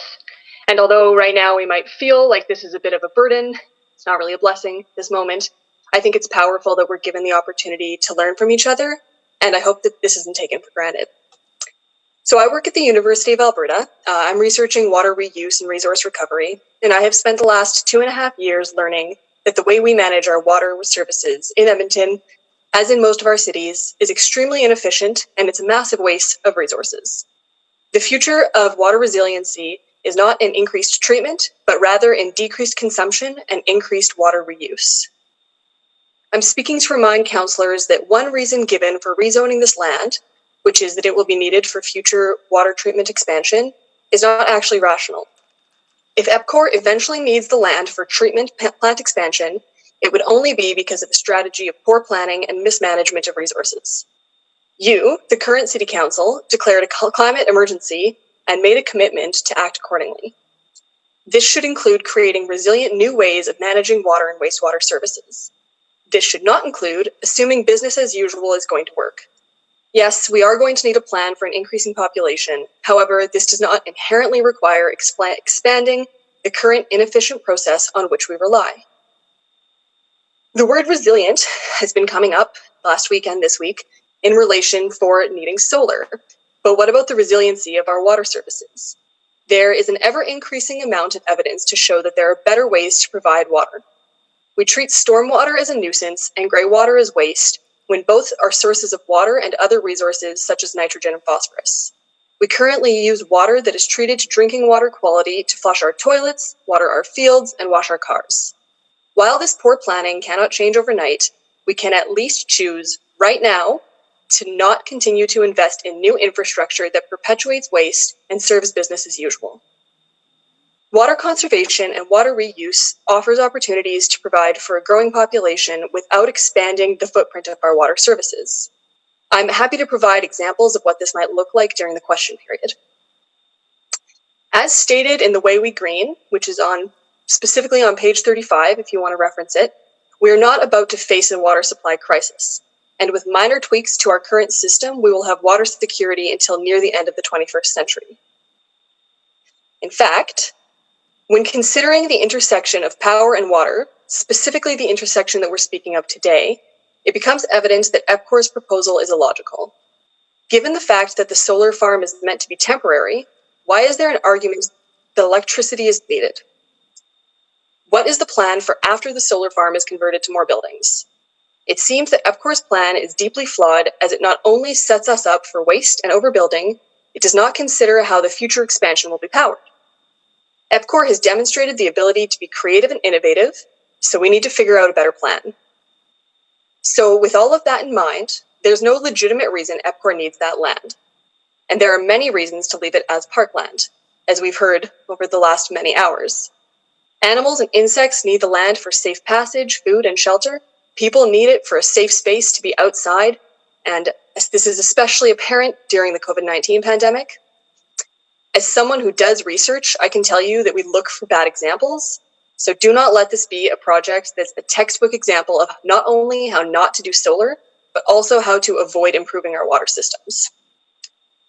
So essentially, I think there is a right way to reinforce the commitment to clean energy and resilient water systems, and it does not involve a solar farm in the River Valley.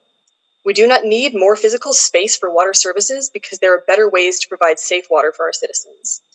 The only reason I can see to improve this project is to save the dollars already invested in the current plan, and frankly, that is a sunk cost. This is something I believe Councillor Paquette was alluding to earlier, and I'm happy to speak more to this during the question period as well. By clinging to the mistakes already made, you are avoiding any potential for learning that proper planning, honest communication, honest partnerships, and consultation, and full cost accounting upfront saves money in the long run. Perhaps this is a lesson that we are going to learn at a cost. And I yield my time. Thank you. Councillor Paquette. Well, you definitely piqued my interest, so please, if you could explain that, that actually would be helpful, because I do find myself really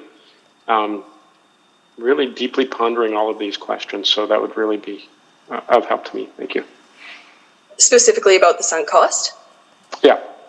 Certainly. So the idea of sunk cost is that once you've put money into something, a really straightforward example would be if you've purchased a meal, that money is now spent, it's gone. So once you've finished your meal, when you're full, that should be when you stop eating. But we tend to want to overeat because we feel as though we've put the money into it, so we may as well finish it.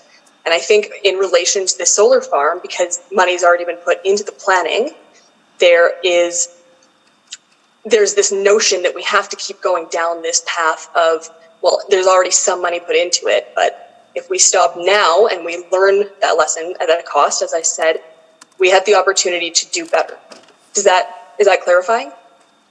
Yeah, it reminds me of that Simpsons gif of everyone's down in a pit and they're saying, dig up. That's exactly it. Yeah. Good reference.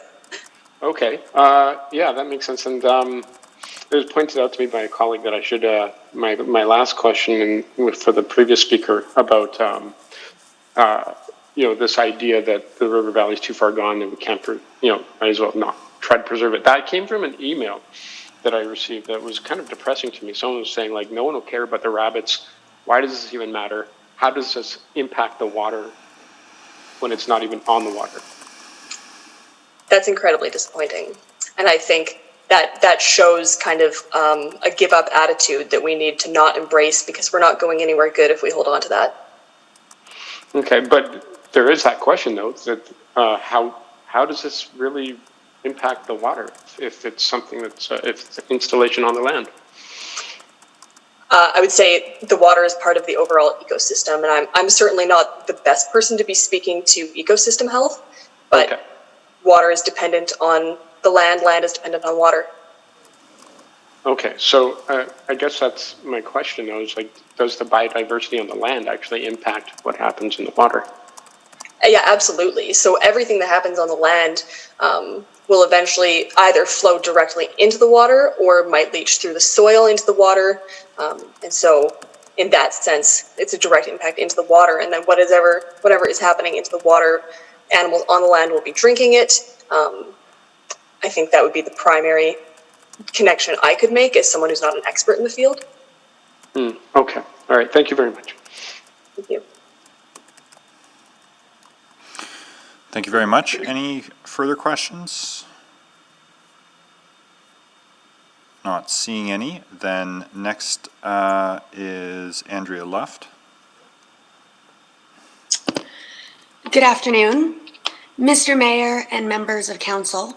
The proposed industrial development in the heart of our river valley contradicts a century of efforts to protect and conserve the beauty of our city. A little over 100 years ago, Edmonton was hit by a major flood that destroyed a large portion of the city, including the river valley. Up to that time, the river valley had been used for industry and manufacturing. Most of these businesses were destroyed. The government and councillors of the time were wise enough to recognize the importance of preserving and enhancing the natural state of the river valley and introduced the River Valley Park System. Since that time, successive councillors have striven to prevent and remove incursions of industry in the valley. In 1985, the then City Council recognized that in addition to the threat of commercial uses, there was likely to be pressure from municipal level of government to permit industries such as public utilities into the river valley. In order to prevent this, they passed bylaw 7188, the North Saskatchewan River Valley Area Redevelopment Plan. It stated, among its major goals, the goal to preserve the natural character and environment of the valley, establishing a public metropolitan recreational area, and provisions for the opportunity for aesthetic and cultural activities for the benefit of Edmontonians and visitors to Edmonton. These goals are also supported by other municipalities along the river from Devon to Fort Saskatchewan. Unfortunately, this council is now being asked to fall into the very trap foreseen by their predecessors, to use this valley for an industrial power plant because it is the most convenient and cheapest location.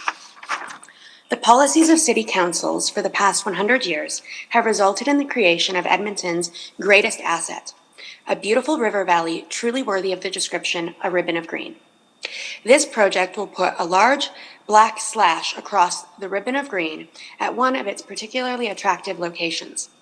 The site selected for this project is a very visible location with river on 3 sides and directly across from Terwilliger Park.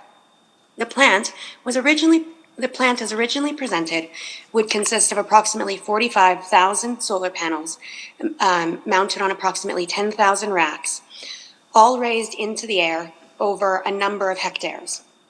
This would be truly a major industrial facility, taking a big bite out of the ribbon of green. The Area Redevelopment Plan only allows industrial development in the river valley if it is essential that the development be in the valley. It is definitely not essential that this solar farm be located in the river valley. In fact, placing this solar farm in the river valley would be contrary to best solar practices by taking away green space when there are other available locations. It's not sufficient that the development would merely be cheaper for EPCOR in the river valley.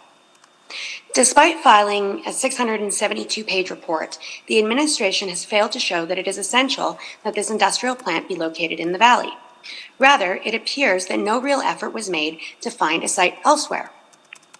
Nothing about the river valley makes it particularly suitable for the proposed development. In fact, other less cramped areas would be significantly more suitable. Other companies, such as a recent German company, have proposed other locations for solar farms in the Edmonton area. In 2016, a German company announced that they intended to build a much larger solar plant on a larger site outside of the river valley. This project is slated to begin in 2022. It is clearly possible with minimal effort to find a suitable site outside of the river valley. The reasons given by the administration for supporting this project don't hold water. They themselves identify in their report a series of admittedly negative environmental effects, most recently identifying significant long-term adverse impacts on wildlife in a core biodiversity area. In addition to the significant negative impacts this project will have on wildlife, both directly and through noise pollution, I also wonder how many trees will be lost. Of course, a regular citizen would be fined severely for cutting down trees in the river valley. Why then would council be allowed to approve the destruction of thousands of trees when alternative options are available with minimal effort? I urge you not to throw out the conscientious efforts that council has made over the last 100 years to protect and preserve the river valley for the benefit of present and future generations.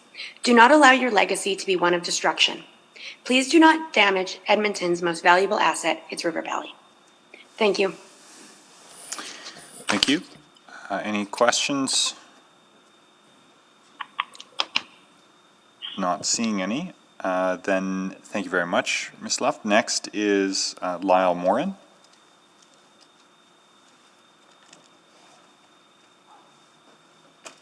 It's just coming down to the speakers area. Stand by, please.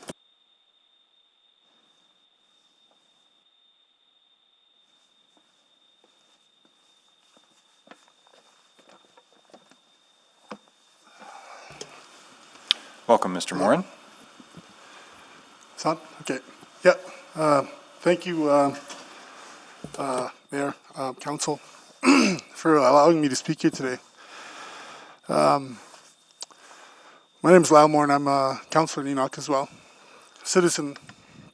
And today I'm here to discuss the history of the said area you're talking about. That was brought up, I think, I remember maybe 2 times that I've been in office. And I've been in office for 10 years. So, with having said that, I brought it up and I said that that's our old Sundance grounds. It's over, we can track it to 155 to 170 years old. It's as far as we could track it by oral history. And the same history, they said that there's people that were buried there. They buried him in the back and on the hill. And I brought that up as well.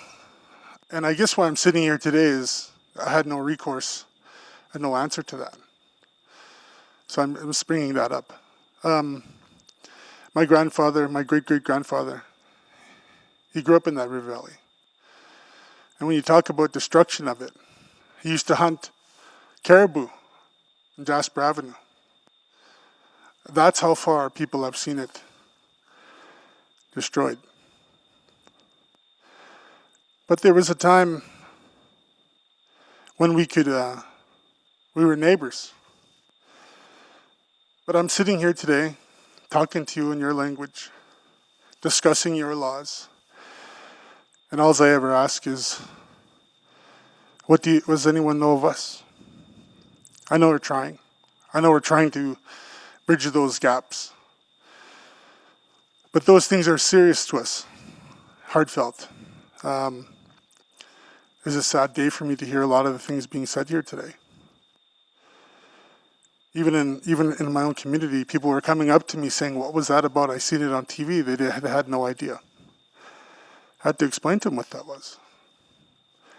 And I've seen a lot of hurt faces. So I'm here today, and a number of council, who had concerns of that.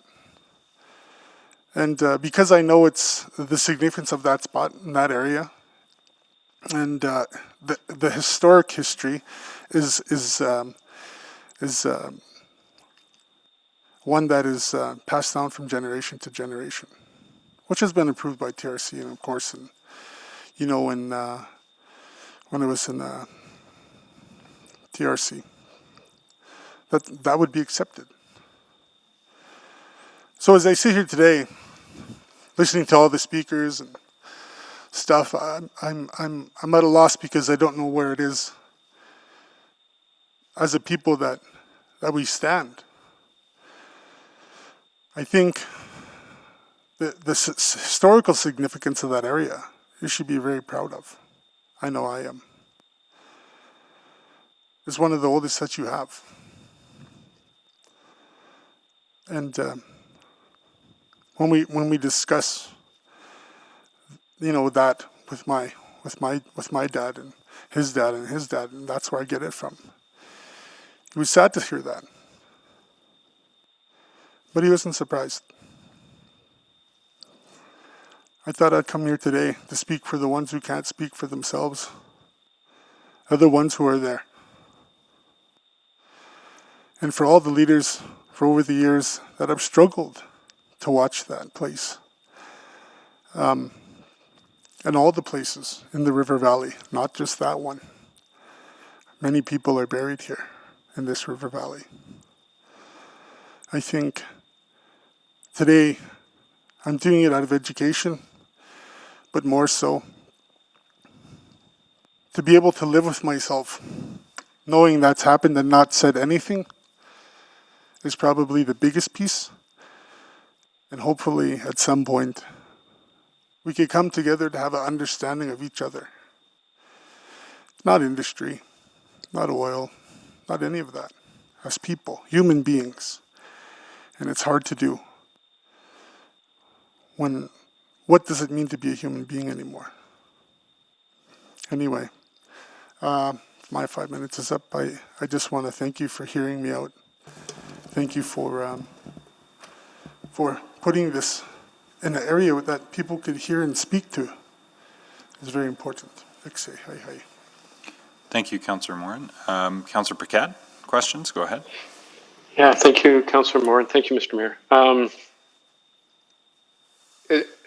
We heard from a colleague earlier in this hearing process that the view that they were bringing was that there are ceremonial sites everywhere. And so that wouldn't, and the implication, I suppose, was that that wouldn't make this site exceptional. I'm just wondering how you respond to that. Well, yeah. Number one, for me, the history aspect, this one I know they're there. The rest, I'm not sure. At one time there was probably 500,000 people in this valley at any given time. And summertime probably twice as that. Who knows, right? But a lot of our people came from all over the place, and this was the highway, and this was the meeting spot. But going on to that, referring to that, it's just that spot that I know historically. That people were there. That's where we celebrated. That's where we did our Sundances, and it goes way back. That should be a historical site. One of our greatest. Do you feel treasures. that? Oh, sorry. Go ahead. No, one of our greatest treasures we have. That right there. Do you feel that that history should be considered part of the history of all Edmontonians? Oral history, absolutely, yeah. I think that it has to be accepted. And for all Edmontonians,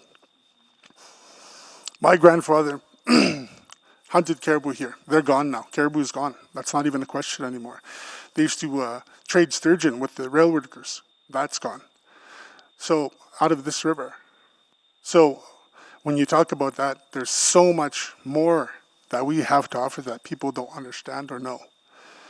I think they're missing out. I mean, that's a great thing. I worry about, because they built the Watersmith's already in there. I worry about those workers. I worry about those people that walk through there because that's a sacred area, and just the significance of it. We go there to pray, to help, to heal, and we leave those things there. They're there still. Mm. So, the archaeological importance there. Do you think that we've explored that enough? Do you think that we already have the answers that we need in order to proceed? Yeah, I seen I got a copy of what was there. I seen it and I read that, and I told them that just proves that what I told you. That's a Sundance ceremony grounds that goes back 10,000 years. Well, it could be 8,000 to 10,000 years, probably beyond that. But there's evidence sitting right there in front of you that proves that. Because if anybody knows, I'm not going to go into it. It's great detail. That skull is part of that. Yeah, it's part of the Sundance ceremony. So you probably don't know. I don't know how many HRV3 designations are given within the city of Edmonton or within Alberta. But when we're talking about your oral history and about the actual possible physical artifacts that are in the area, that's something that gives me pause. But I'm wondering, we heard someone else's anecdotes about possible human remains there, and I just don't know if that's held up by oral history. Yeah, that's see, that's just how it when they talked about it. Let's see, that's 150, 140, 50 years ago now, so it's beyond that. And they didn't have a map of where and said places. It was just in that known spot. And we used to, that's where there was a lot, that's a highway right there, a crossing. You can cross that. People ask, why is it, why was that a popular spot? They see this, that, and the other. There was a time when my people were starved out. Hunters would go down that river and hunt and come back, and they would hide food in those banks so our people could eat. That's the significance of that area. That's just one piece, but if you're coming through and the oral history on burials is very difficult, but that's 5 generations. And in 5 generations, you think something might go awry, right? Something might be off, but it's the same every time. Okay. Well, hi, Councillor Morin. Hey. Councillor McKean? Let's say, Councillor Morin, I just wanted to first say I deeply appreciate you turning up for this. It's important we hear from all sides on this. Your connection to that spot is not just out of the oral history, it's personal as well, am I right? Yeah. Could you try to help me understand? Sure. Enoch Cree Nation has signed a memorandum of understanding with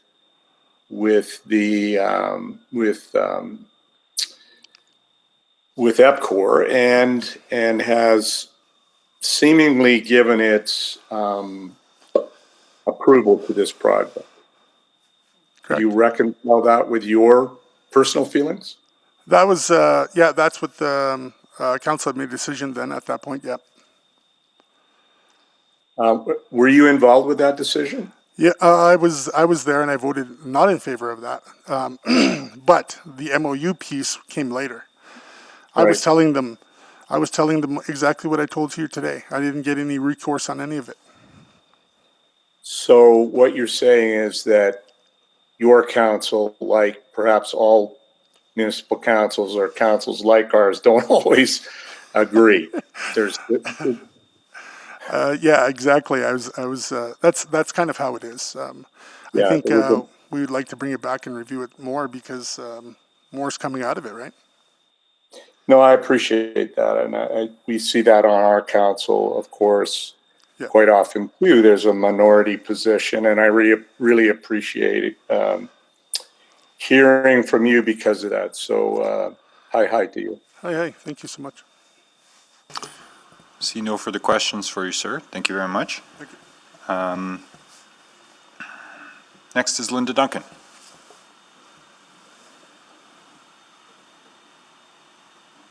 Have to unmute yourself, Linda.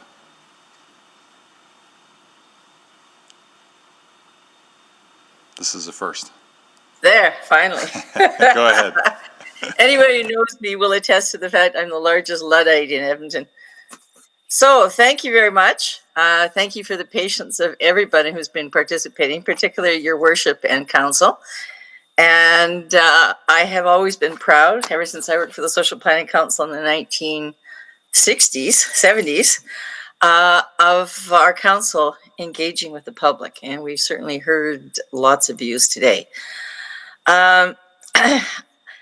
No surprise to you, as a lawyer, I immediately turned to what are the laws and policies that this council have enacted in order to guide this decision.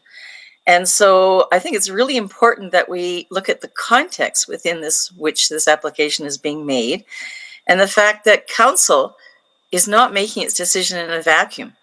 Council, in its wisdom, have actually spent hour upon hour coming up with very important bylaws and policies related to the protection of the river valley. Those two key ones, which many have mentioned, the first is the North Saskatchewan River Area Redevelopment Plan, enacted, and it's 7188, and it's been amended many years over, and those strong protections have remained to this day. The second one is the very recently enacted by Council, the Charter Bylaw 20,000, which establishes a new city plan. And to the credit of the city, they included a separate chapter on the river valley ravines. Personally, I find it sad it's only 4 pages of a 200-page document, but I think that that's probably because it's backed up by the other laws that council have passed, where they have been very clear that most important is protecting the river valley. Also, I had the honor of serving on the city's natural area conservation advisory group, and we prepared for the city, which, as I understand, they enacted a conservation policy which calls for connectivity for wildlife. So there you are. There are 3 official documents of City Council, and presumably, as we believe in the rule of law, these are the documents that will guide council in making their decision. In other words, if there's going to be an exception to these laws, then there has to be some pretty strong evidence why they'd make an exception. So what does the North Saskatchewan Area Redevelopment Plan prescribe? In quotes, the North Saskatchewan River Valley Ravine System is the most unique natural feature of Edmonton and the largest urban open space in North America. We hear that all the time when the city hosts international conferences, when we invite visiting economists to advise on how do we develop the economy of our city. And I remember one particular visiting from another country flew into Edmonton in the fall and exclaimed, front page of the Edmonton Journal, the most important asset your city has is your ravines and river valley. So it's important, not just protection of the valley, but it's also, they think, a benefit for economic development. That policy also says the river valley may become threatened by commercial and industrial uses. The municipal level of government has probably exerted the greatest development pressure on the river valley with its public utility proposals and transportation plans. These uses tend to be incompatible with the aims of nature preservation and parkland development. So the ARP then prescribes major goals, and those are, in quotes, ensure the preservation of the natural character and environment of the river valley ravines and the development of public recreational, aesthetic, and cultural activities. It then prescribes objectives to establish the river valley ravines as an environmental protection area providing recreation conservation. It states that it's a comprehensive plan which envisions the major portion of the river valley and ravine for use as an environmental protection area and for major urban and natural parks. The system will be developed so as to respect the overall natural environment of the river valley and emphasizes the river terraces as key for recreational development. And I noted last week in the hearings, the gentleman from Cameron Heights saying he was so frustrated after years of trying to get the city to invest in development of some kind of pathways through that natural area that he just gave up and he said, well, if EPCOR is going to build them, then we'll support solar. And that was the only reason why he testified in support. It's also noteworthy, as one of your interveners said, Article 3.51 prohibits the construction or expansion of any major public facility unless it is deemed essential and then approved by council, which raises the important question, who exactly decides if it's essential? Is it engineering and transportation? Is it the biology and ecological staff in City Council? It's not really clear, and I would suggest that you may want to revisit that. It also raises the question of, is this a public project or is this a private project? And this bylaw doesn't appear to allow any kind of private industrial development in the river valley. Thank you, Then, Linda. of course, I'm sorry, okay, the 5 minutes goes by fast. Very fast. Very fast, very fast. Questions for Ms. Duncan?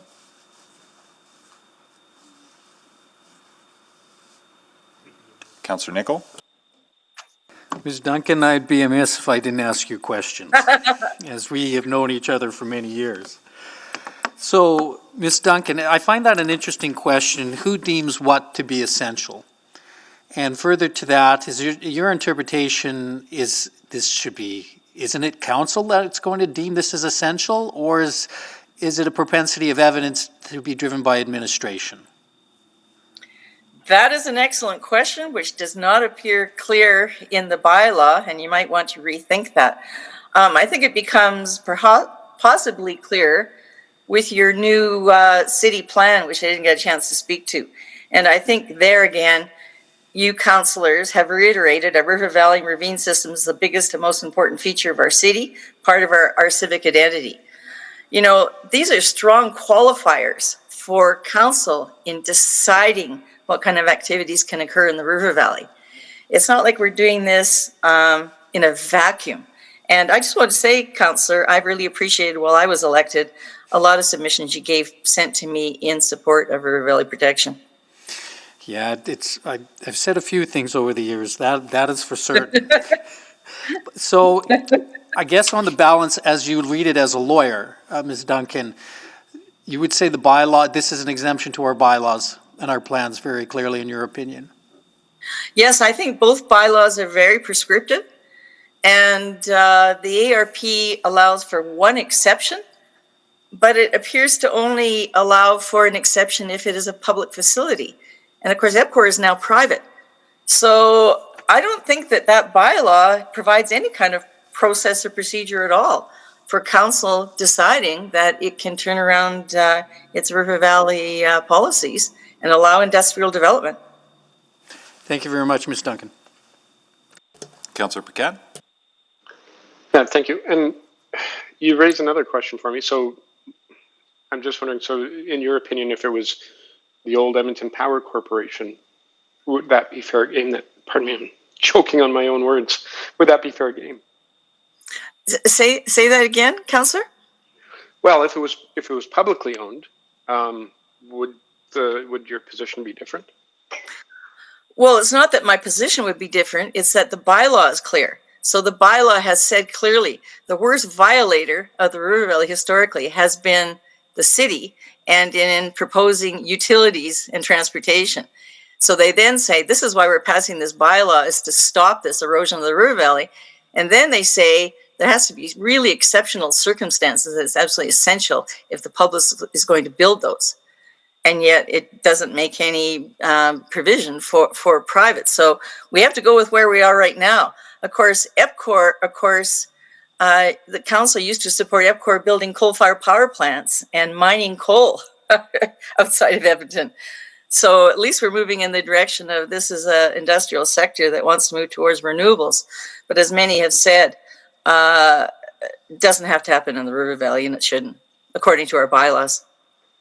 So in your opinion, all of this other conversation surrounding all of these issues become redundant if we just follow our own bylaws? It is redundant. This is just yet another example where a private proponent is trying to get council to amend its zoning. This is what this is. This is an application to rezone parkland as industrial, period. And council's passed clear bylaws with lots of rationale for how we're going to stop this. And this is why we enacted those policies. And this is why we have a new plan for the city, which clearly says we need to be protecting the River Valley. Now, you referenced the city plan, and one of the things we know is population increases and density increases, that we actually need more green spaces for that growing population, more accessible green spaces. And presumably that's not just for human beings, but for our shared responsibilities with the life around us.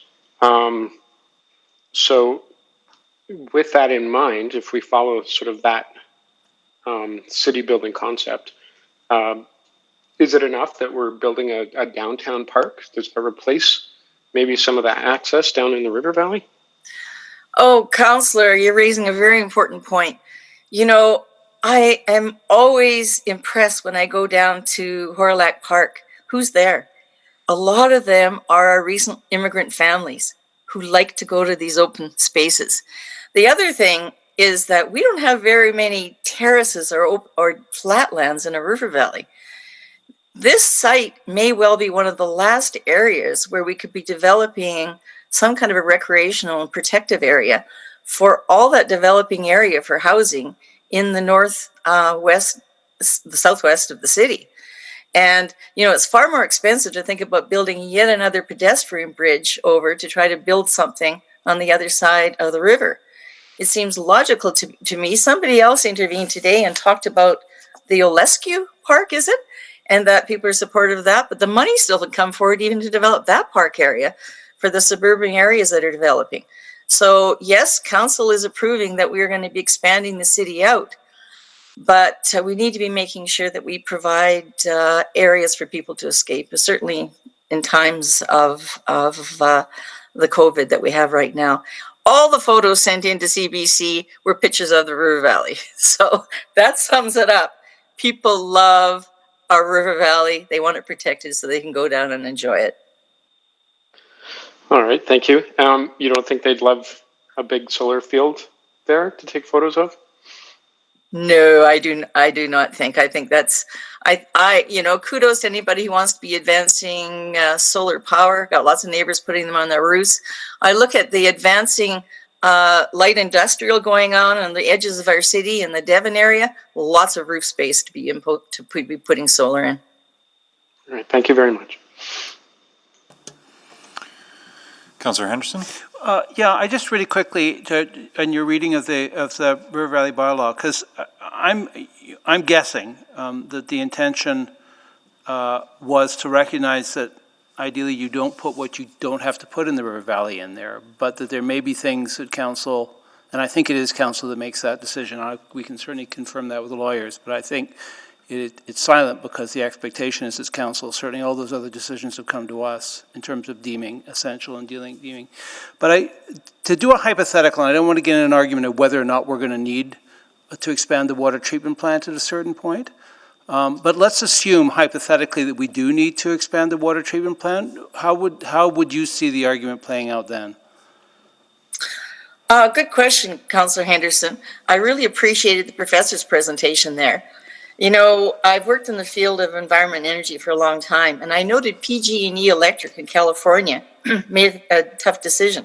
Are they going to build a new electricity generator plant, which would cost billions, or instead would they invest in energy efficiency? Sorry, that's why I said I want.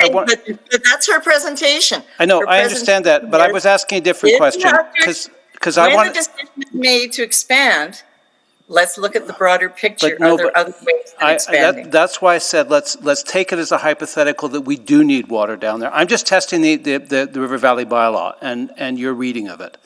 So I don't want to get into an argument about whether we're going to need to expand the water treatment plant or not. Okay. I think that's for 20, 30 years down the road.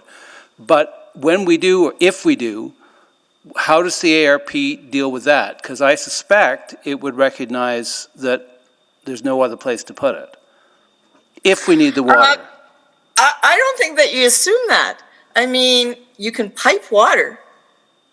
You have to get it from somewhere, I don't think that we need to presume anymore. You know, we dealt it with coal-fired power plants. Oh, they have to be right beside the lake so they can withdraw the water and mine right to the edge of the lake because it's less expensive for the companies. If it was built above land, it probably wouldn't be that pricey to pump the water. So I think all I'm looking at is I've always believed in law and order for the environment. I give kudos to this council for enacting bylaws that say exactly that. The river valley is a treasure, and so therefore we're going to put a legal framework in place that is going to never allow any kind of industrial intrusion into our river valley unless it is absolutely essential. Yeah, and I was really just testing the essential, your reading of what the essential part meant from a legal point of view. I don't want to get into an argument whether we need the water or not. It really is just about, you know, because otherwise we're saying nothing will ever happen there, and I don't think the bylaw does actually say that. It puts severe tests in, absolutely. Yeah, I agree with you. Yeah, I agree with you. Great, okay, thanks. Any other questions? Not seeing any. Thank you very much. Next then is Sherry Heschuk. It's my understanding that Ms. Heschuk has withdrawn her request to speak. Okay. Now, Next up is Theo Peters, who had registered in opposition but has now adjusted his position to be in favor. What is the advice on the order? Carry on in which the folks were registered, or should we reshuffle? Mr. Mayor, I would reshuffle and have all those originally registered, finish out those in opposed, and then you'll go to those that have registered since the hearing started. Sorry. This would be the last person who had previously registered whose position has changed to in favor. Then we've since had about 7 more folks register. Actually, sorry, there's also Nathan Binman. Was he from the other day, or was he registered since as well? Yes, he's registered since. Okay, so should we finish with who had registered previously, regardless of their position, and then carry on with who's registered since? Yes, I would, Mr. Mayor, because that is what we would have done in the normal course. Okay. Okay, then let's hear next from Theo Peters. Thank you, and good afternoon, Mr. Mayor and councillors. My name is Theo Peters, and I am the consultation team lead for the Métis Nation of Alberta, and I'm making the following submission today on their behalf. The Métis Nation of Alberta, or MNA, is the representative body for all Métis citizens within Alberta with respect to the protection and advancement of the collectively held Indigenous rights, claims, and interests of the Métis within Alberta, as affirmed and protected by Section 35 of the Constitution Act. The MNA enjoys a positive working relationship with both the City of Edmonton and EPCOR, and we're appreciative for their efforts to engage the MNA. Additionally, the MNA, through its climate leadership and environment teams, are supportive of the introduction of renewable and clean energy alternatives in principle. As Council may recall, initially the MNA was scheduled to offer submission in opposition to the proposed bylaw amendments, and the basis for our submission was a lack of consultation and engagement with the MNA by the City of Edmonton or the proponent EPCOR with respect to the E.L. Smith solar farm. However, since our registration in the initial public hearing, and much to their credit, the proponent EPCOR proactively reached out to us in the MNA to engage and better understand our concerns with respect to consultation on the E.L. Smith solar farm, given that the project, as described, had potential to impact the constitutionally protected, collectively held Indigenous rights, claims, and interests of the Métis within Alberta, including but not limited to harvesting and gathering. On Friday, October 9th, 2020, the MNA received a letter of commitment from the proponent EPCOR, wherein they have committed to ongoing engagement with the MNA Consultation Office for the lifetime of the project, including supporting the MNA in conducting required traditional land use studies at the project site. This will enable the MNA to offer specific details with respect to potential impacts of the project and allow us to provide input as appropriate into the project planning, which would serve to mitigate or accommodate potential impacts identified through this process.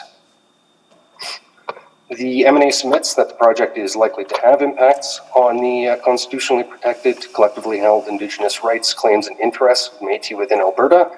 However, given the commitments made by the proponent, the MNA has no outstanding objections to the proposed bylaw amendments at this time, and we provide our submission in support of the proposed amendments. Unless there are any questions, that concludes my submission. Thank you. Thank you very much, Mr. Peters. Questions? Not seeing any. Then those are all of the individuals who had previously registered. So I've got 2 lists here, Madam Clerk. I've got typed up Dwayne Donald, Francis Doreen Wabasca, Alexander Polwicki, Norm Pulliam, all registered in opposition. Dustin Taylor, Andrew Moles, and Stuart Lee registered in favor, and Nathan Binneman as well. Was Nathan Binneman registered in favor or in opposition? In opposition. In opposition? Okay. And and before or after the 4 other individuals who had registered against? It's my understanding that they would be first. Okay. And there was just one other additional speaker in opposition that came in this afternoon, which was Cody Thomas. Right, okay, so we've got 9 left then. So we will hear from Nathan Binneman, then Dwayne Donald, then Francis Doreen Wabasca, then Alexandra Polwicki, then Norm Pulliam, then Cody Thomas, then Dustin Taylor, then Andrew Moles, then Stuart Lee.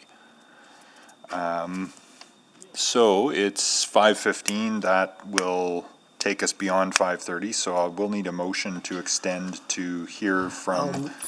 I'll move to extend orders to finish the speakers. Second. Mr. Mayor. Okay.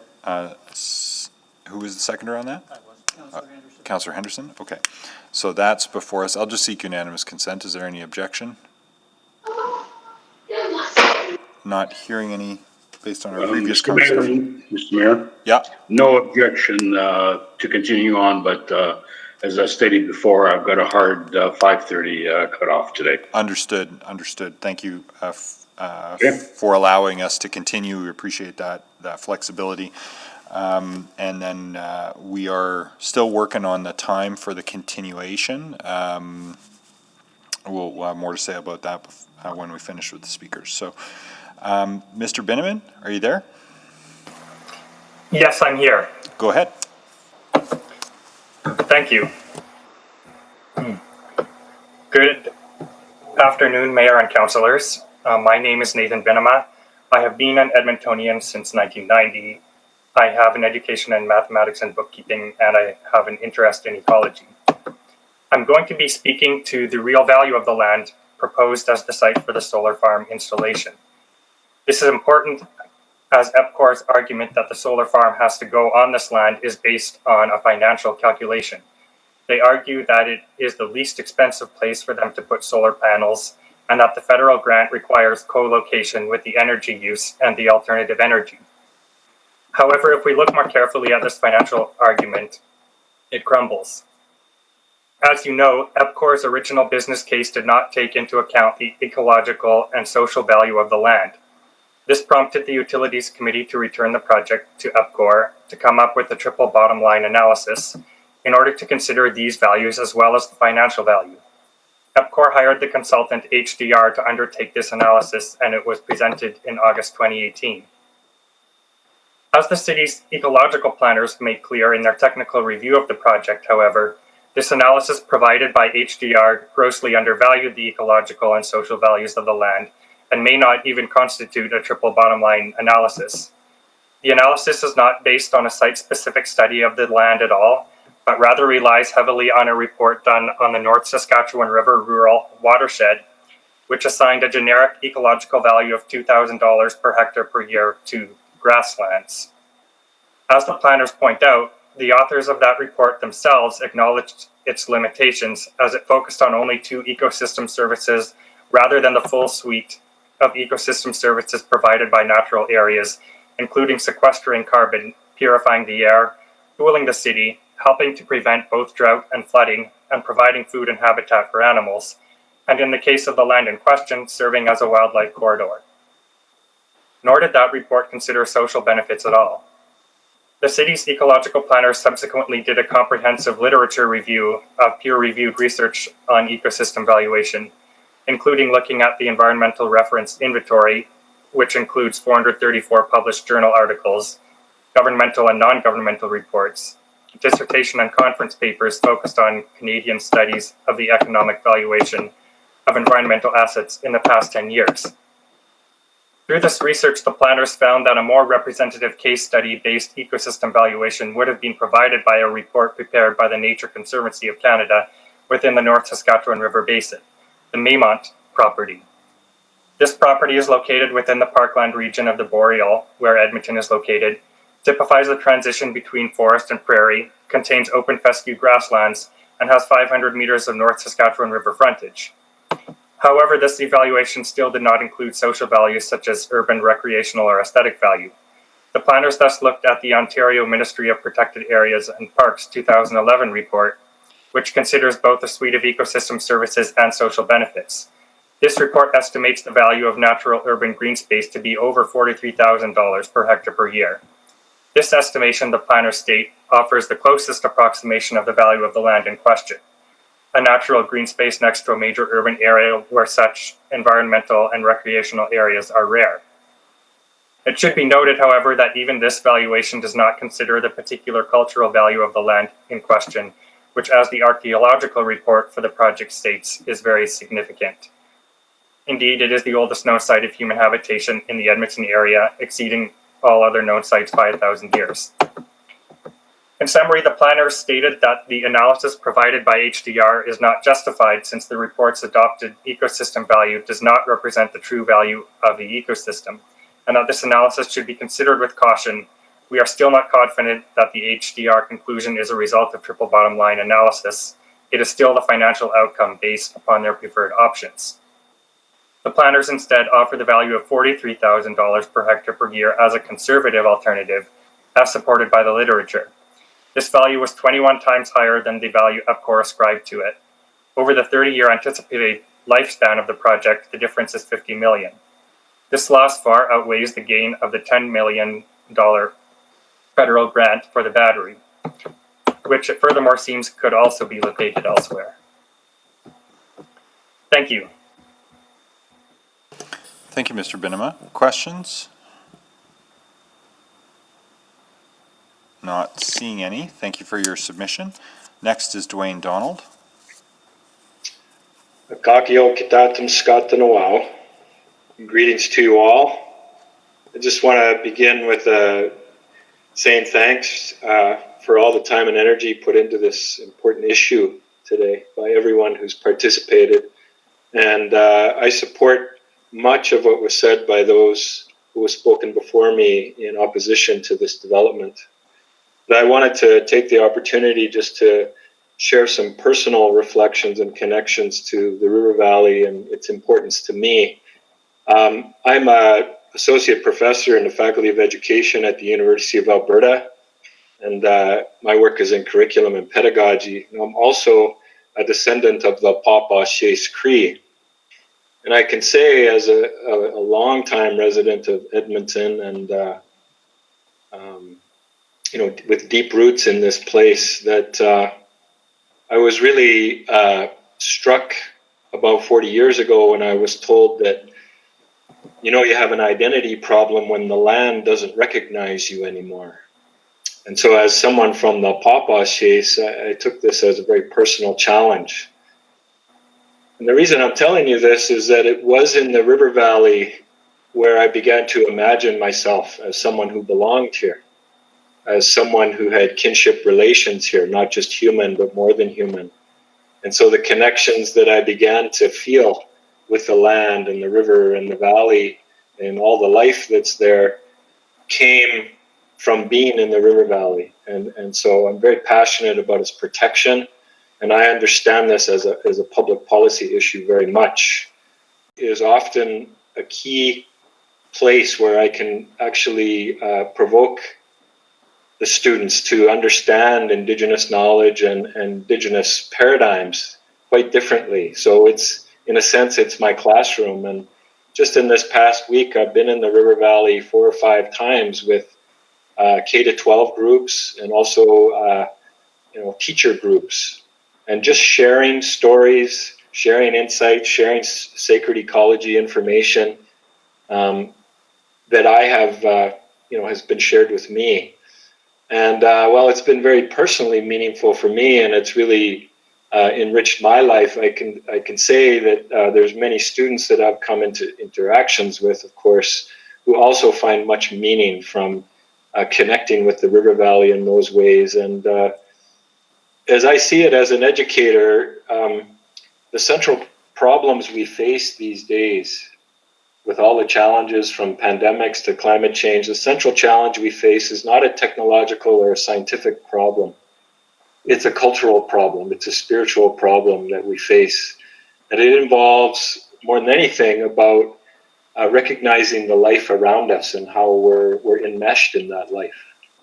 And this is a kind of an imagination that the River Valley provides me an opportunity to guide my students towards. And so, to me, it's about reimagining ourselves as citizens and our relationships to what gives us life. And so I very much oppose this development.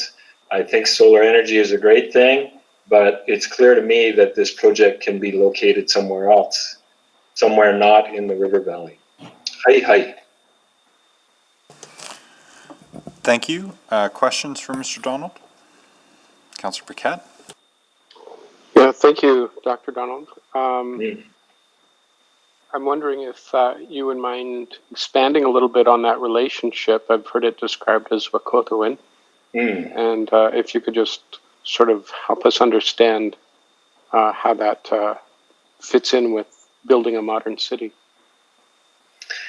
Well, I think one of the central teachings for me that I'll pass on is that the elder said that the most important thing that you can do in your work, this he was speaking directly to me, he said the most important thing you can do in your work is connect people with the gifts that exist in the place where they live. And he said, because if you do that and people begin to see these gifts as part of their own identity, they're much more likely to understand them as sacred, and then they're going to want to protect them. And he said, that's when we come alongside each other, which is that fundamental treaty teaching, is how we recognize each other as human beings based on how we are unified by what gives us life, what allows us to live. And yeah, I agree with you. That's another way to talk about Wahkotuan, which is this kinship relationality, about understanding how you're connected to human and more than human relatives. And I would say in this part of the country anyway, that's a fundamental teaching and what it means to live well. Yeah, I think a lot of people, they hear these things and it makes sense to them on a personal level maybe, but then they try to take it and apply it, or can't imagine how they could apply it to something like providing power to a facility that draws water so that people can have clean water. And, in that concept is the trade-off there of disrupting some of that ecosystem and some of that access and the displacement of the life that is currently there for power now because we have a grant. We have some money to be able to tie these things together. And so this thinking, how could it be applied to this particular situation? Well, I guess I'll use the phrase this ecological imagination, and just accepting that for a long time we've been brought into a way of living, a knowledge system that teaches us that the needs of humans always supersede the needs of other forms of life. And I think we know it's time for us to bring some balance back to that and understand that there's some decisions that need to be made that are more important than human needs. Well, okay, so in that worldview, what happens if we just focus on human needs for the next, forever? What happens to our relationships with everything else? I'm thinking about this idea that we've been given all of these gifts, and yet we always want more. And where do we find the balance without destroying everything else? Right. Well, I guess that's where the wisdom comes in. Where do we find the balance? It's one of those questions that we'll spend our lives trying to figure out. But I think that's a fundamental challenge we face. What does balance feel like? And people could say that the balance now is already weighted too far in one direction as far as the ecological and biodiverse aspects of where we live. And maybe our balance has to be to find a way to restore that ecological and biodiversity. And I guess that's the point you're trying to make today. Yeah, okay. Hi. Thank you. Okay. I see no further questions. Thank you very much. Next up is Francis Doreen Wabasca.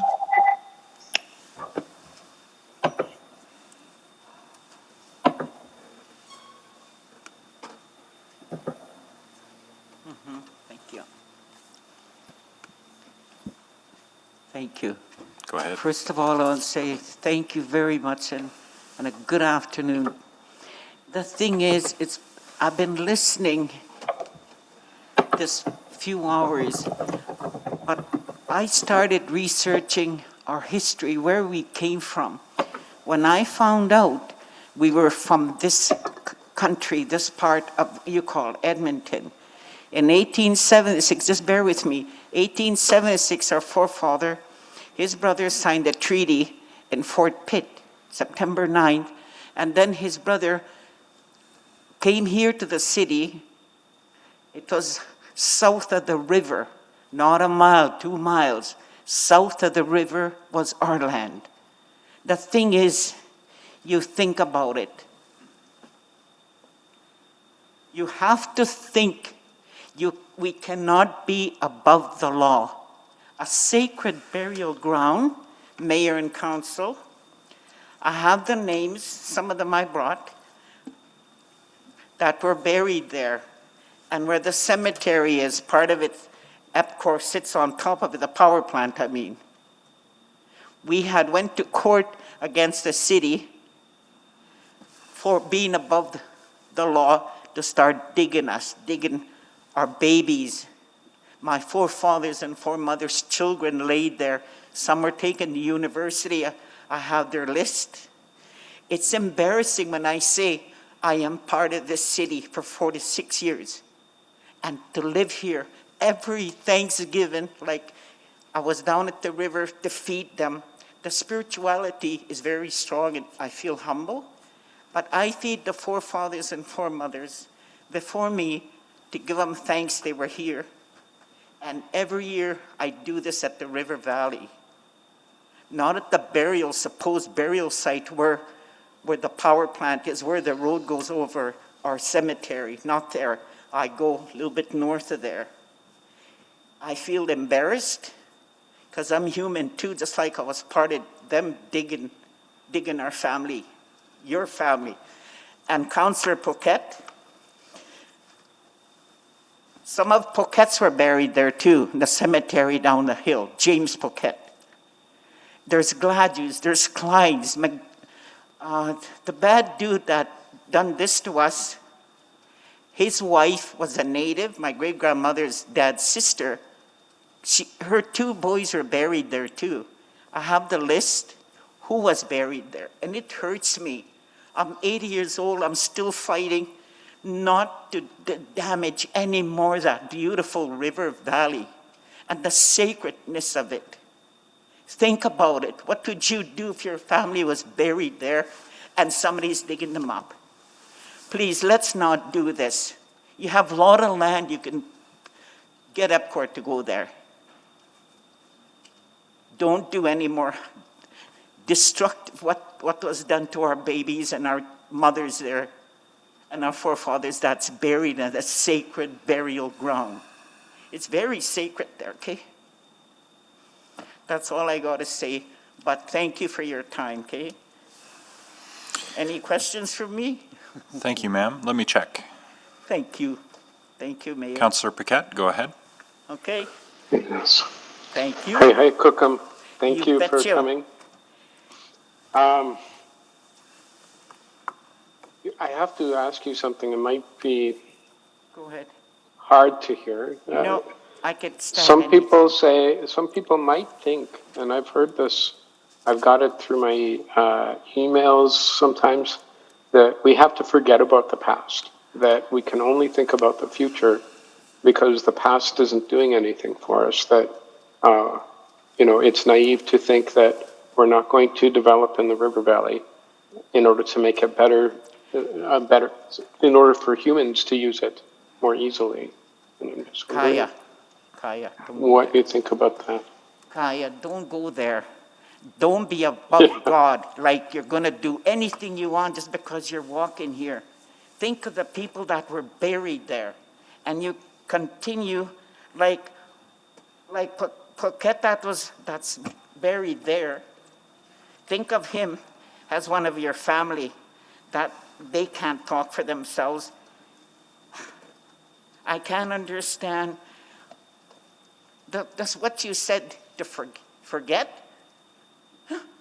There's no such thing as you can forget. You can forgive. That's about it. You can't ever forget what they did to us, okay? When it was outlawed to be Native in my time, and then you're saying I'm supposed to forget? There's no such thing as these men and women that sits here in the city. They don't forget stuff. You just do it the right way, please. The mayor and council, I'm begging you, think about it. Please don't be above the law. I know you're the law here, but don't be above him, okay? Please think about it. No more destroying that beautiful place there in the cemetery. Don't do that no more, okay? I have the things that the city had done in 1882 when they surveyed the gardens too. I have all that. I've been researching for 27 years, okay? And you're good at keeping stuff in your archives, oblate records too. Please don't do any more destruction down there, please.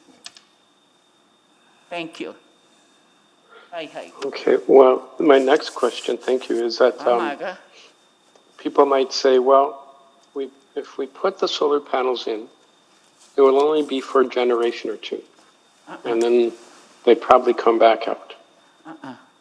How do you respond to that? Mohkads, people won't forget.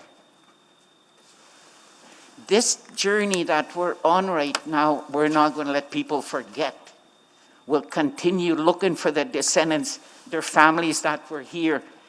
And as far as any nation or anybody saying that I agreed with the city, that's not right. I have a Métis card that says I never will ever accept this damage that the city will do if they let EPCOR in there. Please don't do that, okay? Yeah, I understand. And sometimes people have to think about their relationships. What relationships? We do. I'll I just even leave like that. the mayor, the councillors. I met him at the airport last year. I was coming from Ottawa. I met you there at the escalator. I love everybody. There's no meanness in my body. But don't disappoint us, please, as elders and spiritual keepers. Don't do that, Paquette. I mean, counselor. That's okay. Sorry. You can call me Aaron. Okay. Yeah. Amaga. But thank you. let's Thank be- you. Hi, Kukum. Metanote nanaskomon. Thank you. Hi. Councillor Nicol, if you could take the chair for a moment. Amaga. I have the chair. Ms. Wabasca, just a quick question from here. Which water treatment plant do you think we're talking about? Everything that's close to the river.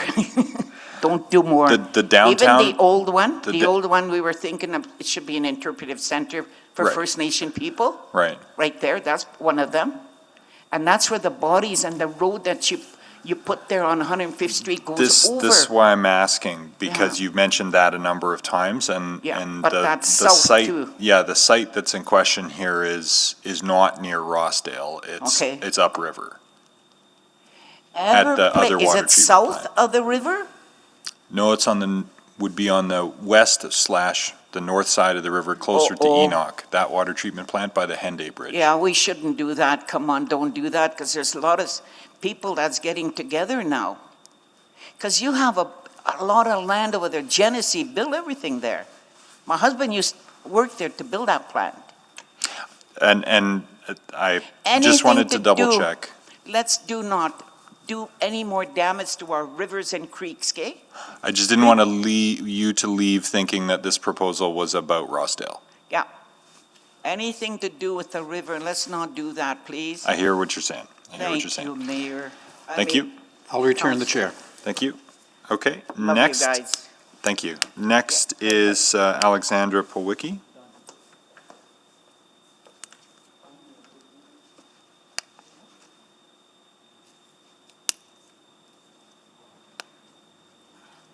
Is Alexandra there? She had checked in earlier, but it appears that she's not on the call. We can have our office reach out to her. Sure. Let's go next to Norm Pulliam.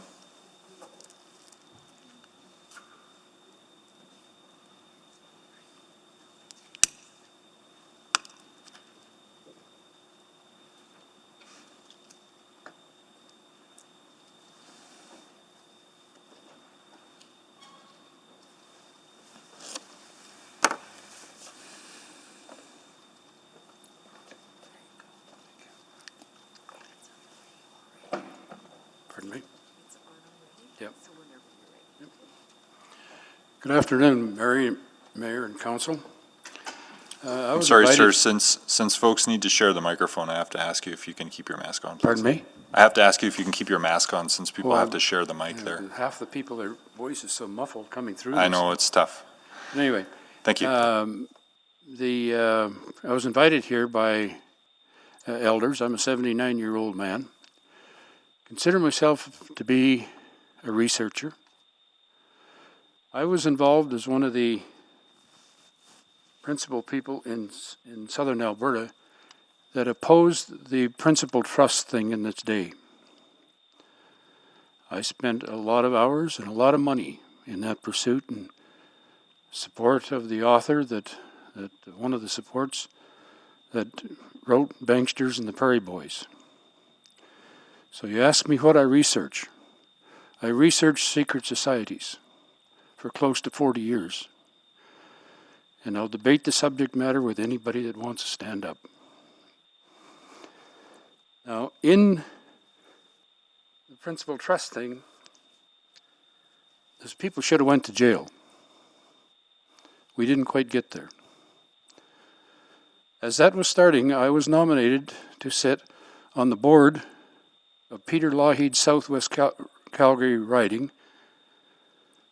And when I demanded a letter of Peter to tell us how the PC Party of Alberta looked at Principal Trust, he refused.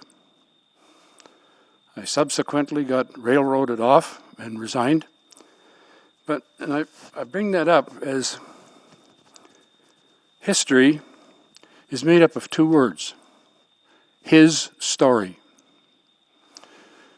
Now, I have just been introduced to this position of Enoch and Mrs. Wabasca in the last couple of weeks. So I am not knowledgeable about the subject matter. But I hope I don't see. I hear. My mother is a full-blood Cree Indian. So I'm a Métis.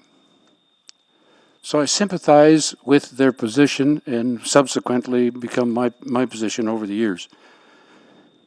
But I hope, I hear the silence of you people not listening to these Indigenous people. What in the hell's wrong? They have a voice. They've been crying to you for 25, 30 years or however long, and nobody wants to listen. So guys, I've sat where you've sat, or sitting, not as mayors and councillors, but I was in business in Calgary for 25, 30 years. And so I know and understand both sides of the bloody street. Somehow you guys have got to get your hearing aids turned up to listen to these people. Because let me tell you, they're coming. And they're coming fairly strong and with a voice. And I'm not threatening. I'm not in any position to threaten anybody. But here I hear an 80-year-old woman practically sitting here crying and begging you to listen.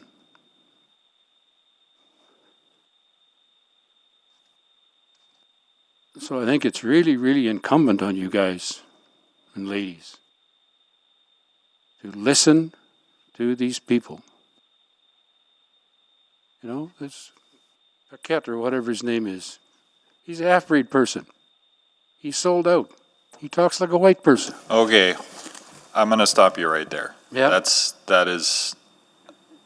I'm going to ask you to focus your comments on the matter that's before us here and not cast aspersions at any member of this council. Yeah, okay, I appreciate that and respect it. My apologies. But it doesn't alter the fact that there is a message out there to be heard. And I know I've got off the subject matter. I'm not knowledgeable to say whether the EPCOR project should go ahead or not go ahead, because I haven't done my homework. And I'm afraid that's the end of the time. Pardon me? That's the time. Oh, I see, okay. Yeah, 5 minutes is up. Okay, thank you. Councillor Paquette? Yeah, thank you. And thank you for your presentation. And don't worry about it. I'm very used to being misunderstood.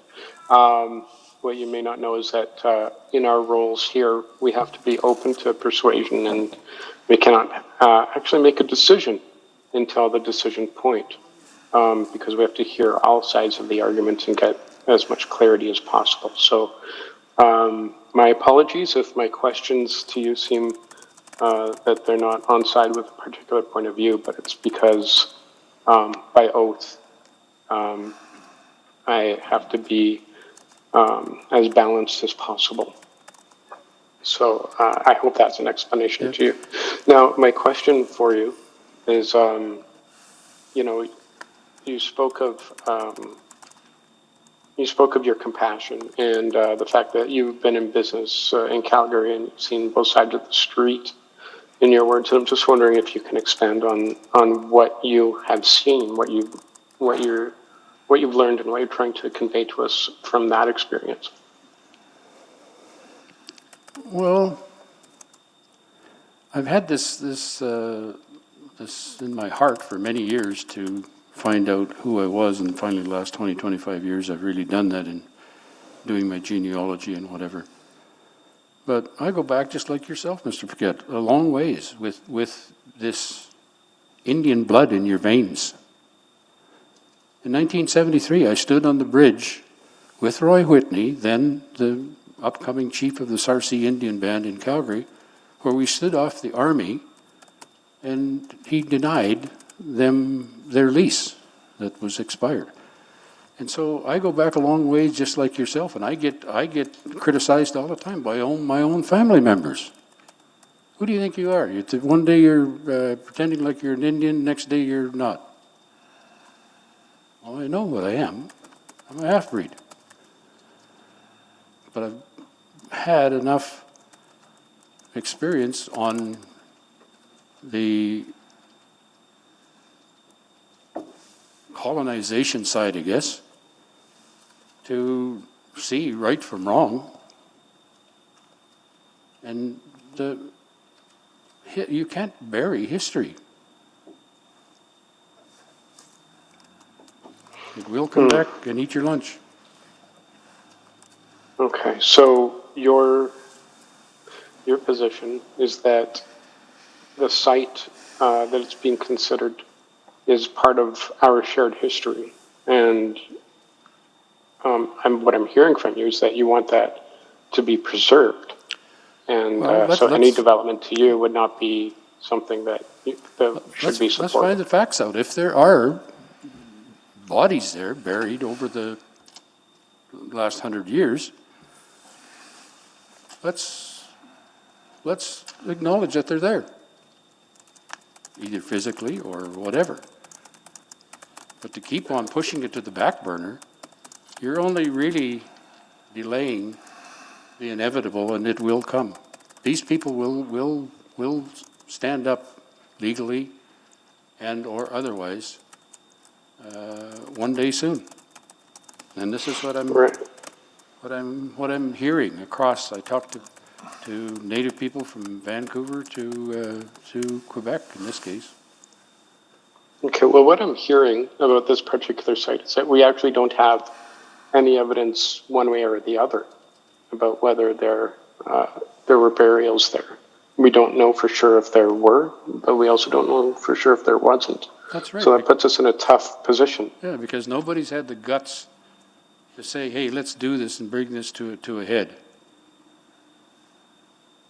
1885, right here in White Avenue, hundreds of Paspoise Chase people were chased off to the bush. In 1956, my mother's reserve right here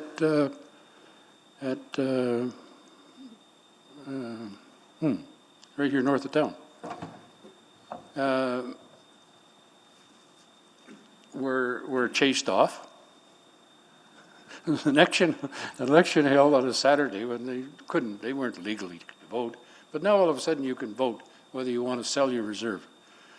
There was 150 people on that little reserve, 17 by 17 square miles, that were told Saturday you can come and vote whether we're going to let our reserve go or not. Mm. The people The came. beauty of referendums. The people came. Okay. Well, I'm out of time, but thank you very much. And they were given bottles of whiskey to not vote. Any other questions for No. Mr. Pulliam? No. But, you know, just like the woman that sat here practically I'm sorry, the counselor's time is up, and your time is up too, sir.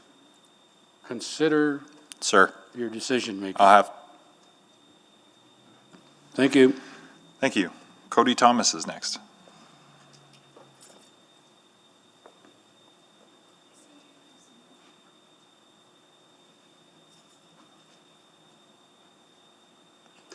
It was our understanding that Cody Thomas would be participating in person and that they had checked in. Okay. Well, we'll loop back around, and was it Alexandra Polwicki we were still looking for? Yes, we heard from her that she will not be speaking today. Okay. Well, we'll put the word out for Cody Thomas if he's still present, but let's carry on. Dustin Taylor would be next. Good afternoon, councilors.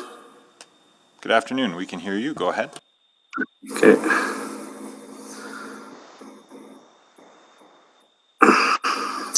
So my name is Dustin Taylor, and I'm actually speaking in behalf of, in favor of this project. I'm actually a solar installer for a company called Kubi Renewable Energy. We actually had the opportunity to work on one of the other marquee projects that the city has just done, the Edmonton Event Center.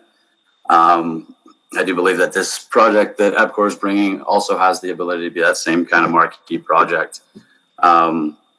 We've heard a lot of backlash about what's going on. I'm primarily going to speak about what this means to industry and students, as about a year and a half ago, I just finished doing my diploma program at NAIT, and my capstone was with EPCOR. We had planned to do a demonstration site to provide educational purposes for students to come and learn more about renewable energy and what its capabilities are and what it means for the future of this world. So obviously EPCOR has already given some research opportunities on this site that hasn't even been developed yet, as me and a few students have already had the opportunity to work within the area and try to develop some things and learn some things while we were there. Give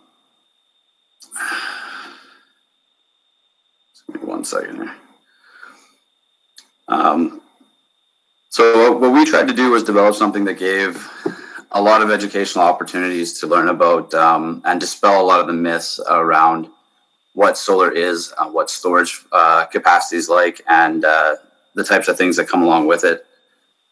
We provided a whole lot of detailed information on commissioning and best practices, as well as operational maintenance. It was an absolute pleasure working with them, and I got to learn a lot about the site, as well as what they're trying to do and how much work they're actually putting in to try to mitigate all these issues surrounding this potential site. So the solar industry in Alberta has grown about 500% in the last 5 years or so. And a lot of this has been fueled mostly on incentives. Now that it's kind of starting to pass that point, and we're seeing a lot more adoption through residential as well as commercial applications. But it's going to take sites like this to really put it on the forefront for people to see, as there's a lot of misconception about what solar is and what it's capable of. You still hear a lot of people talking about solar thermal being solar photovoltaics, which is not the same thing, and the capabilities and a lot of myths between all these different things. A site like this, with some of the ideas that EPCOR had discussed with us behind things like monitoring and allowing people to see the production and what it's actually doing, would really help to mitigate some of these things. And like somebody else said in one of the other presentations, Alberta is not getting on the bandwagon the same as the rest of the world. And we're fighting about a solar farm in the River Valley while we're building pipelines to ship bitumen. It's kind of giving a mixed signal. I think something like this could really help to change the viewpoint and teach people a little bit more about what solar is actually about and what it's actually capable of doing. I think the Edmonton Event Center was a great marquee for the city, and I'm very proud that the city did that one, and I was very proud to have a hand in that. But again, I think this is another one that it's right in the face of people, and as some people like to think it's an eyesore, I think it's not as bad as what could be. As much as I love the River Valley as much as anybody, but I do think this is a great opportunity for both research, for students, and for the industry that's trying really hard to grow, and especially in these uncertain times. We're dealing with COVID and the industry's taking a hit as it is. I think it's another great thing to help us diversify the economy and really show what's out there and maybe give another boost to an industry that could use a little help and, follow in line with what the city's trying to do. We may not always like the specific areas we choose to do some of these developments, but it is probably one of the most responsible developments we could do in that area. And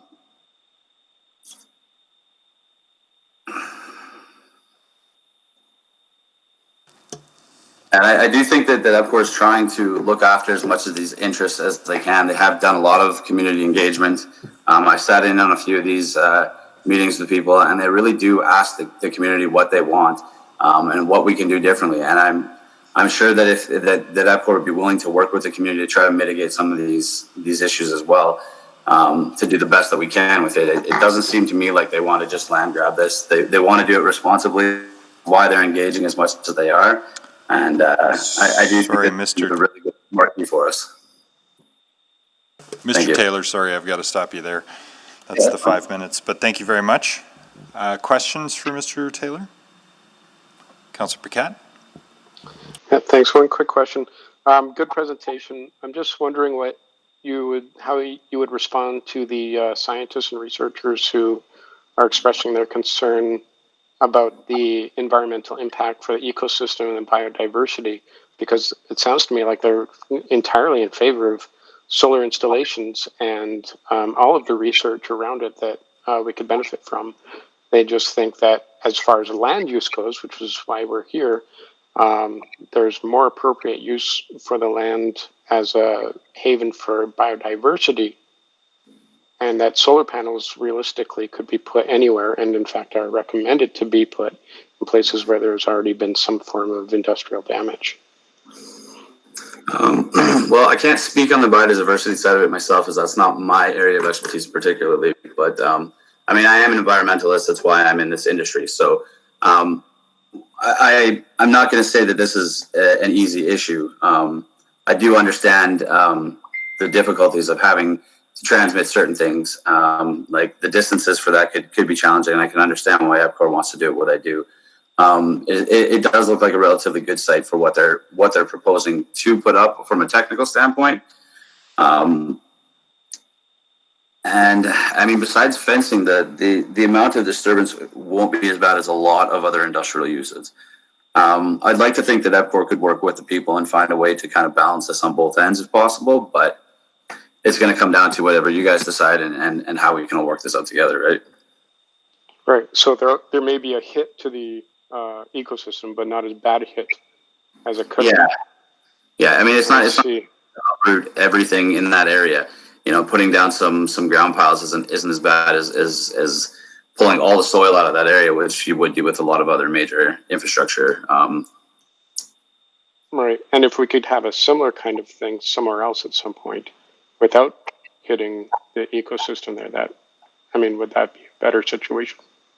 It's possible. I don't know all the possible sites that they could be using.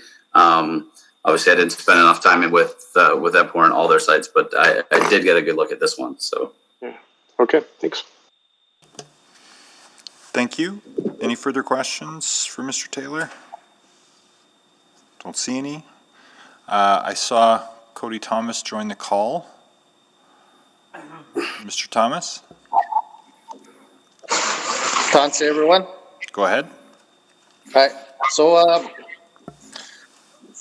I'm a council member, one of the headmen from the Enoch Cree Nation. The concern I have with regards to this project was the lack of misinformation. There was buffalo skulls found. It was deemed to be a cultural site. There was Sundance. There was ceremony there.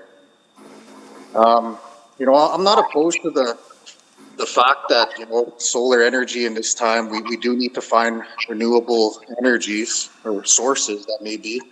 But I think identifying that site next to the river and with all its habitat, and I'm not 100% sure on it being a burial site. Years past, it was cultivated, but I know there was ceremony there. And I was actually one of the council members from Enoch that was in favor of this initiative. But on the secondary information that I was given, and I have pictures of the buffalo skull that was found there and the arrowheads that our ancestors lay. For me, I just think building it in that area, I think there would be a better choice somewhere else. Exe. Thank you. Are there questions for Mr. Thomas? Okay.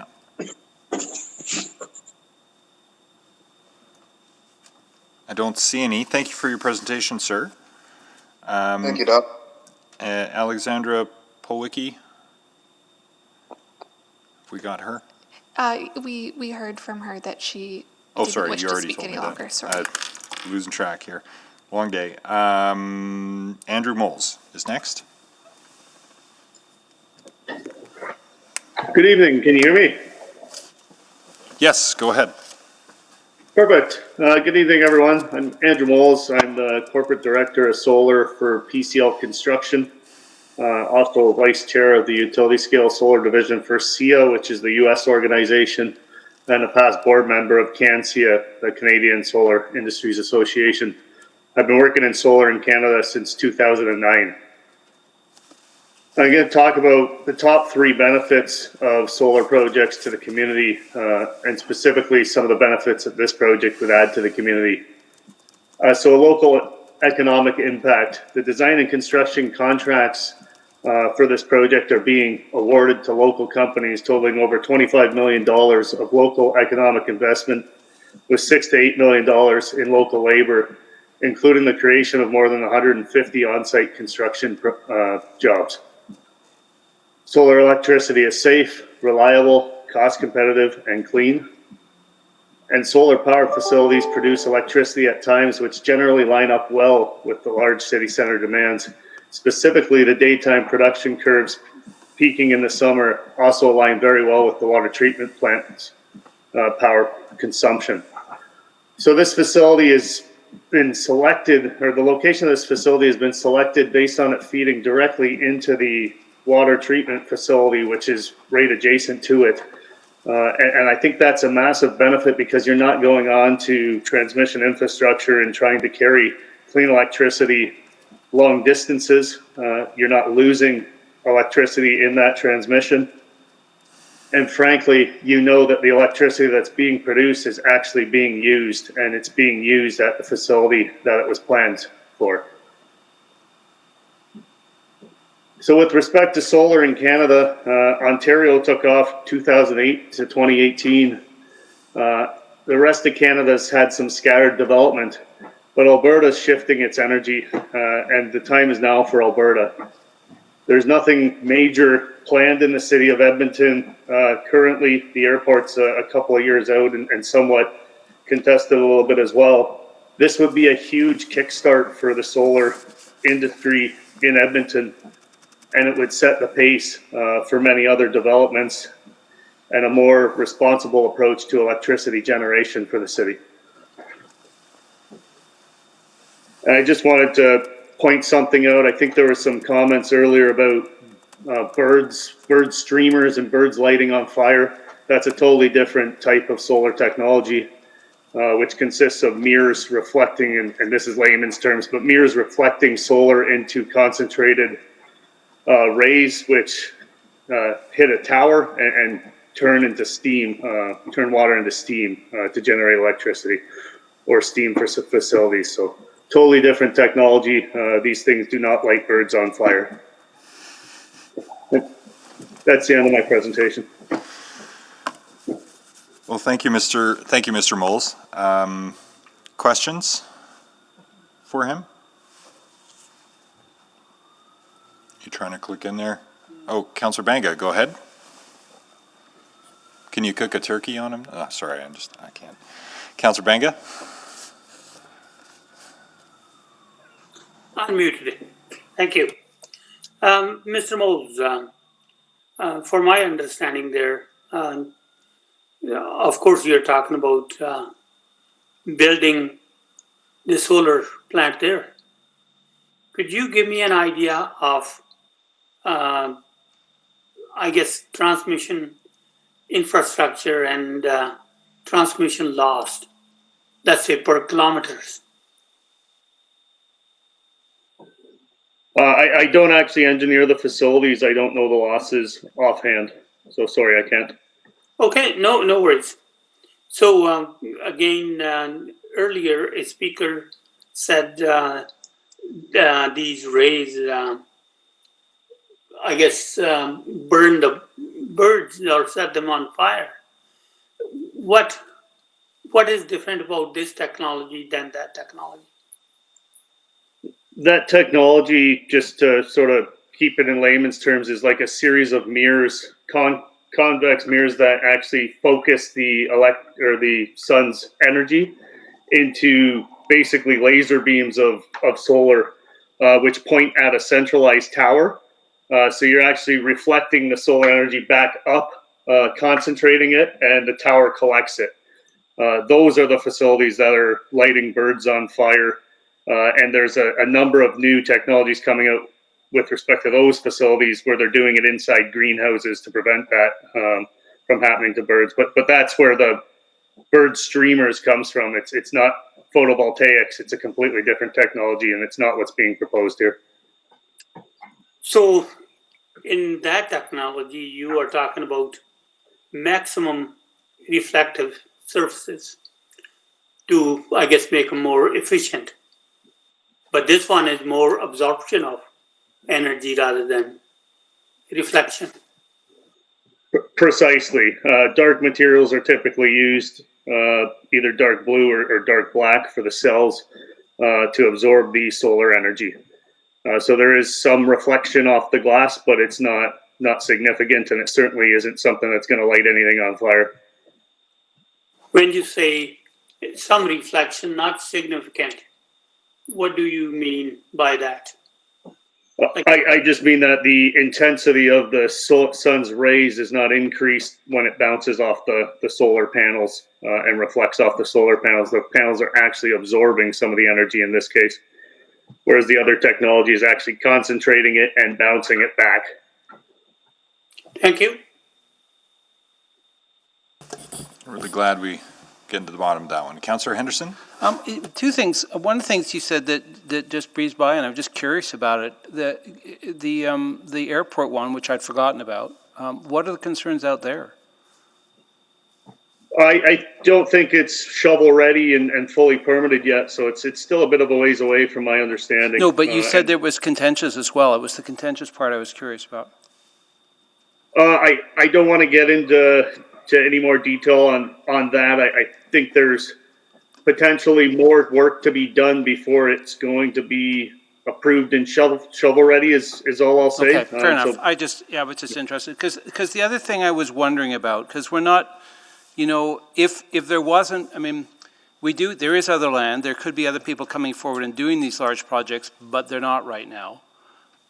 So I'm wondering if you can talk a little bit, because one of the things we're being challenged with is this question of economic viability. So is there a reason why we're not getting these projects and other pieces of land coming forward at the moment? Larger projects.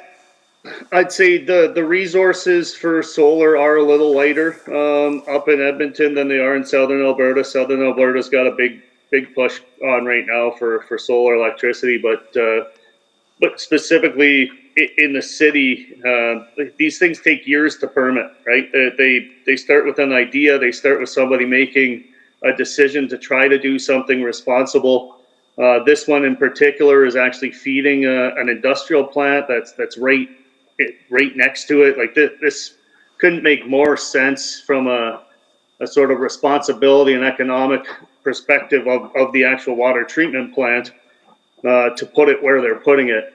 And these things take 3, 4, 5, sometimes I've seen them take 10 years to get all the approvals lined up. It's a long investment for people to go through, and it's a long time to wait to get decisions. And having this one turned away, I'm a bit worried about what that's going to mean for the solar industry in general, especially in the Edmonton area, and whether people are going to put the time and energy into pushing things like this forward, or if it's just going to start fizzling away. Great, thank you. Thank you. Any further questions for Mr. Moles? Not seeing any. Thank you for sticking around. Last but not least, I believe, I'll just double check with the clerks we haven't missed anybody else, is Mr. Lee. Come on down.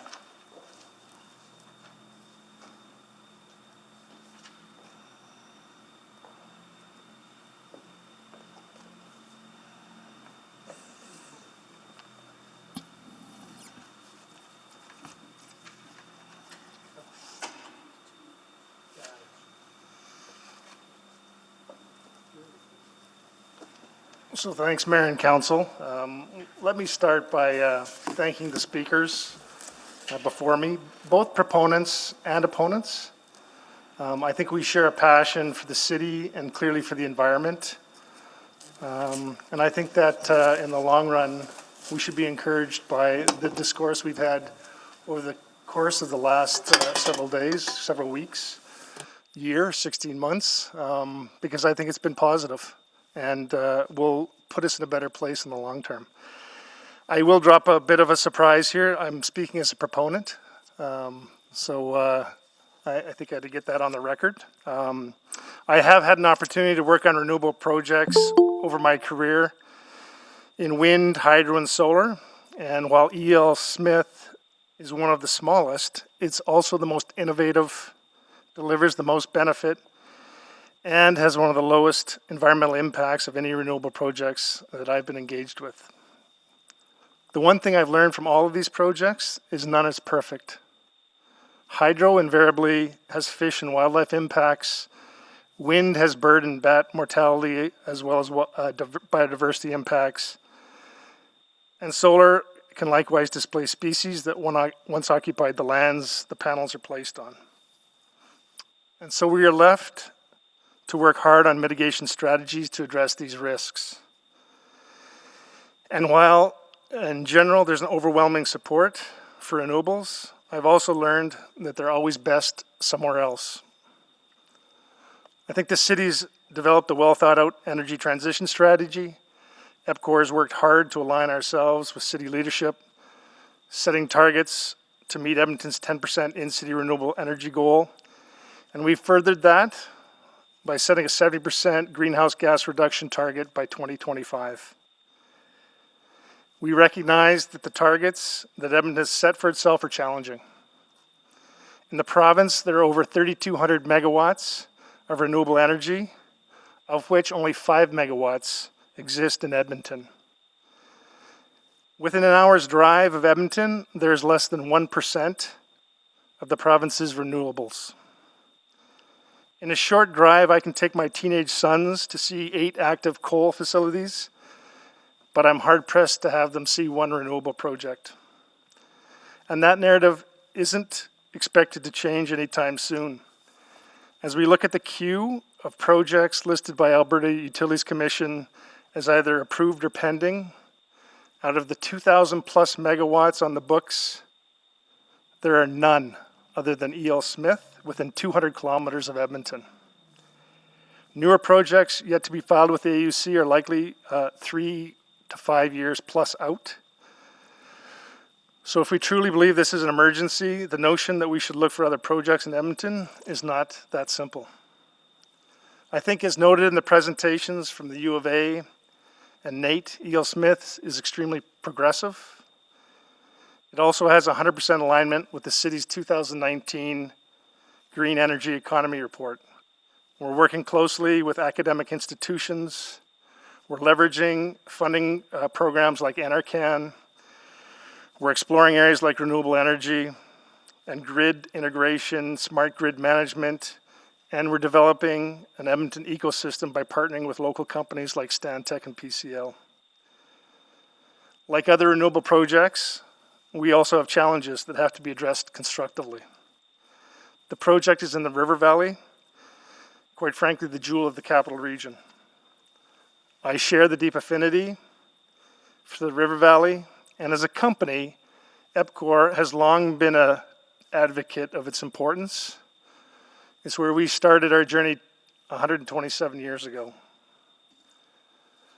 Through extensive review and public consultation, we have taken steps to address both the aesthetic and biodiversity impacts of the project. It's why one of the world's leading environmental engineering firms, Edmonton's own Stantec, concluded that the potential effects of the project can be avoided, reduced, or controlled using a combination of standard and project-specific environmental mitigation measures. It's also why one of the toughest regulators in North America, the AUC, concluded that the potential environmental impacts were not significant and would be adequately mitigated. City administration also supports the project with the recognition that there are inherent trade-offs. We fully understand the emotional ties to the River Valley, but it would be a mistake to turn our back on science. Gotta stop you there, Mr. Lee. Sorry. Okay. That's the time. Questions, though? Councillor Paquette? Yeah, I'm just curious, what, in your mind, what makes this project essential? Like, because when I think of essential, I think absolutely necessary with no other recourse. I don't think there's one other project that combines all of the attributes of this particular project. When you look at the ability to utilize that site as a learning center for the U of A and Nate, when you look at the ability to provide redundancy for the plant, when you look at the ability to produce electricity, clean electricity using solar, there's no other project like it in the Edmonton area, and quite frankly, I would argue in Canada right now. And so if you look at essential, I don't think you'd find another site that holds those type of characteristics. So those sound like benefits, but it doesn't sound like there is a, like, I'm just trying to figure this out. Like, when I go back to my ward and they ask me, what is so pressing that we needed to use this land in the River Valley and to compromise some of these trails that life uses, and to reduce some of the biodiversity that we're so desperate to increase? What is so pressing? Where is the great demand that we have to do it there? Climate change, that's the pressing issue. And I think as a city, But they would come, I'll tell you, they will come back to me, and if I say that, and they'll be like, well, Councillor Paquette, take a look all around. We have a whole bunch of industrial sites that are now gone, or land that has been used for industrial purposes that now cannot be developed. Why can't we just do 10 times the amount of solar panels there if what we are actually concerned about is local energy production and climate change rather than reducing the biodiversity in the River Valley? That is what they will ask me. My response would be, name a site that's currently under AUC approval or permitting. Name a site that's under construction. There's not one in Edmonton currently. And they will say that is a sunk cost fallacy, that you could do that if you wanted to in another site. The challenge is you have to combine sites that have all the attributes, not just one. You have to have sites that combine environmental first and foremost, but also economic. And I think all we have to do is look at Ontario to find an example of a jurisdiction that pushed renewables at the cost of utility payers. And as a result, you end up with, I think, a community area that's pushing back against renewables because of those costs. So it's really finding those combination of attributes, which is very difficult. Okay, and they will come back and say, you know, it is also really difficult to find those attributes out of biodiversity outside of the river valley. Well, and I would point them back to the And we don't Stantec have an report. option to move those things to a different area. I'd point them back to the Stantec report, which came to the conclusion that while there'll be a change in some of the different plant activity and plants at the site, that they don't expect biodiversity to be significantly impacted.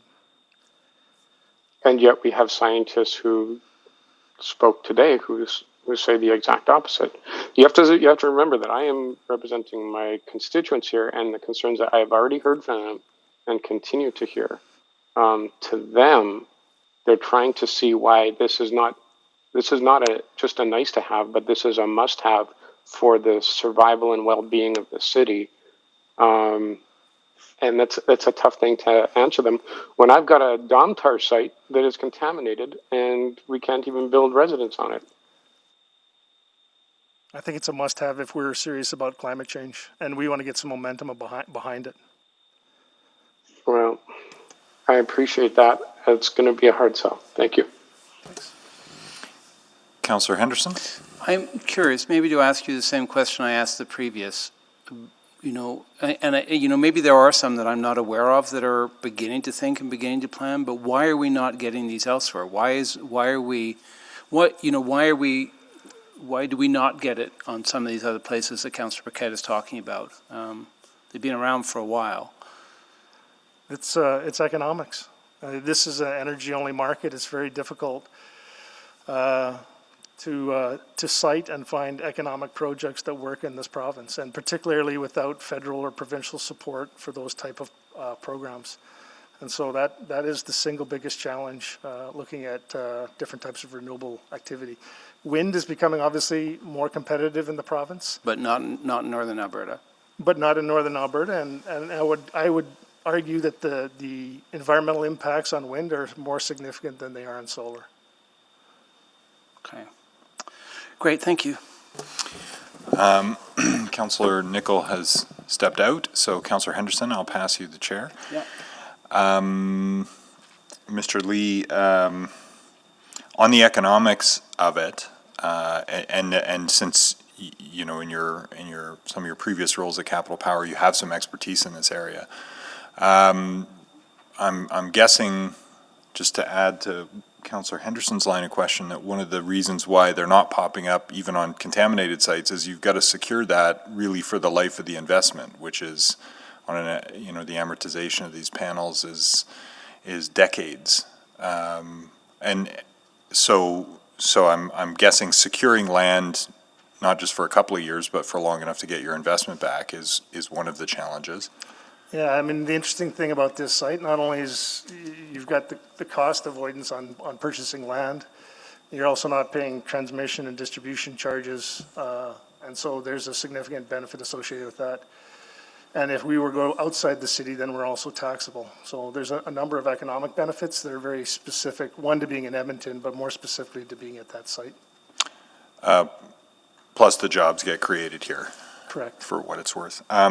In the benefits side, but in terms of the physics of it, really the proximity is not just advantageous from a sort of pushing electrons point of view, but not having to go out onto the grid and deal with metering and net metering and all the rest of it eliminates a whole bunch of pricing uncertainty in the business case. That's not before us here today, but since the question has been raised before us of why not put it somewhere else, and the question of why this location should be essential compared to doing it somewhere else, can you just expand one more time on why having it close to the load is advantageous versus pumping it through the grid? There's a small, and I'd say relatively small benefit associated with line loss. The biggest benefit is the fact that you're not paying transmission costs, which is a very significant portion now of your bill. If you looked at your electricity bill, because of the major transmission build out in this province over the course of the last 10 years, it's a big component of electricity cost, and that's a fairly significant savings on this project. And the grant for the battery program, that's also tied to the site. It is very much tied to the site. NRCan is very specific, and it's the way it operates as a microgrid that really enhances the capability to learn from that site and makes it quite unique in Canada. Which is what the U of A and NAIT folks want to actually study as well. Precisely. And then and we didn't get into this, and maybe this is too granular, but the energy tends to get produced as direct current and then has to be converted to be shipped or put out on the grid as alternating current. Are the pumps AC or DC, or is there, as they get retrofitted, DC tends to be more efficient? Is that one of the things that will get studied here, is optimal choice of electricity for running the pumps? I think when you look at the fact that you're going to have to use both types of electricity, we have inverters. They're changing it back to alternating current from the solar panels.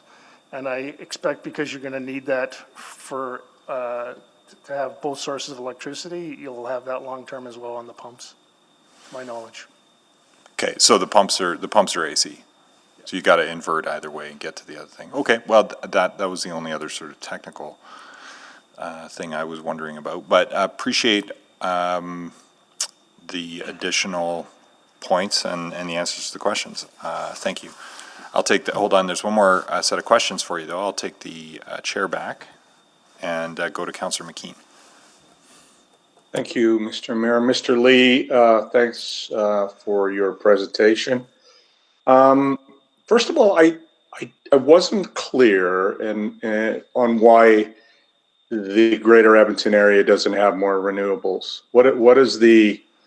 What's the problem holding it back?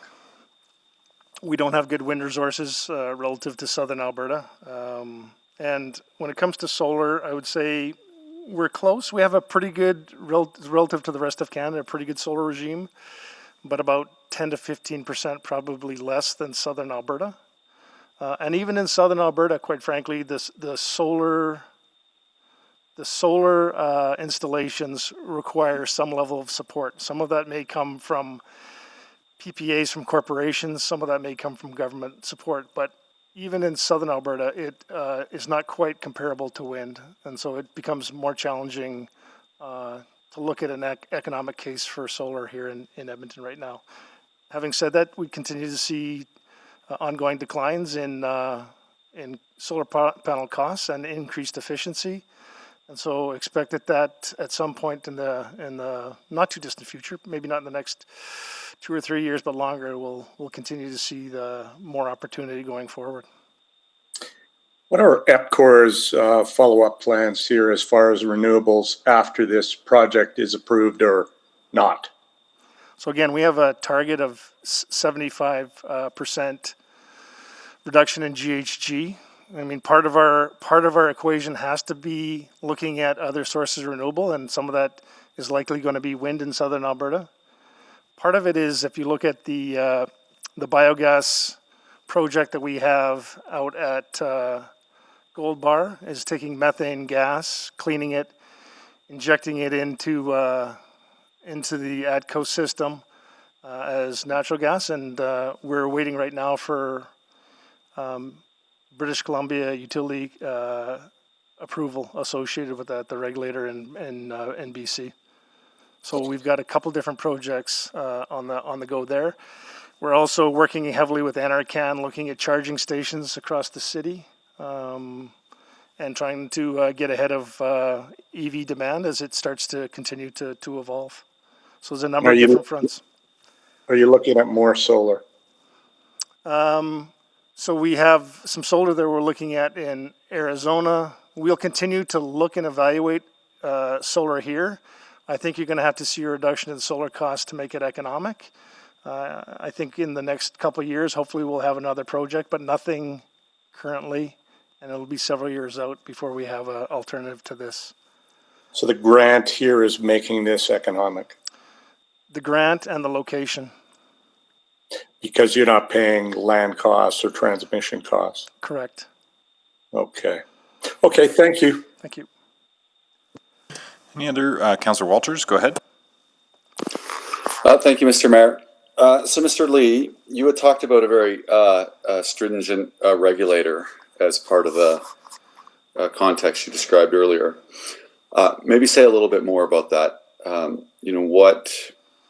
What would the AUC have required that maybe other regulators in other jurisdictions wouldn't have? Can you expand on that? So I think if you look at the Alberta Utility Commission, their environmental review is quite in depth. They would have spent a lot of time going through the report from Stantec. In my experience, looking at the regulatory process here relative to jurisdictions like Ontario, and my Ontario experience probably goes back about 5 years, so it may have changed, but on renewables, the process here was more in depth and lengthy with the AUC. Okay, and the history here, which I've come back to a few times because I think it's relevant to why you're here making this particular land use application, is that it was part of the EPCOR water business plan and the rate filing to align your filing with the City of Edmonton's energy transition strategy, which is where the 10% local came from. So noting the stringent nature of our regulator and the economic benefits from not having to pay for transmission. So noting all that, it seems that the go do it somewhere else argument is way easier said than done, but maybe just say a little bit more about how, because of the regulatory environment and because of those transmission costs, you don't actually, because you have to be mindful of the rate and rate shock in everything that you do. Maybe say a little bit more about just how difficult it is to actually achieve the go do it somewhere else desire. So we've been at this project for over 3 years. By the time you get through construction and commissioning, you're probably looking at least another 1.5 years, so a total of about 5 years.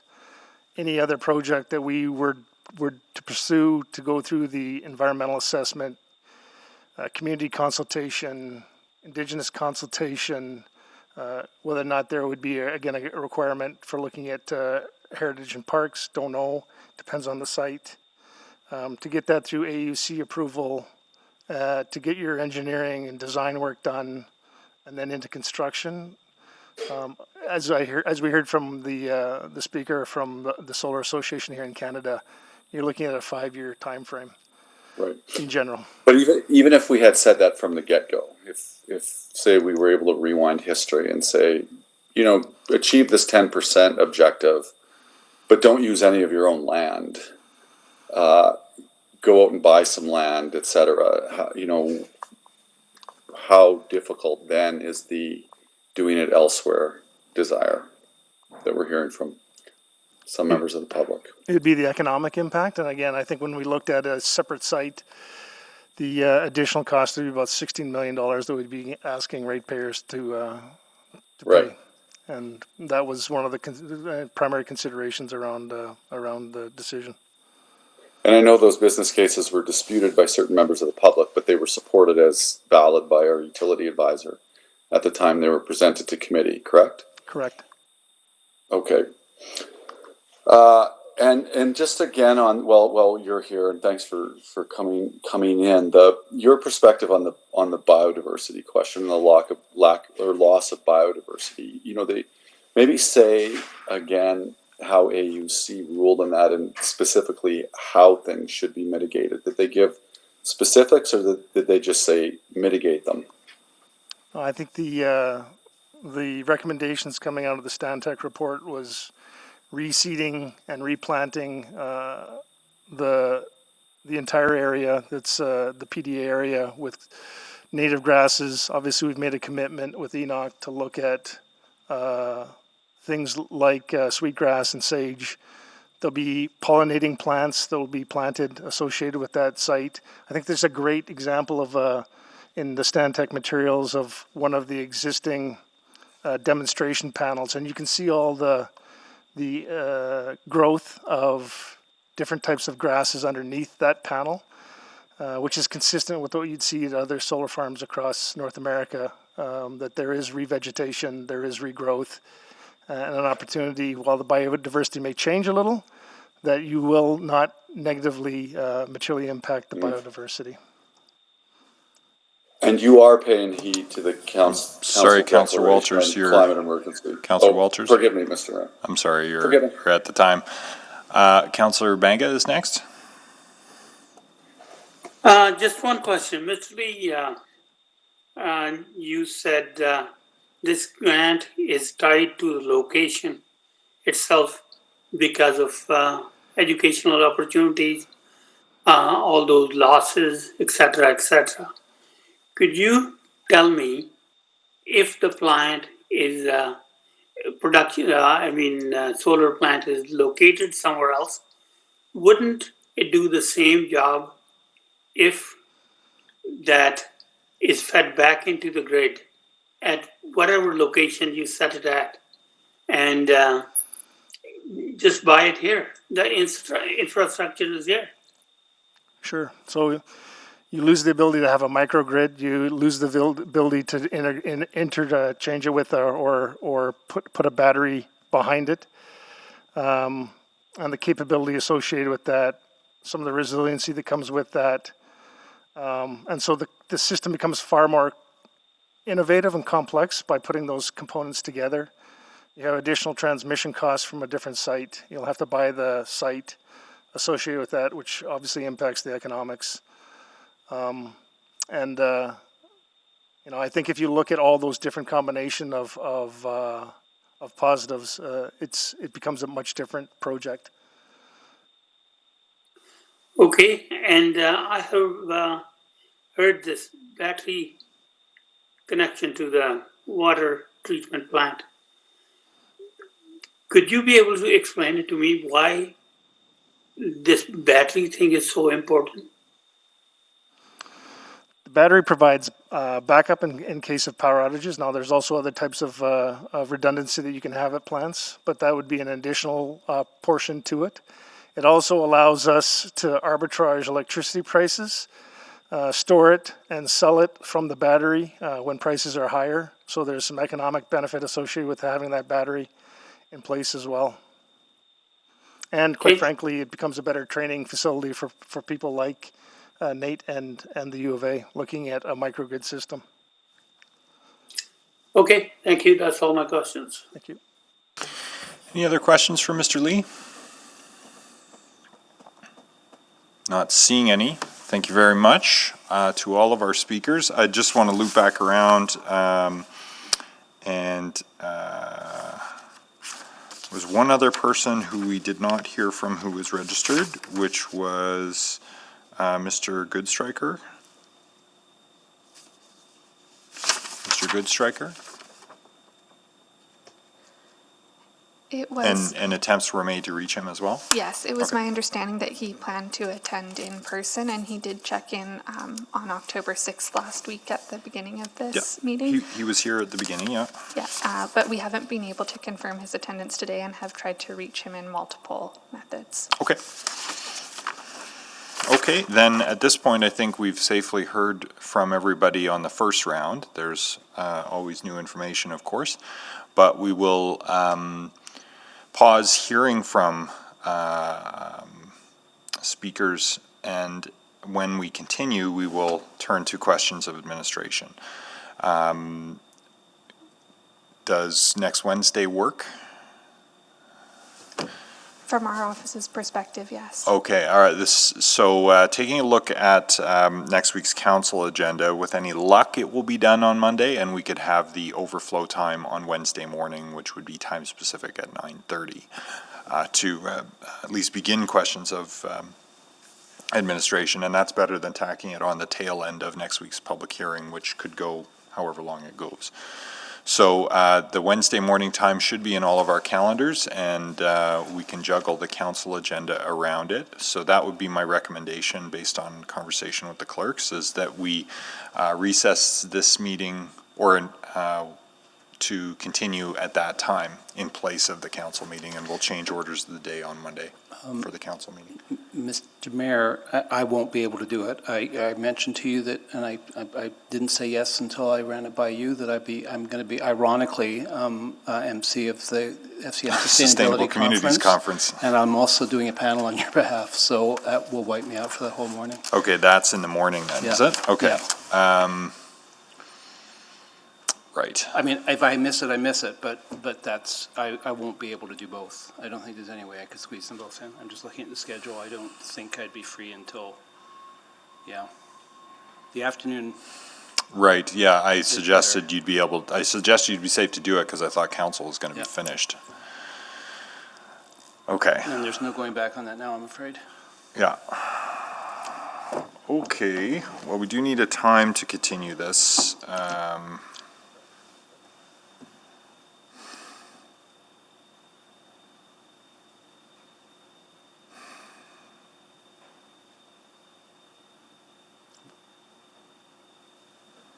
Do we have the non-regular in the afternoon on Wednesday? We could also, we've got 2 time-specific items in the afternoon on the 19th, but we could pick it up 3:45 on the 19th would also potentially work, and then we'd keep council overflowing on the 21st, so a couple different options. Or we can tack it to the tail end of an uncertain length public hearing, but I think that does a disservice to people who are tracking it and trying to pay attention for their opportunity to have new information, and there's an awful lot of technical experts that need to be called upon potentially to answer questions or monitor whether they need to provide new information. So I think the tail end of the public hearing next week is tough. Yeah.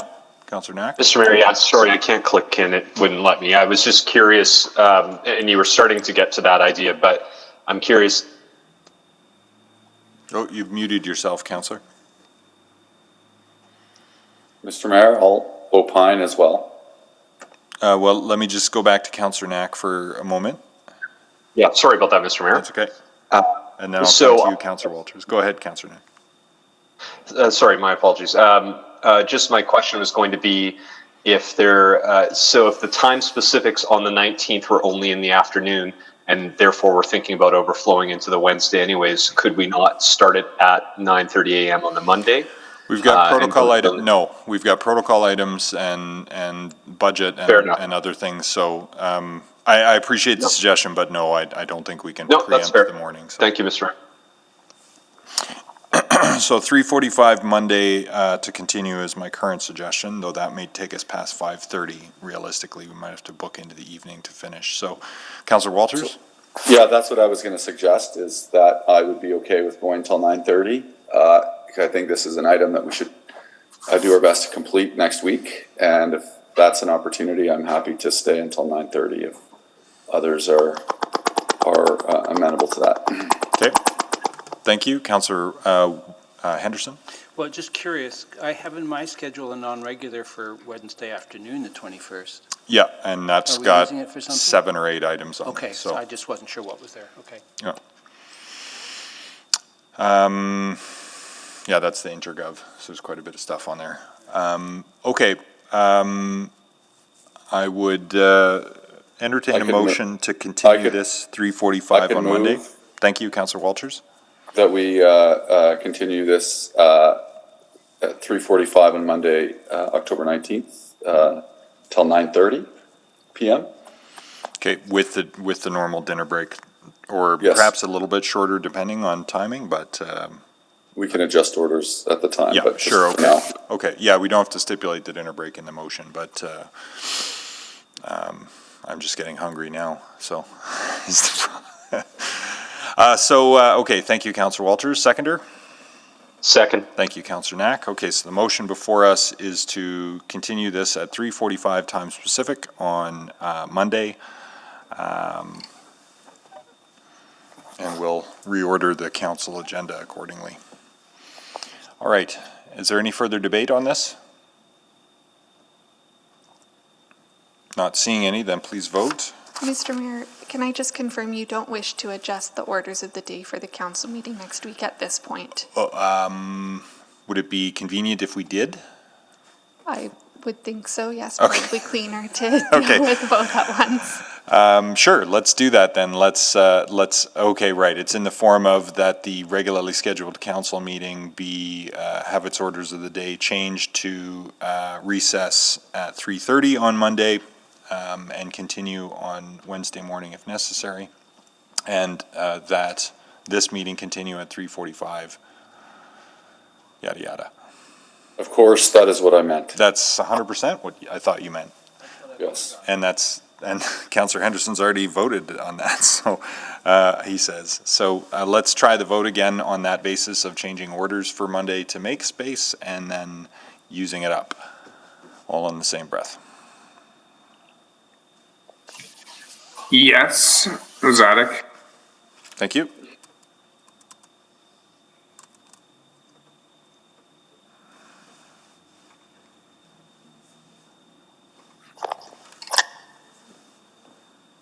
We have 11 votes, Mr. Mayor, with Councillors Katarina and Nickel absent. Okay, yeah, they had, well, Councillor Katarina had indicated he had to drop off, and Councillor Nickel has left, unless he's on the phone. No? Okay. Please vote. Or, sorry, we've already voted. Display the vote. And that's carried 11-0. Okay, thanks, everyone. We're in recess until Monday afternoon at 3:45, where we'll continue with this. Thanks.